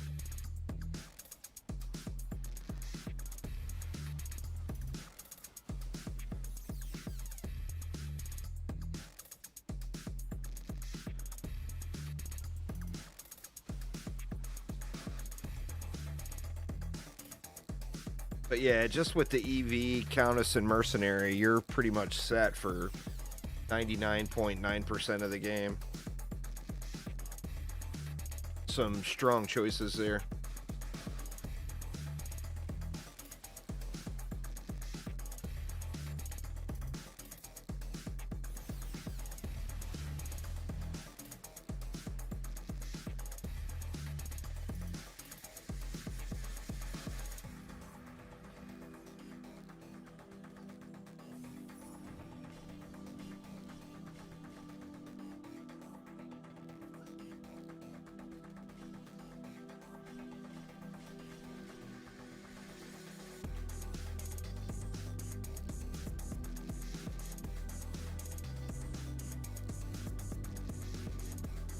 Werewolf strong.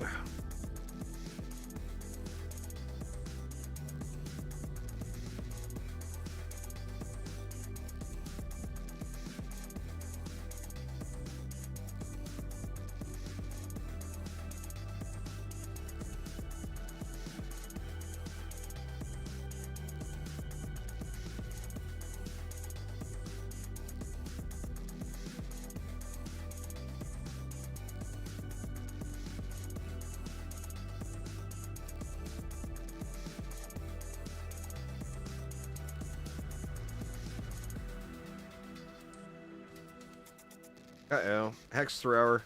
Shit. Don't throw at my core, buddy. Oh, no. Oh, he threw it to werewolf.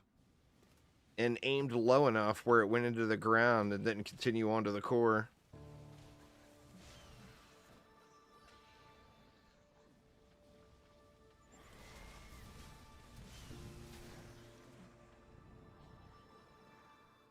I will take it.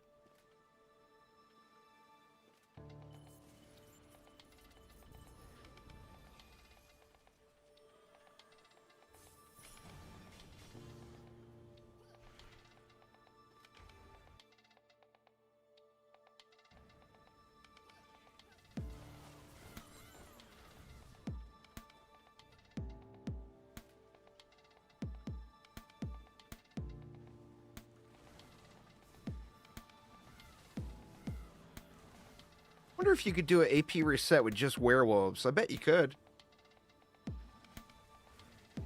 I mean, you'd have to really spawn camp, and the hex throwers would be a pain in the ass. But I bet it could be done.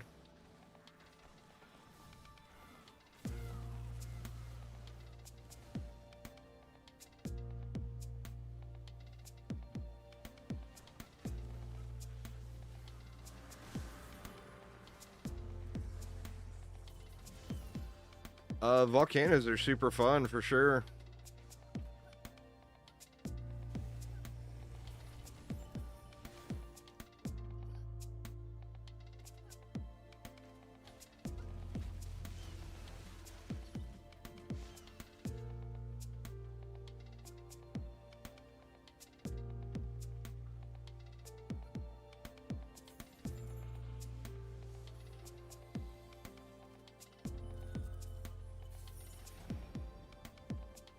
What's going on, Taylor? How you doing?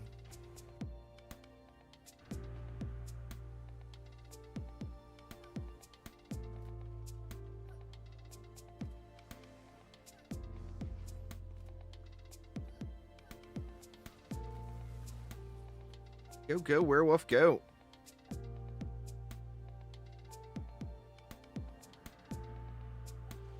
Another hex thrower. That one's down there, though, so it'll get wrecked without me worrying about it, I think. And it's wave 5 anyway.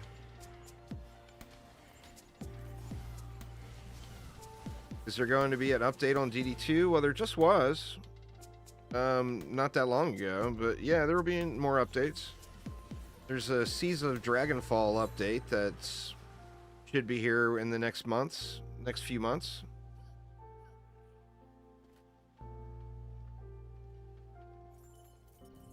I mean, there's nothing like right around the corner. Remember, it takes a while to do this stuff, you know?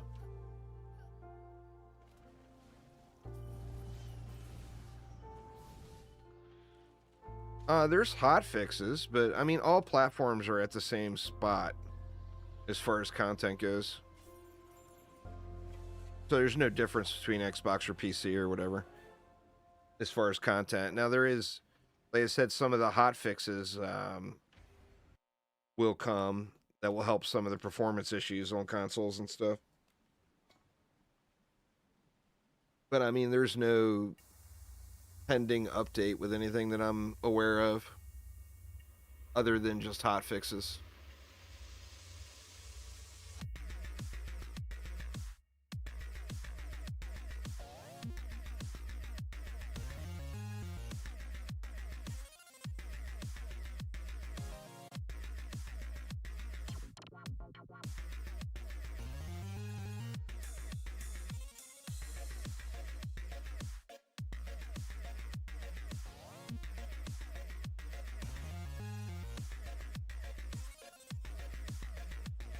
Ah, the Lost Temple.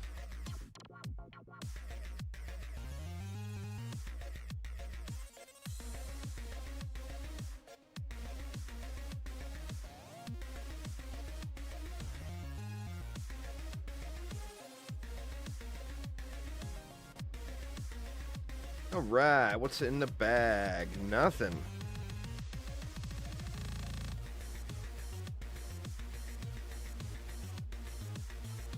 All right, what do we got?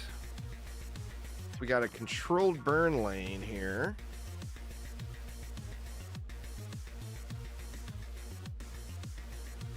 So what I can do,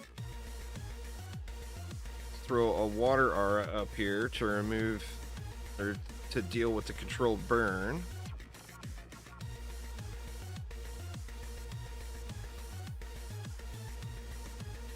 Then can probably just throw a couple dragons here. Alright, we got Timmy, Sparks and Shields. We got no real major issues here.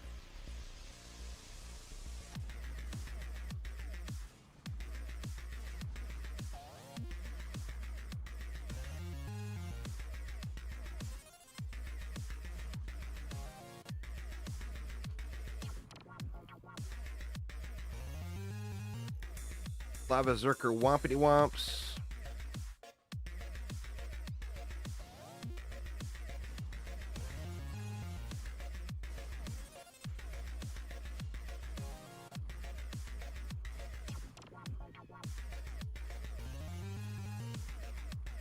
Got a big old fat lane here, huh? No real special situations or circumstances there, so... Actually, can we go up here and just do one super stack to cover all these? Maybe.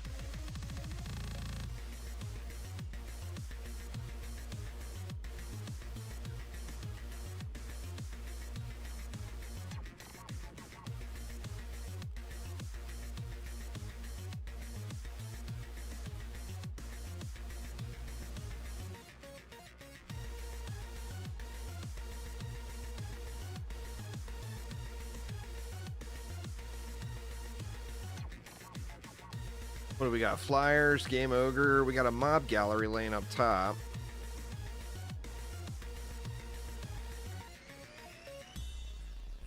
I think we can just do a super stack up here too. We'll have to do something for this bullet sponge. Is all.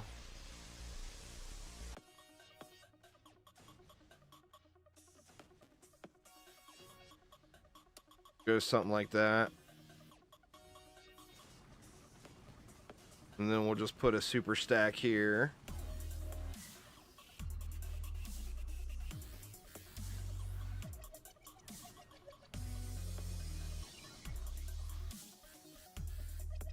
And I think that's it.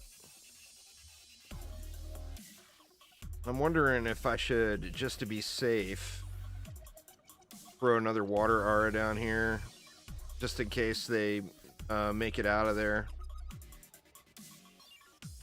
Let's see if it holds.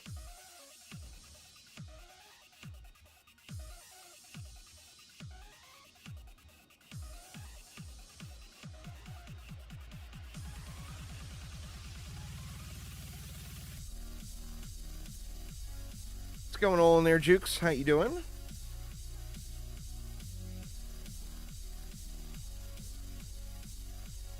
I've got anti-heal on the water aura. It's not doing anything. It's just there to drench enemies. I don't... There's no rocket science here. It's... Frost Strike auras and water aura are only there to hold destructive pylon, and then water aura is there to drench enemies. So there's nothing fancy, nothing special. It's got destructive pylon on it. Well, that's what perfect would mean, Demoralizer. Would be that it's got a perfect secondary stat. The main stat you can reroll yourself. But someone says a perfect item, that means it's a perfect secondary stat. So, like, that's not perfect. Do I have any perfect items handy? Trying to think.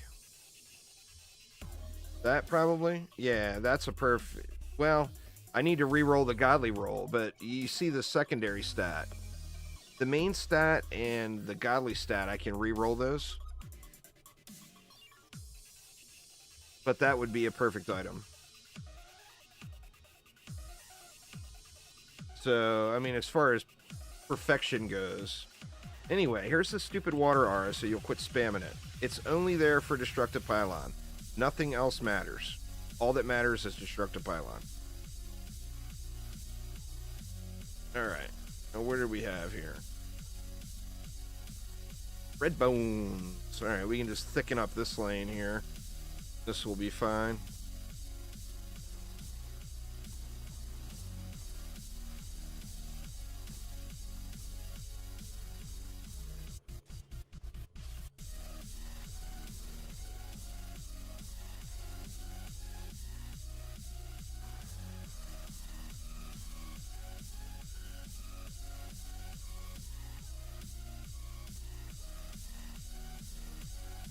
It depends on what that stat is. Like, if it's ability power or hero damage and you've got max secondary roll snakeskin, then that's a hot item for sure. It's a high value item. They're really good. I don't know if I wouldn't call it meta, but it's really good.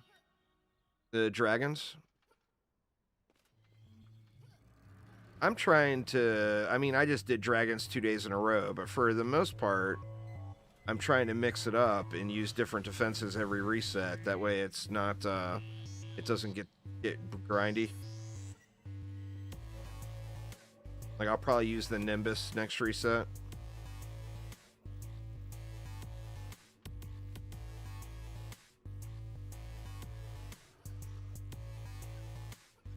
But as far as doing AP resets, you can use anything you want. You know, you're doing Chaos 9 content and Chaos 10 gear. So you can literally do anything you want.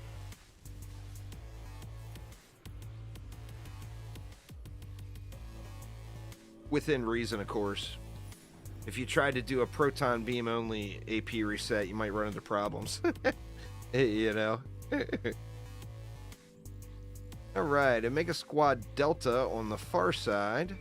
I think we can just add to this setup.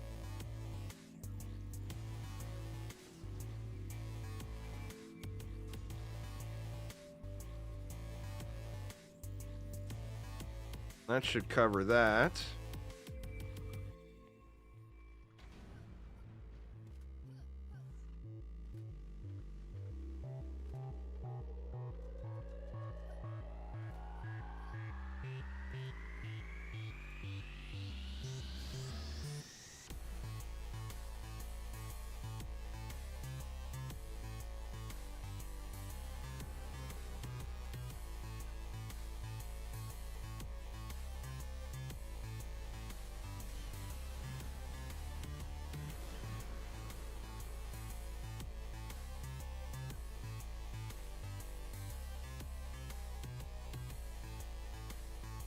Actually good there, even with all those ogres.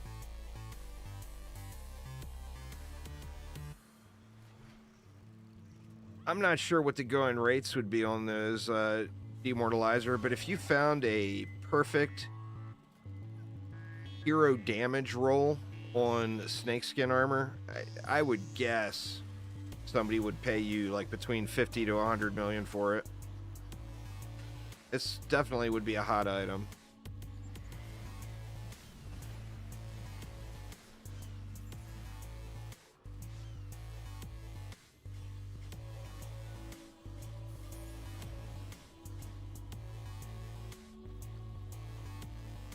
Right. MP healers. Do that right here, I think.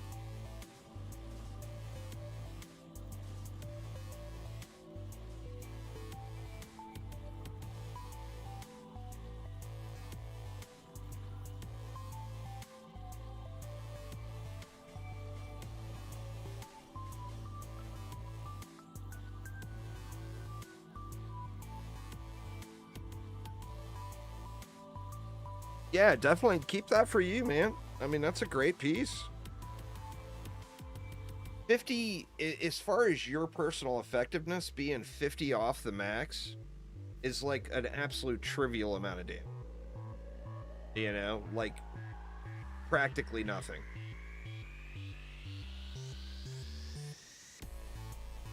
So yeah, I mean, that's a hot item. Keep it for you for any hero damage hero you want to build out. Exactly. Exactly. Perfect's just for vanity.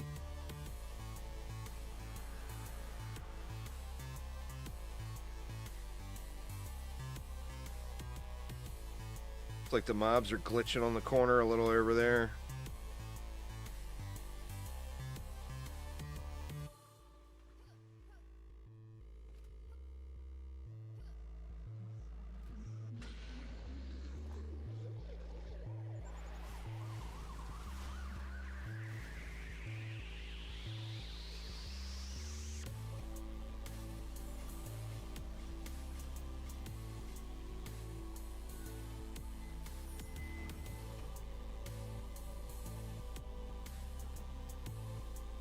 I don't think we need to do anything. Got a hex thrower there. We could throw a reflect beam in, I guess. Just to play it safe, but just what's here should handle all that.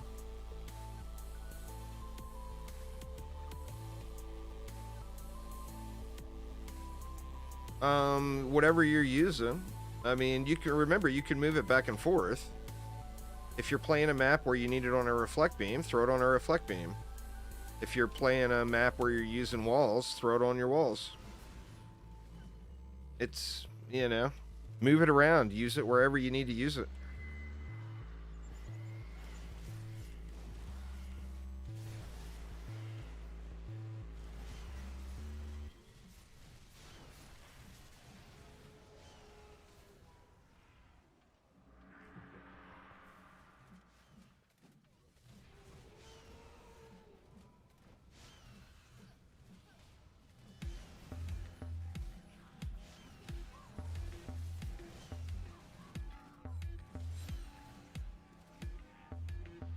Got another siege roller over here. Well, I mean, remember, there's no need to have automation on your reflect beam if you're not using it to protect something. Like in a situation like that, then just put it on your wolf. That way your wolf will stay alive.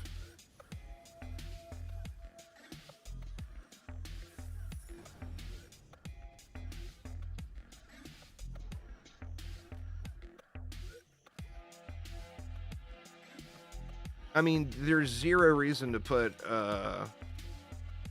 automation or tenacity on a reflect beam if you're not throwing it up where in front of Cyborg's faces, you know? So it's not something that you must have.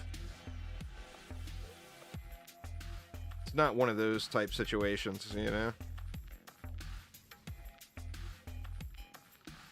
The Countess, or the Initiate buff is the best buff in the game, as far as defense buffs go. Nothing compares to the Initiate. The Initiate's the best, the Lavamancer's the second best, and the Countess is the third best, as far as tower buffing goes.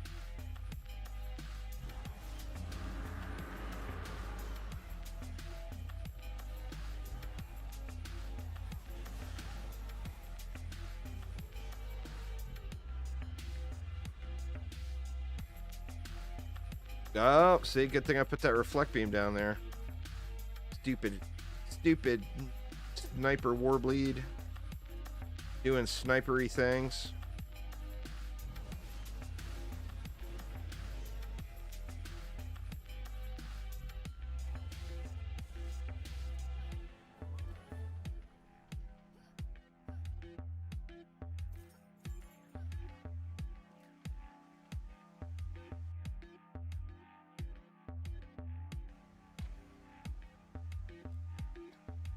And we're making really good time today.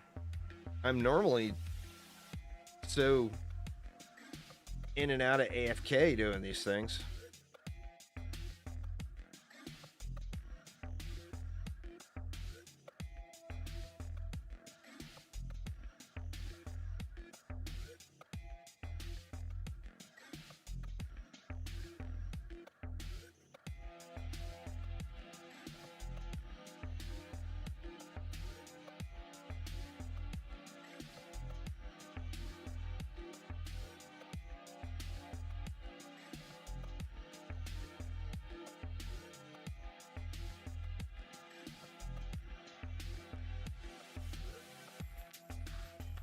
Yeah. I mean, if you've got a tenacity to use, that's where you want to put it. You know, you wouldn't want to put a tenacity on a wall.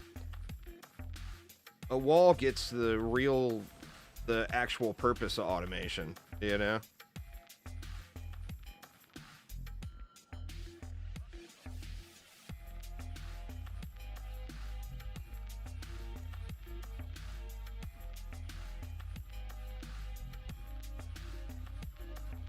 All right.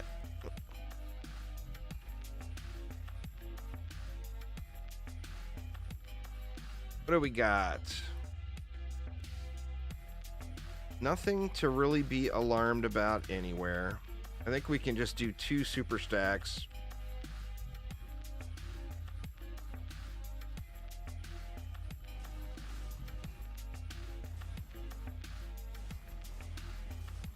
Do 1 here.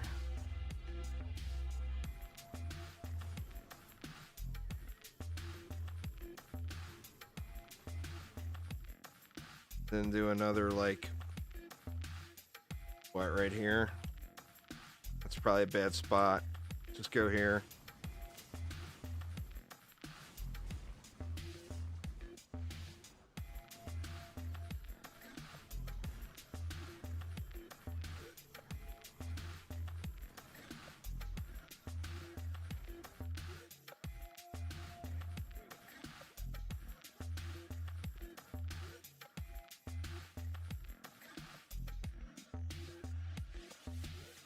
But yeah, any wall that attacks tenacity will be the best in slot mod on it or shard on it for sure. Or pardon me, automation will be a best in slot shard. They're just medallions with a different icon. They're old items that were in the game when the game used a different crit and damage system, and they're no longer used. So they were all turned into medallions. So all it is a medallion with a different icon. So it's just like a vanity collector thing. That's why it costs so much, because it's a vanity item, you know?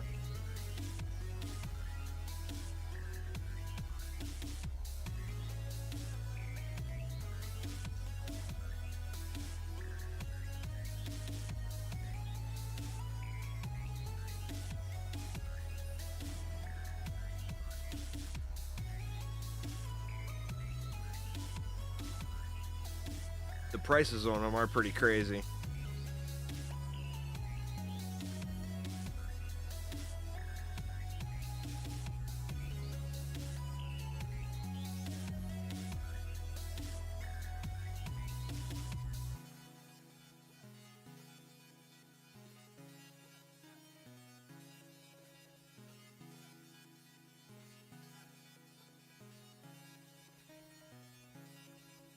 Going on there, Splendendo? How you doing today?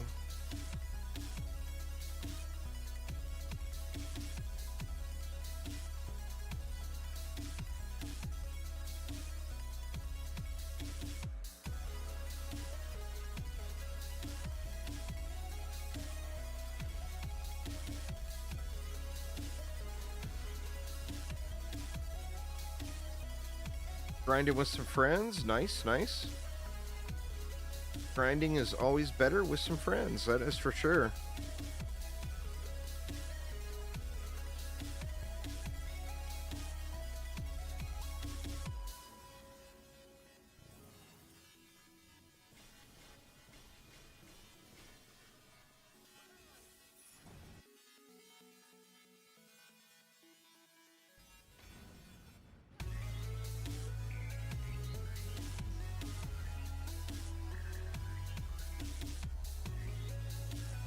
Should just be able to snooze right on through this one.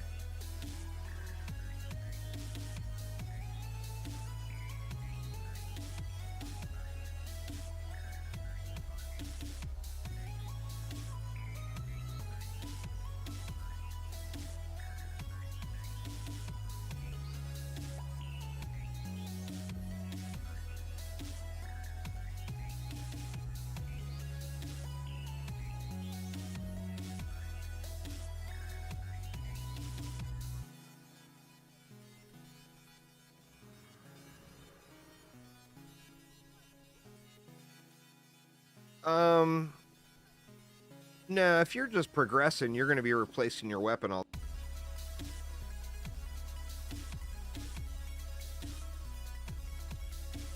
So, I mean, when you're progressing through the game, I wouldn't upgrade anything, personally. Nothing at all, because everything is just a map or two away from being replaced. So don't invest into it.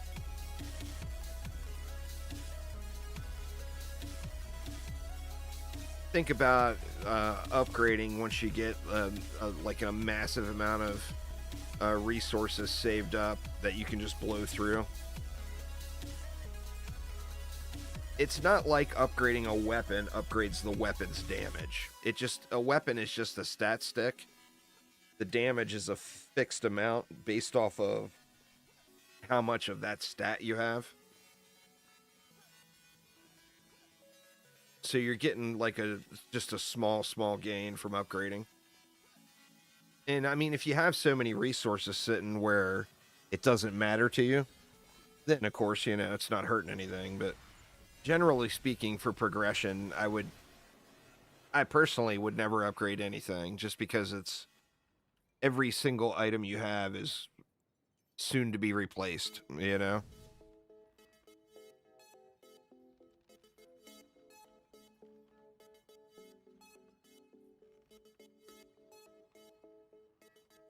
Wow, that guy died way back in there.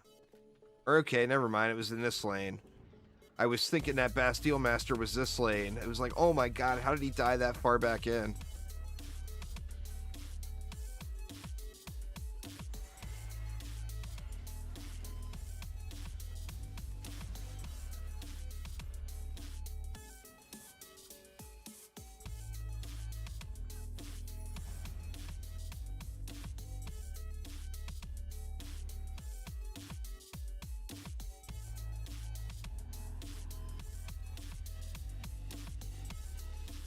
Chaos 8 or higher. Ember Mount.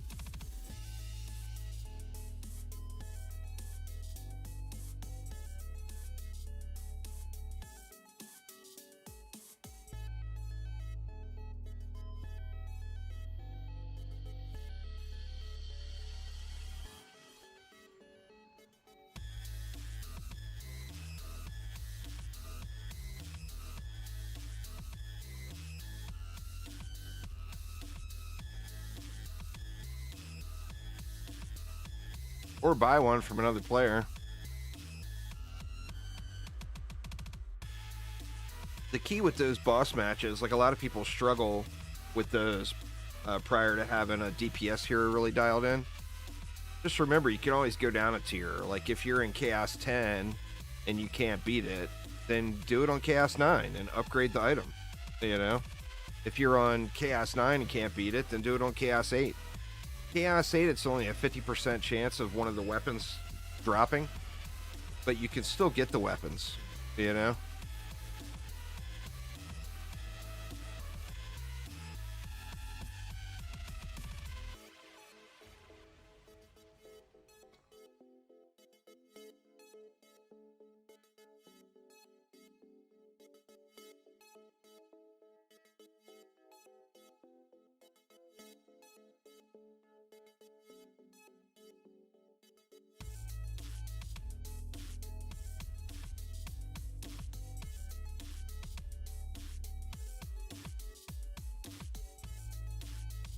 Gotta figure out how the game works, honestly. You feel there's so much going on.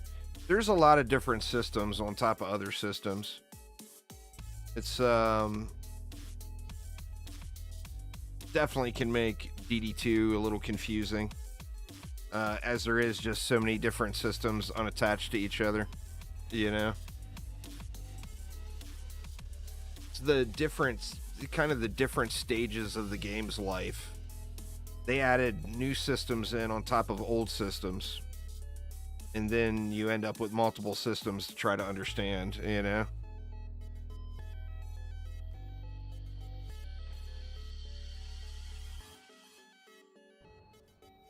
The shards and mods are a lot easier because the majority of the shards and mods are complete junk.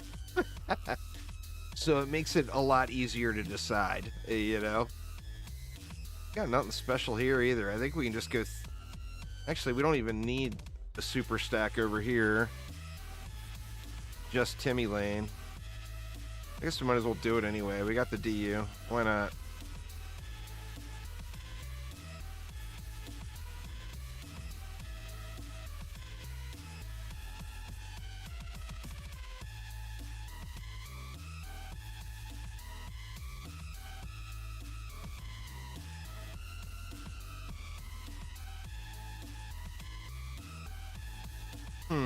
I didn't give him his the mana. Oops.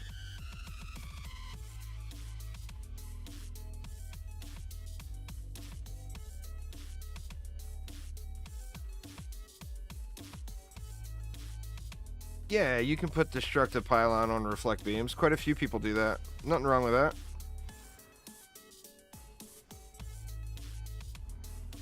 I like using the Frost Strike auras because then I get a little bit of crowd control out of the deal too.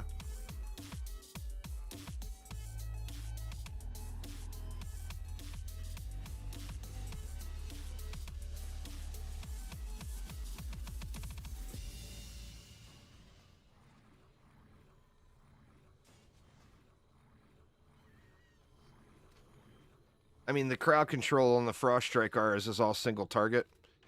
So it's not wonderful crowd control, but it is crowd control, you know? So you do get some value out of it.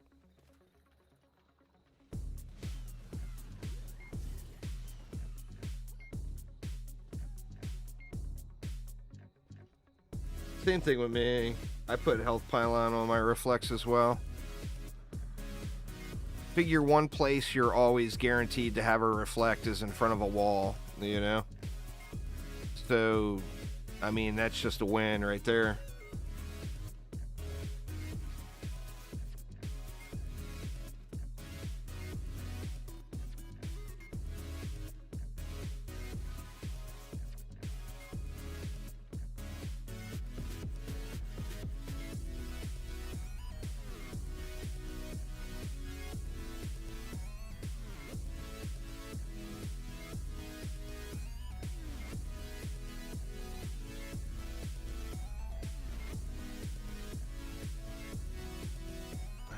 We got a flyer taking forever to come out.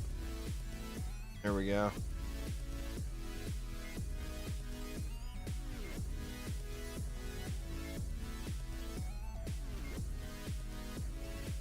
Yeah, the majority of players play by themselves with their alts, Demortalizer. It's always been that way. The game has just never been super group friendly. It's required to play in a group when you get in like super high survival or super high onslaught. But for the most part, it's a single player game that has a town hub. There's very few public matches that get run. I mean, it's just, it is what it is, you know? It wasn't always like that. Like back in the very beginning, it was quite a few public matches going all the time.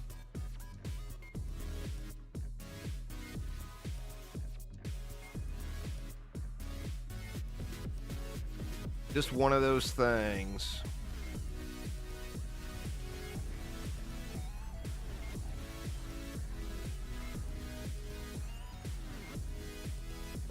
Absolutely. Everyone should have an alt. It's a massive grind game about grinding crafting materials. You get crafting materials twice as fast if you're playing with an alt. Well, yeah, I mean, public games still happen. It's just not, you know, the majority of play is not in public. That's the main issue people have, Carrie, is public matches just take a lot longer. Yeah, Mastery, you get your first set of Hyper Shards from, so Mastery is 100% worth it. You only do it once. It's a one and done thing. So you only have to get through it one time. There's no reason to ever do it again.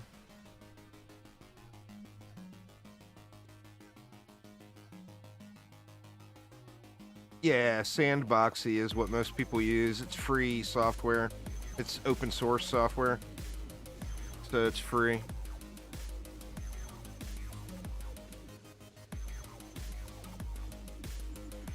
Soulstone under attack. From what? Oh, it was that one. Flyer, maybe? Must have been. It's the only thing that could make it up there.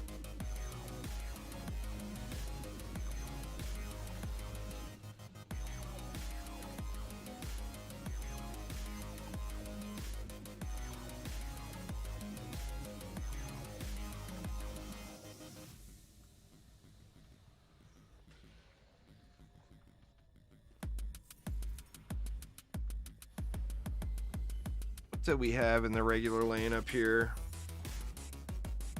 We had Winter is Here. I mean, it will get frozen up, but we can do that to help out with the flyers.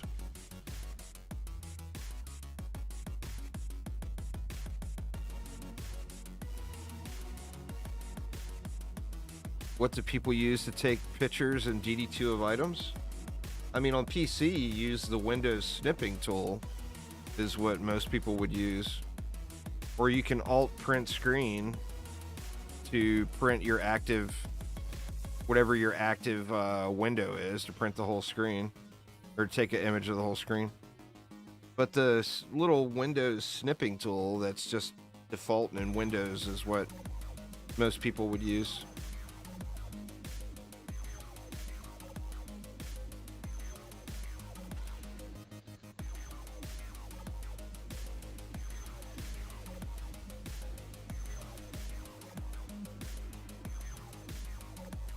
Yeah.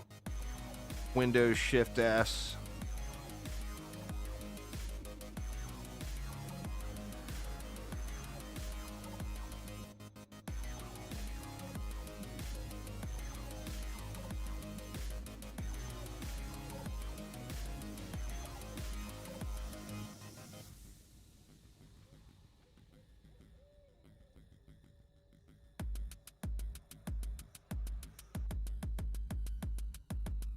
Must have been a dive bomber or something, because like nothing's making it even close.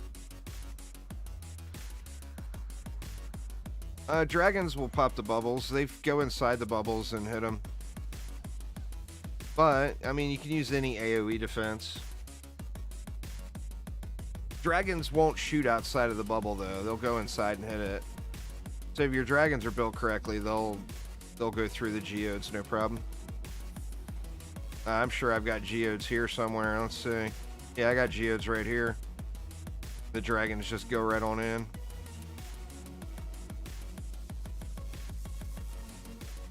But remember, it's a projectile shield, so any defense that's not a projectile will pop those. So like an aura, a ramster, a flamethrower, any AoE defense will go through it.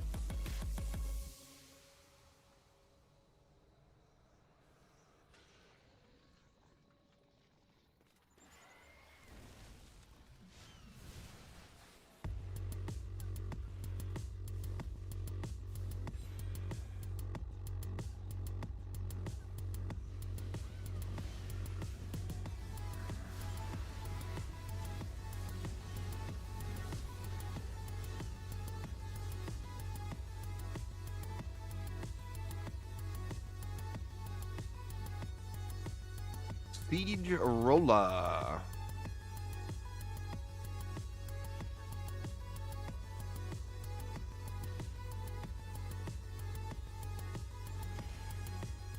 I personally play on US West. I live on the West Coast. He's spinning.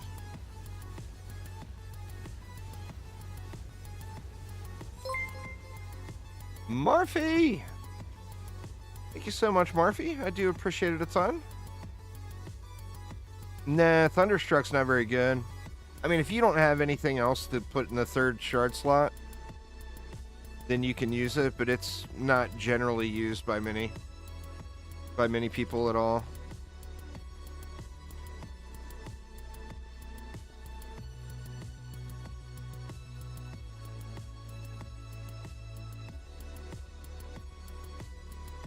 Well, the lobbies are not just limited to the 20 people in the town.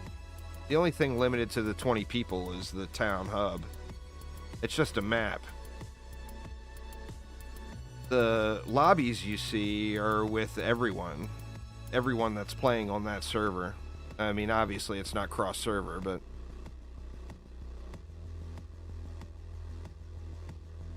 But there's not many. I mean, like I said, people just, generally speaking, the majority of players play solo.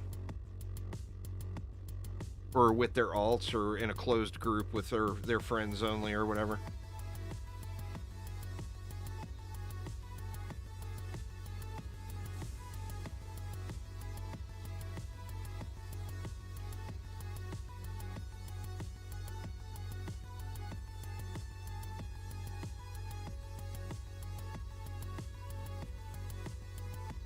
Man, not getting anything here.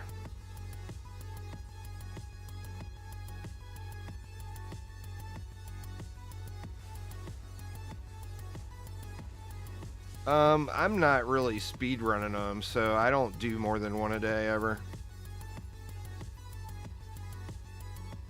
I don't really have a goal. I'm playing just to kind of have fun and make some gold and crafting materials. So, yeah. On AP 200? No AP 200.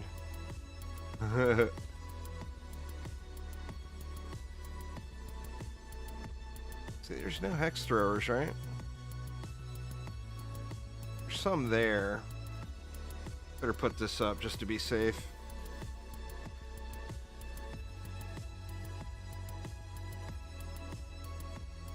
So derpy the way the walls are here.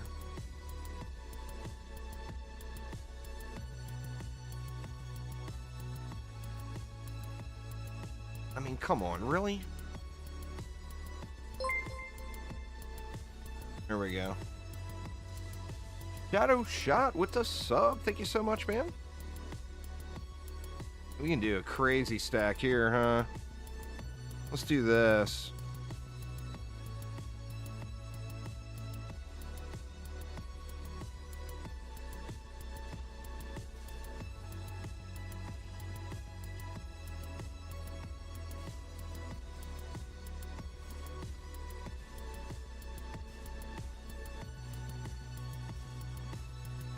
We're gonna be able to fit that in there?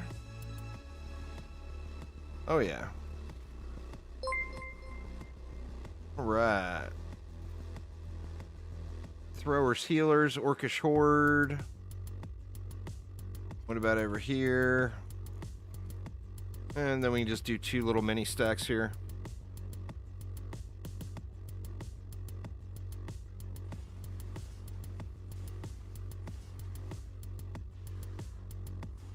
So we just go 3. I think I overbuilt back there.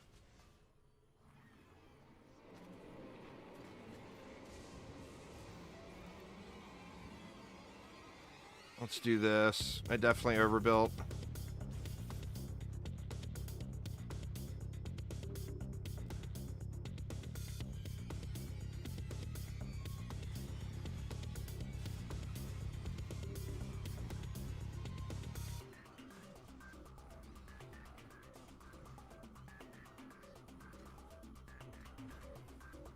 $30 left. Where do we want to spend 30?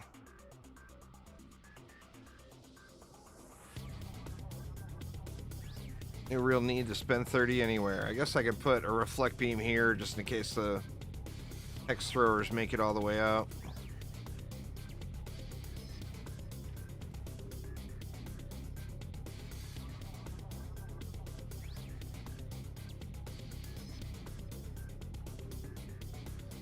No, it's just flat amounts. The obelisk buff, if you're talking about that one.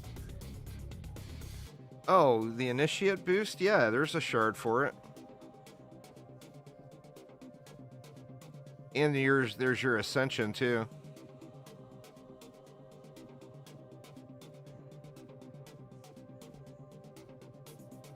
I'll look here at the break. I don't remember what it's called.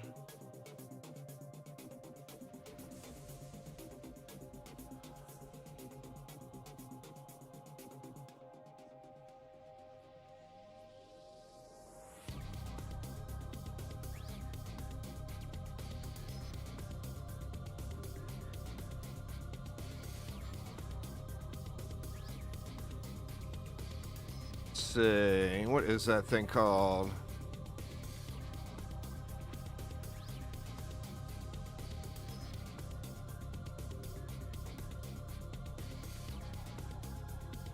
There it is. Chi Supercharge. Increase Talisman of Power immense defense boost by 20%. Yep. And then plus, oops. Plus, remember you got your Ascension too. You get the increased range. And then the damage protection. Oh, Chi Burst as well. Which one is Chi Burst in? Oh, yep. You get crit damage for that one. And power for that one. So, yeah, you want to supercharge and burst.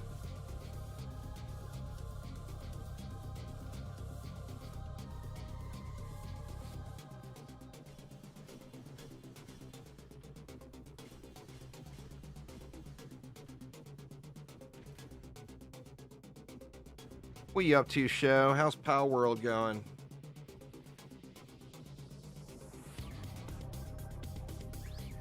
I tried to play on the Game Pass this morning, and it was really, it was kind of wonked.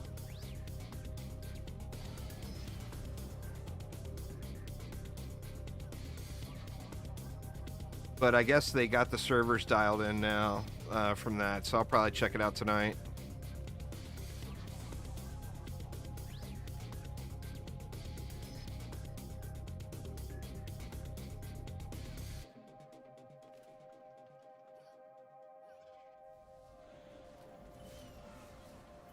Didn't try any multiplayer stuff yet. That's fair. Pokemon with machine guns. Oh, yeah. Gotta love that.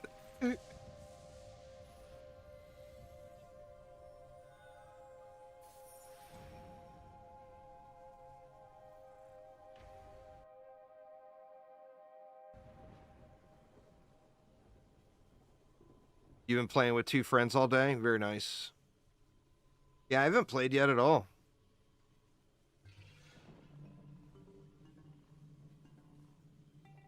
I will probably live stream it tomorrow, though. I was planning on streaming it today, but the game kept crashing. And the server disconnects on the Game Pass. I'm hoping that I put in a request for a review key for it. I'm hoping they send me a copy of it on Steam.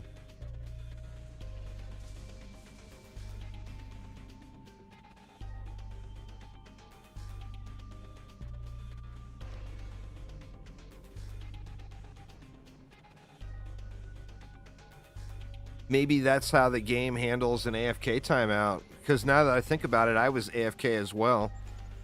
Every time I crashed, I was AFK. Maybe that's like a server disconnect and crash all rolled into one.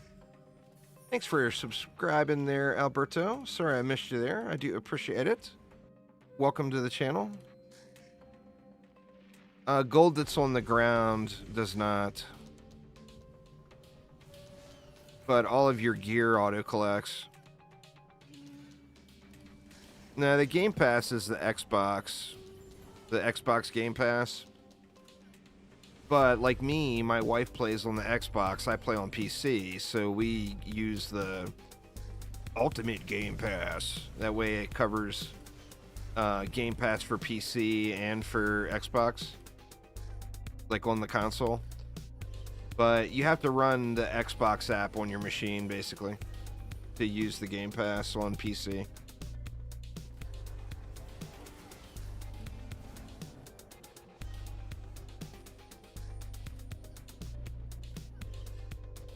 It's a pretty good deal.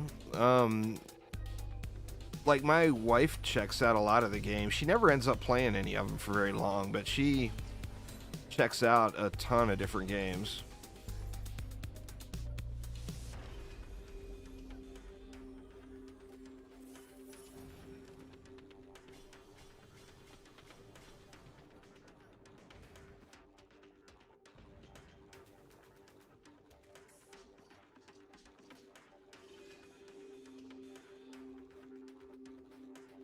But yeah, if you're into playing a lot of different games or whatever, it's a great deal.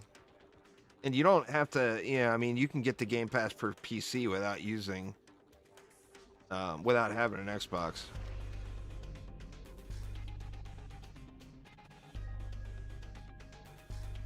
I never have, but I've had people suggesting I play that with a friend. It Takes Two. I've never played it though.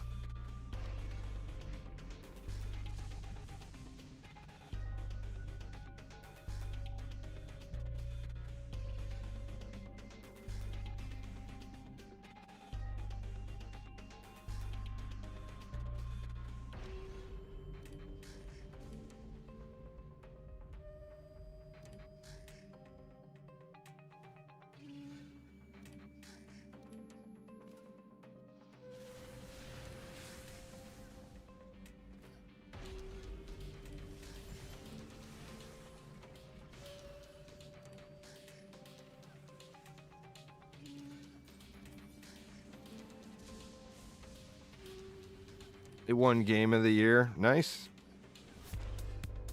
I mean, it's a matter of time. I've got an enormous amount of games to play right now, and 75% of them get completely neglected and go unplayed. So for me, it's the problem is I'm addicted to grind games, and I play too many grind games that take 1,000,000 hours. And that's what happens to me with most other games.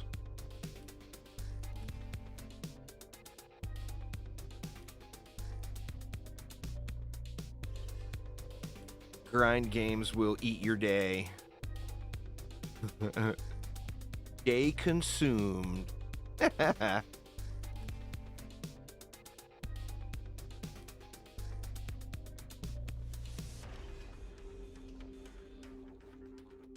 game mostly for single player. What? I don't know. Have to think about that one there, Splendendo.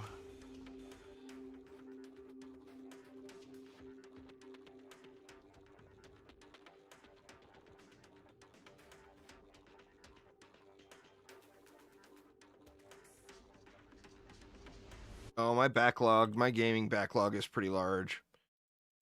I mean, you can look at my Steam games list and see 800 games. 600 have gone unplayed, or some stupid number like that.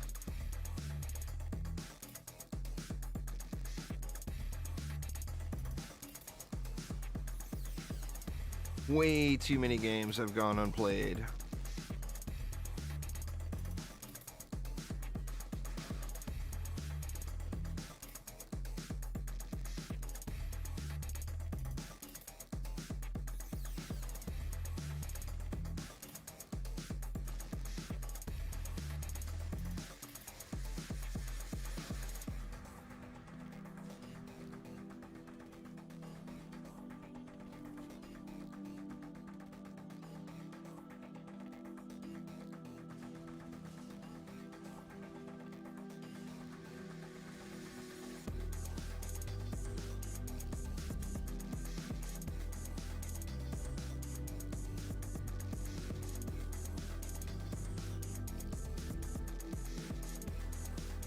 Give them our token Skyguard in the middle of the map.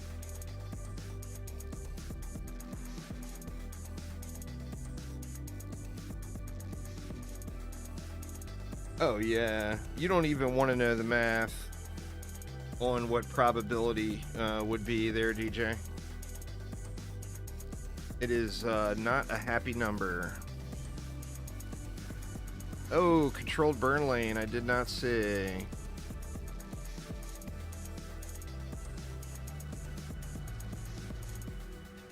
We're gonna need to adjust for that one.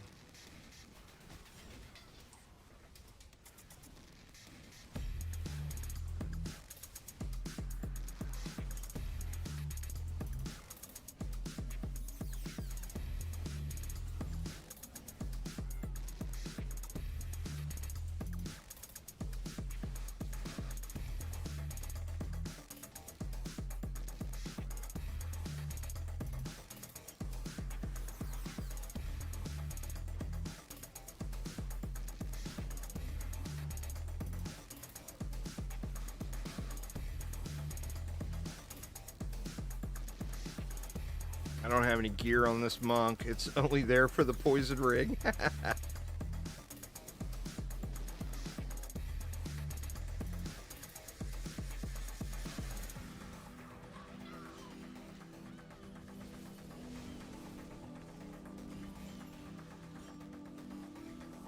Jesus, and a siege roller lane I didn't see? What the hell? Did I not look at these lanes at all? Oh, we out. On my alt, that's like 58, I think.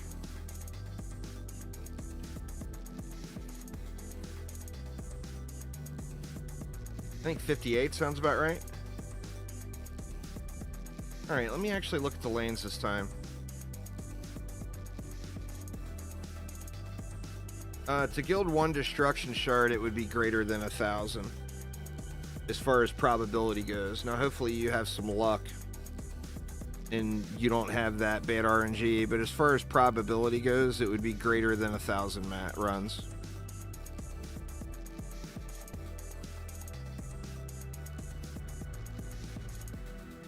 Well, I mean, you figure there's what, like 40 shards in the tier? So every time you run it, you've got a 1 in 40 chance of getting it. The odds are not good. It's why the shard shop is a thing. Alright. So I don't have... Oh, I do have a high roller lane. Well, that's actually easy. We got cyborgs there. What we'll do is we'll trim all this down. We'll make that 4. We'll make that one 5, and we'll make this one 4.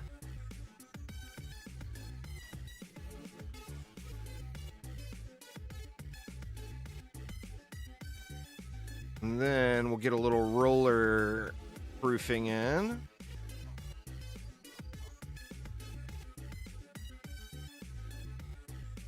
And here you go. Somebody was asking earlier about how to use a reflect beam to protect versus cyborgs. Well, you are about to find out. Sadly, not enough for a reflect. Oh, you know what? Or a buff beam. You know what? Let's put one in anyway.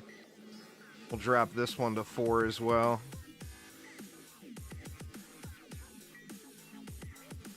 And then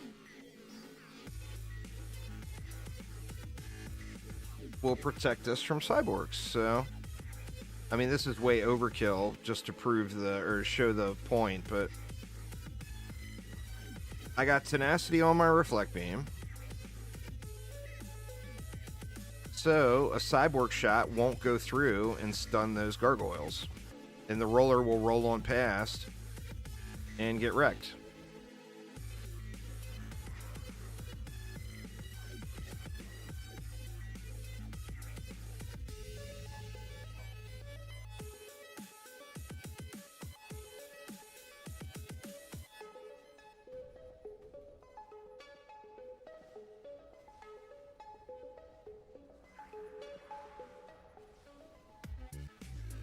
And you see the cyborg is stopped on the other side of the reflect beam.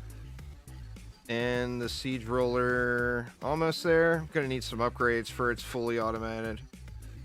But you see how low the siege roller health is. It's just about dead.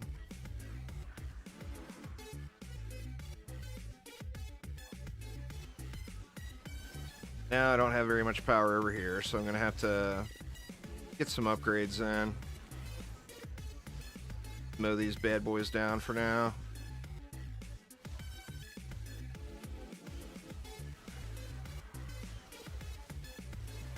Actually, I've got that quite overkilled. I could add some power back in. Oh, and I got a bullet sponge lane that I didn't see either. Jesus, this map is a nightmare, huh? I guess I just didn't look at a single thing. Ooh, what the hell?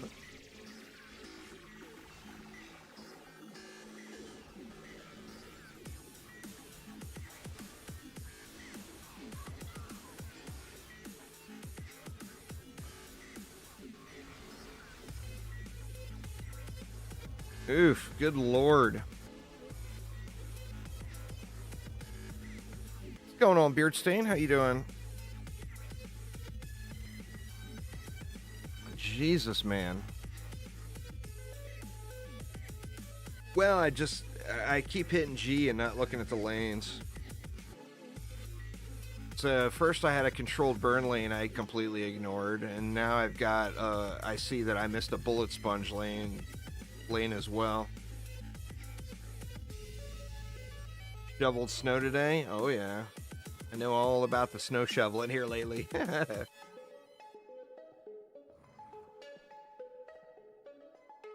I know all about it.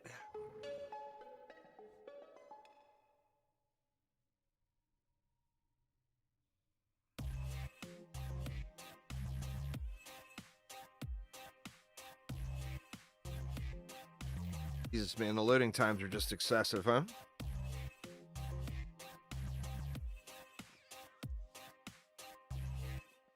All right. So let's fix that as well. It's a cyborg lane. Or no, that wasn't the bullet sponge. All right. Nothing is showing bullet sponge. Why was there bullet sponge? I mean, there's another controlled burn lane I'd missed.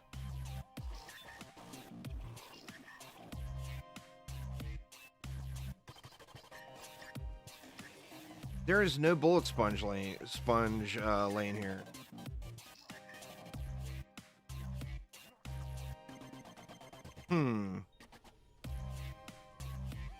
Get rid of one of those.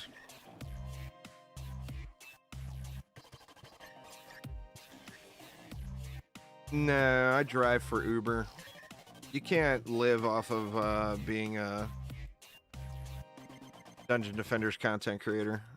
Just not realistic in any world. Let's see, let's move this up a little further. Go one there. And one there. Alright, let's try this again.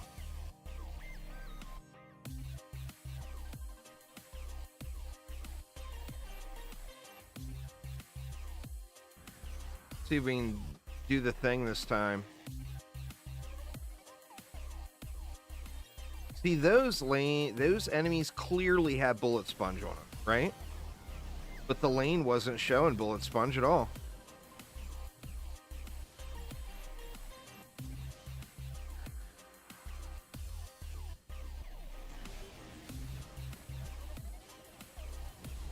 It just wasn't showing that lane is what the deal is.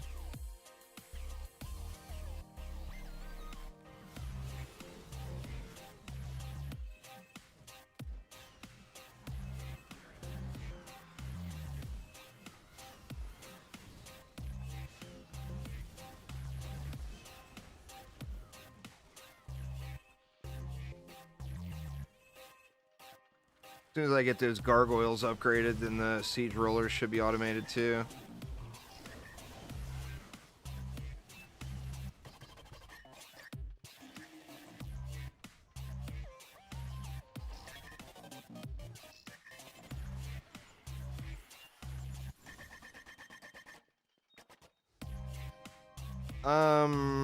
I thought that it only dropped on that Hot Springs map. It's supposed to be a guaranteed drop on Hot Springs if that's the map you're doing. At least that's how it was originally.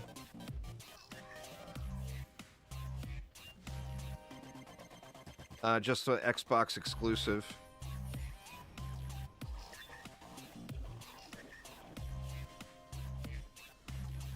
Alright, that should handle my rollers.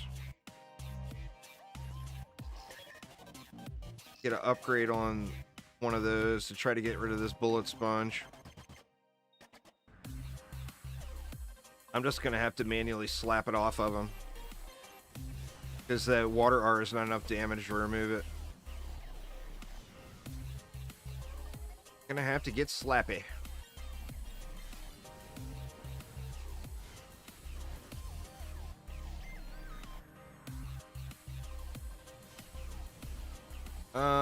I'm not sure what weapon you're talking about, Splendundo.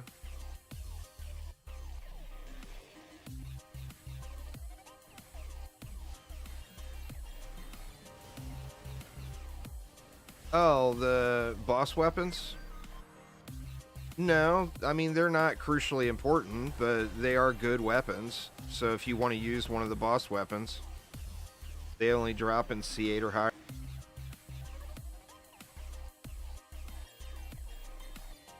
It's not you gotta have, you must use, you know? But they are good weapons. So if you want to use them, that's how you get them.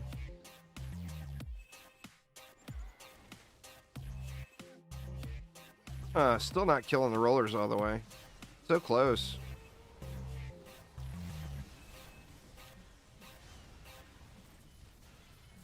I usually put 3, I think might be why.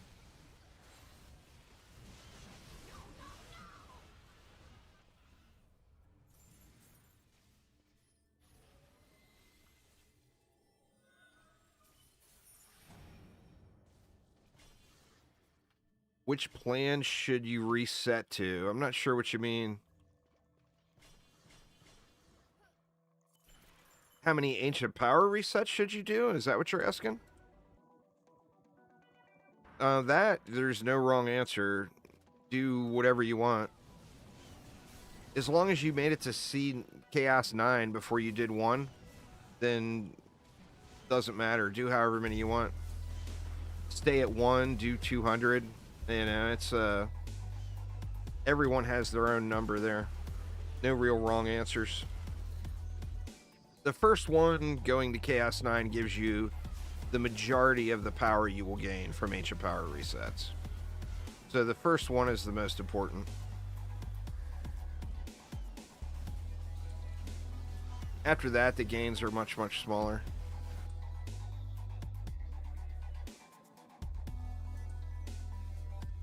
Refund Servo and Skelly Boom. Oh, man.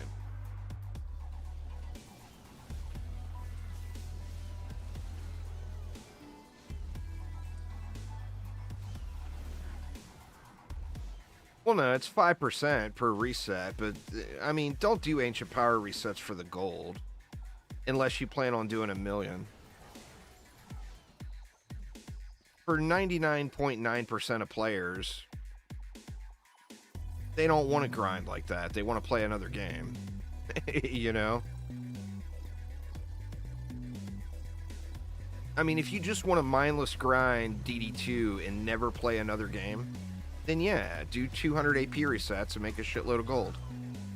But that's not why you should be doing AP resets.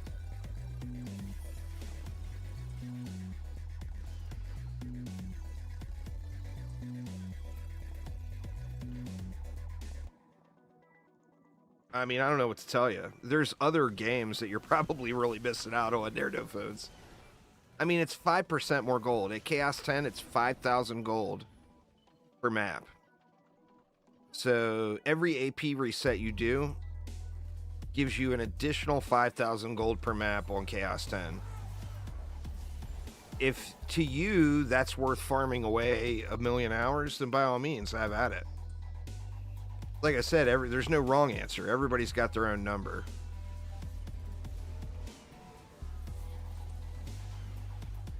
Well, the gold you earn in crafting materials you earn while you're doing it is really good. Absolutely.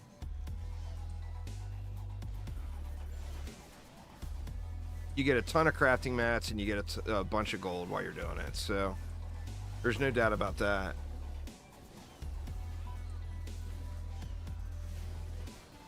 You don't get as much as you would get if you were just spamming expeditions.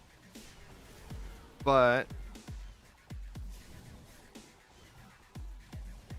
it is rewarding as far as the basics. You know, you're running, what, 23 maps?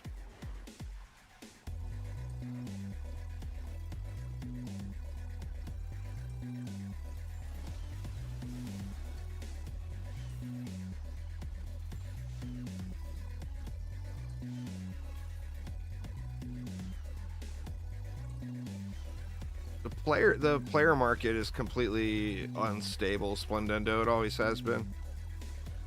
The very, very beginning things were standardized, but it's very, very unstable now.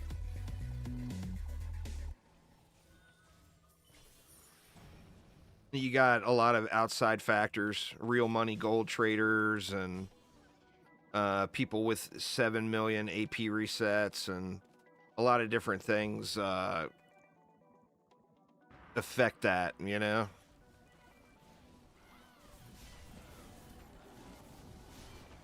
But yeah, right now things are blown out overpriced in shops, and they have been for a long time, and they probably always will be.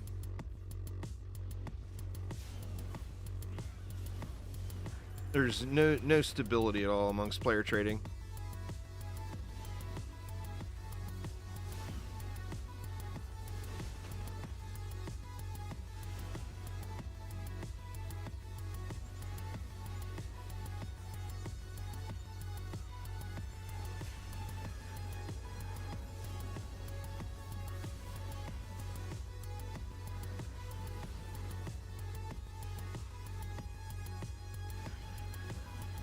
Unfortunate, but that, you know, that comes with a small player base too.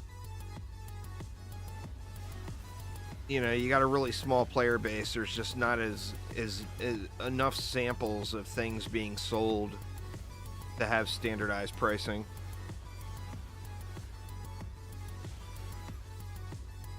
Nice, getting that Drago squared away. That's awesome.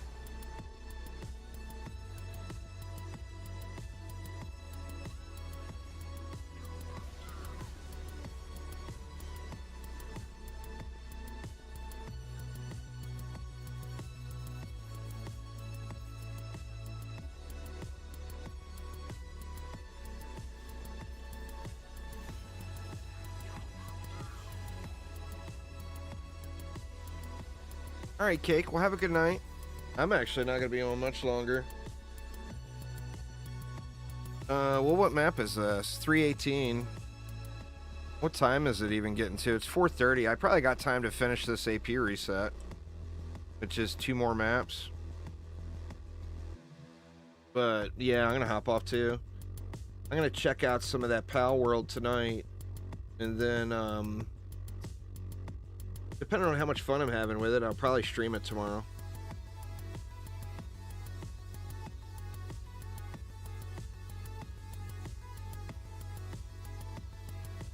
Well, that's the thing. There is no correct value. You know, the market demands what the market demands. It's not people being dishonest. It's prices got blown out of proportion because 99.9% of the wealth is owned by 0.1% of the player base, is the deal. The friendly ghost is doing enormous amounts of damage and will probably be, well, it's not the pet that's one-shotting bosses. It's cross-buffing between players that's one-shotting bosses. You can do it with any pet. It's not the friendly ghost. The friendly ghost is doing a bunch of damage and will probably get nerfed. So don't go spending a bunch of money for one or whatever. You see people selling them for like ridiculous amounts. Don't be the guy who buys it.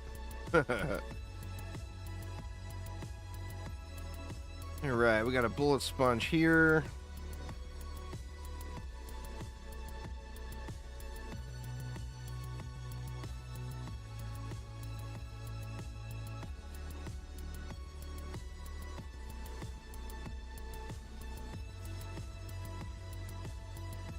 I don't think we'll be able to buff beam stuff here on this one. So yeah, let's just get this lane set. Red bones.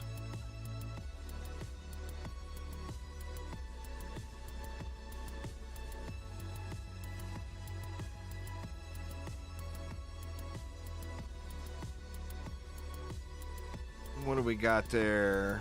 We got controlled burn on the flyers, but we got no cyborgs, which kind of a gift. Kind of a gift.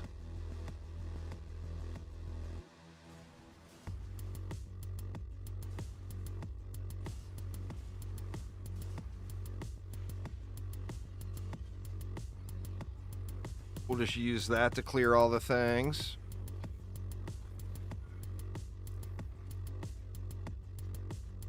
Orcish horde there.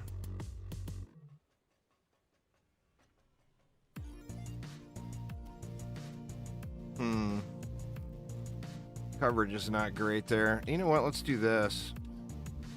Let's go 3 here. And then I'll put 3 over here.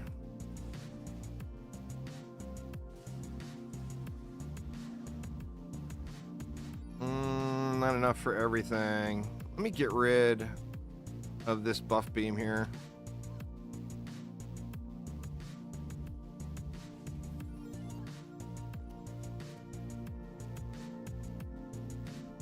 Then we'll be good.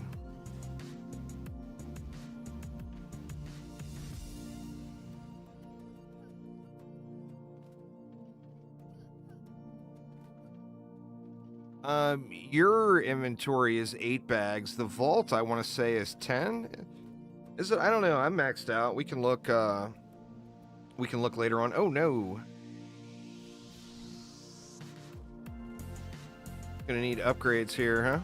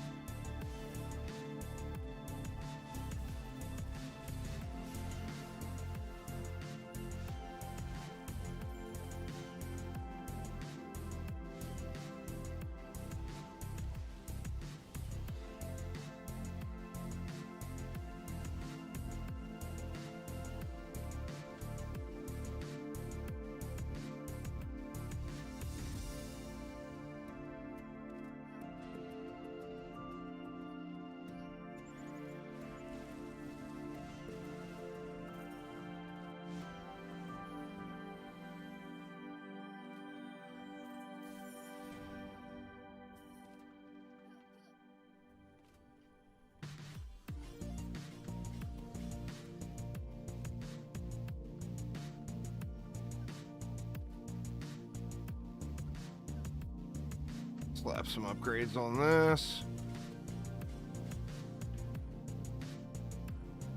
I think we good.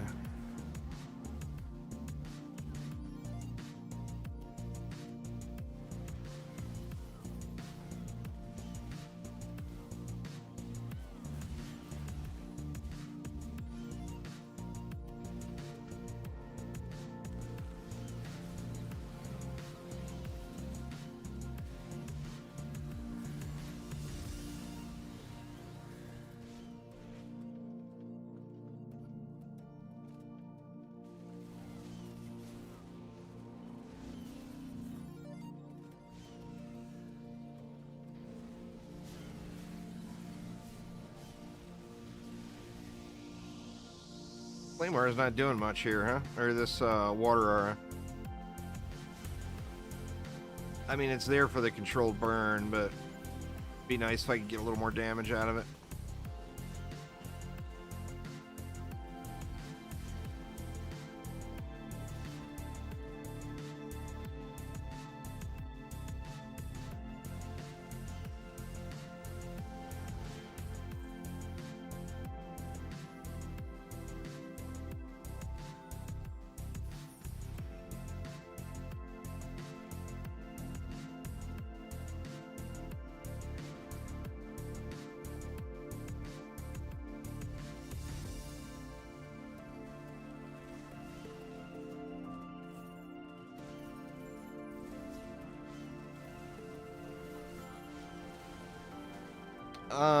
I don't have a video on it, no, but it's posted in the helpful links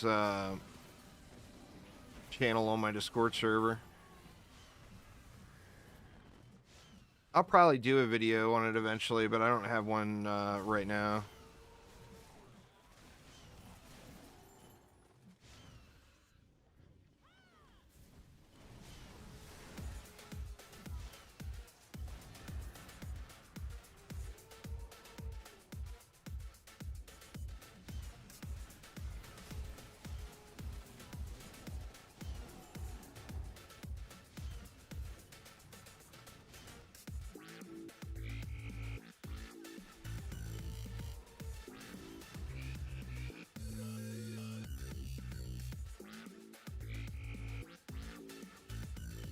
Doesn't matter how many upgrades I put on this water aura, it's still not going to do shit for damage.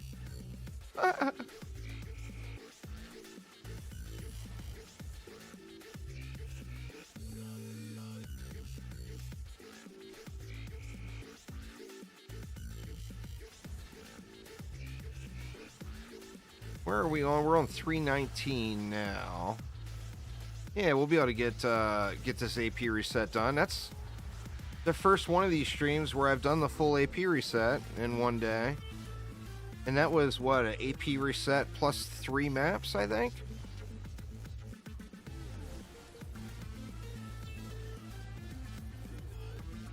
So not too bad.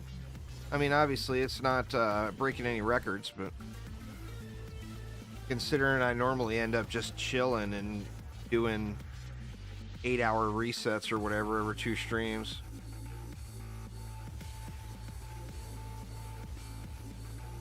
Oh yeah, well, I mean, the top person is over 600. There's quite a few people that have done quite a few AP resets.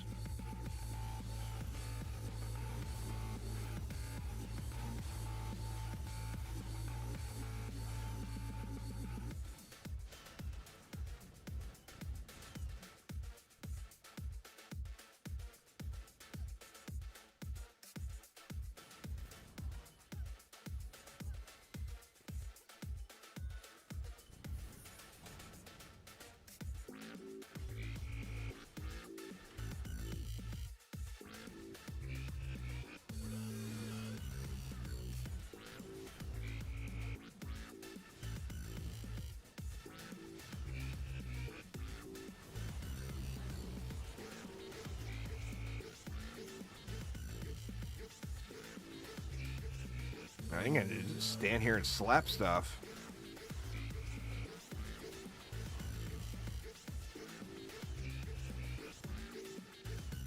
Watch that captain, make sure he dies off.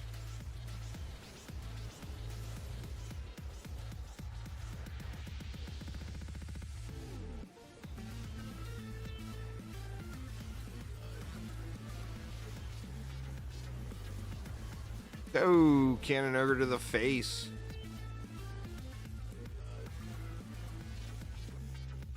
It's alright, Mr. Cannon Ogre. I didn't need that face anyway.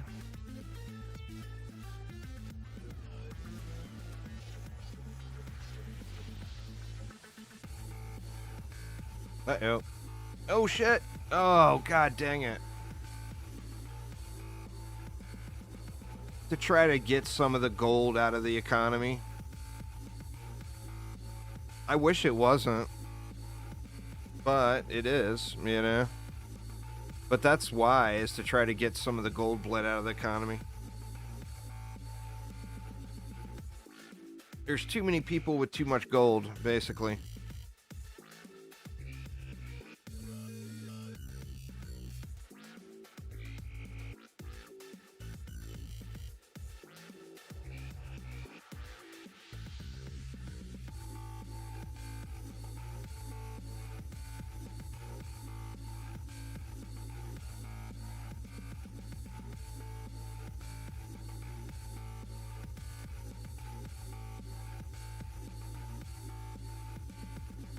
I wouldn't mind derping if it wasn't for these long-ass load times, man.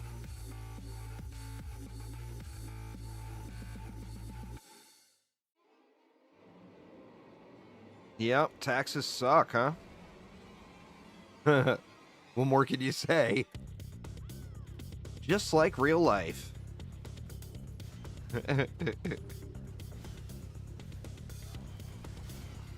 Paying taxes absolutely sucks.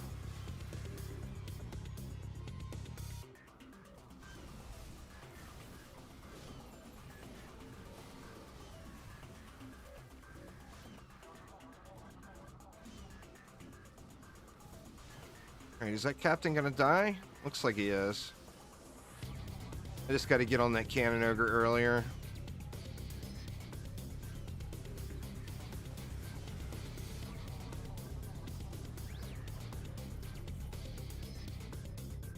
Oh, he switched to a regular ogre now. Huh. Well, we'll kill him anyway.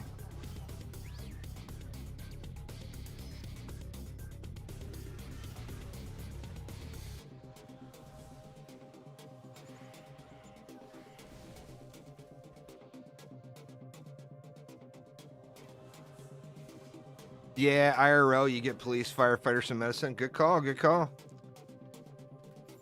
I mean,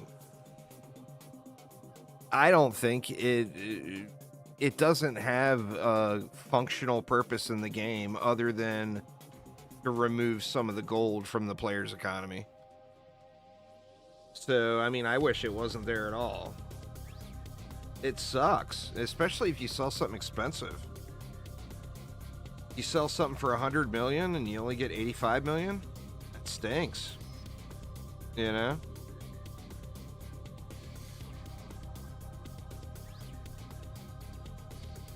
Thick Vines is a survival drop. It's a survival shard.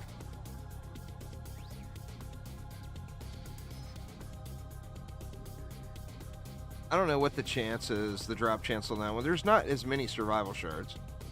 Plus survival shards you can just buy with your extra godly orbs. So getting survival shards is real easy. It doesn't matter what level. You open the box or the bag in survival, you get a survival shard. Level doesn't matter at all.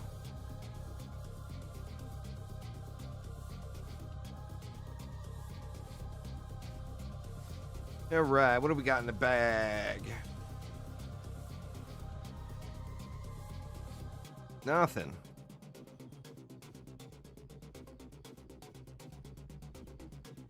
Nothing even worth taking a closer look at. Oops, forgot to drop the mana.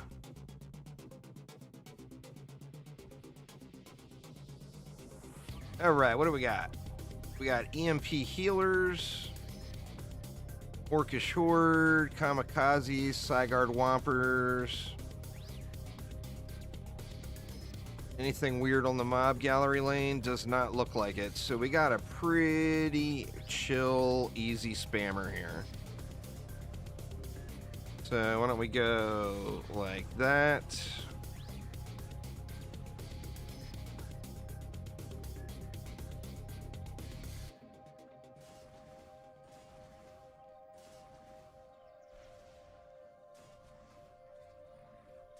Go like that.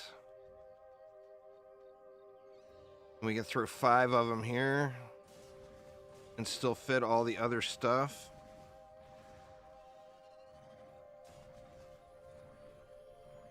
Then this one will give it a buff beam. Nice, 30 left. Let's see, what are we going to do with the 30? Put it right here for a little extra flyer support. The flyers fly through this little archway here.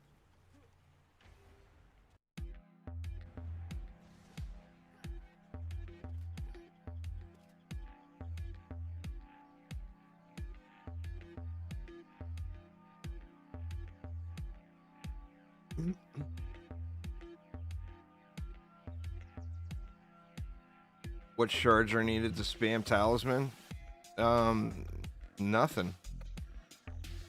Or actually, you could get any of the cooldown reduction shards. There's like that, you know, there's inspiration. You can get any of those weapon shards that reduce cooldowns.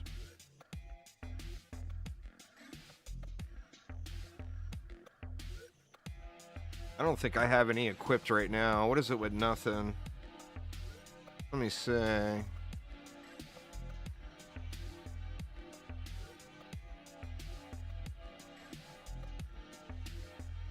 Yeah, it looks like about 1.5 seconds or so without having anything. But I'm not currently really boosting, so I don't have my initiate all set up.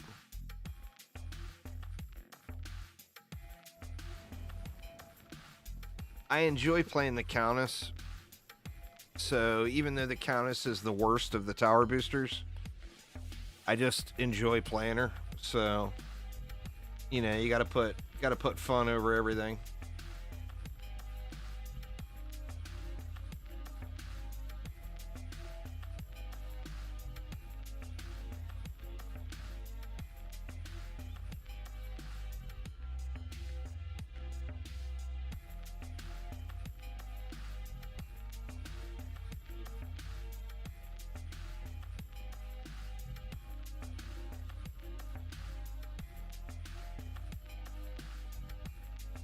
This map is slow rolling for some reason.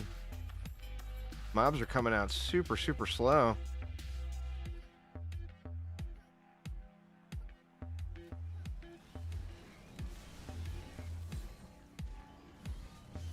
They getting stuck? No? Doesn't look like anything's getting stuck.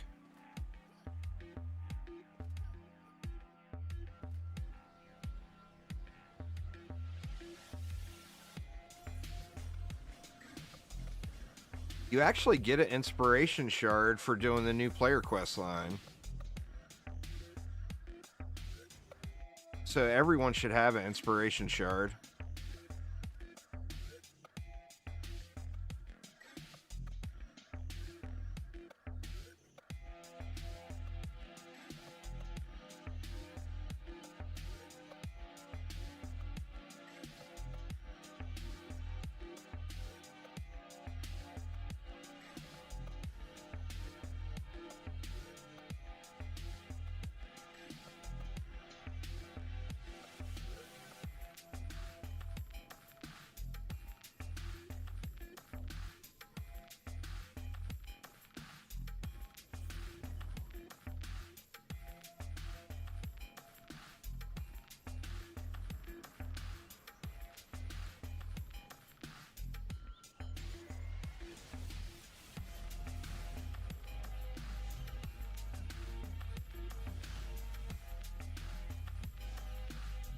Going a little better now.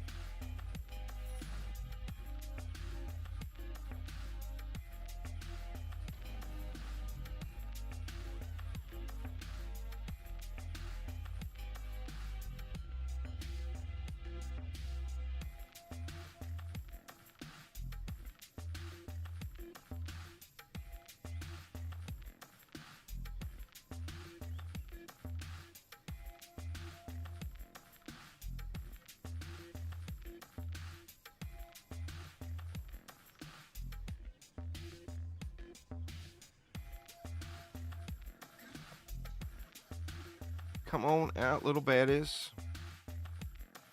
This is actually going to be perfect timing.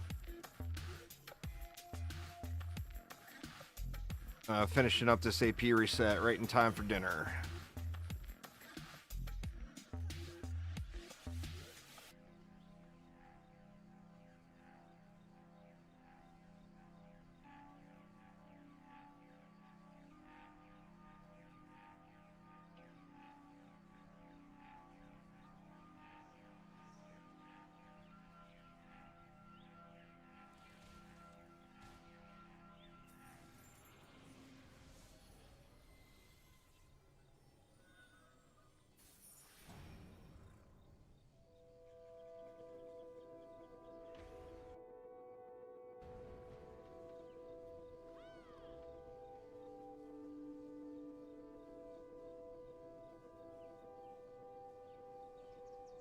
Should have an easy clap wave 5 here, and this AP reset will be done.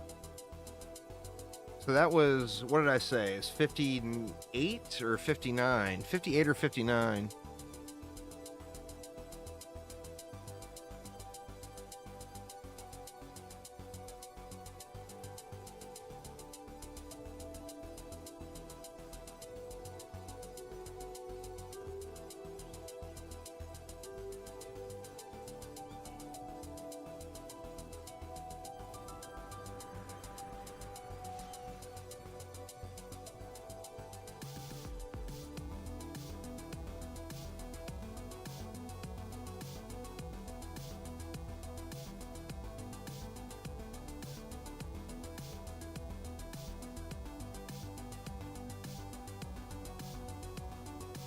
I had to double check again. This is 320.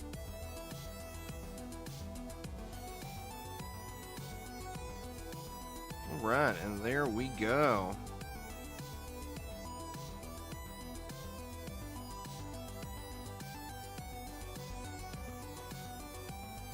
On out the tavern. But anyway, y'all, that is going to get it for me for today. I will be live tomorrow, but I think I'm going to be playing Palworld. Not positive there yet. We will see how that goes, but I will be live playing something tomorrow, and then I've got a Dungeon Defenders 2 video uploading on the channel tomorrow morning too, over on YouTube.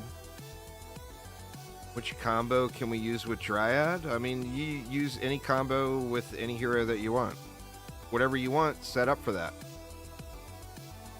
Anyway, thanks a ton, everybody. Have a wonderful, wonderful rest of your day, and hopefully everybody's got a good start to their weekend going. And I will see you all tomorrow. Take it easy, y'all.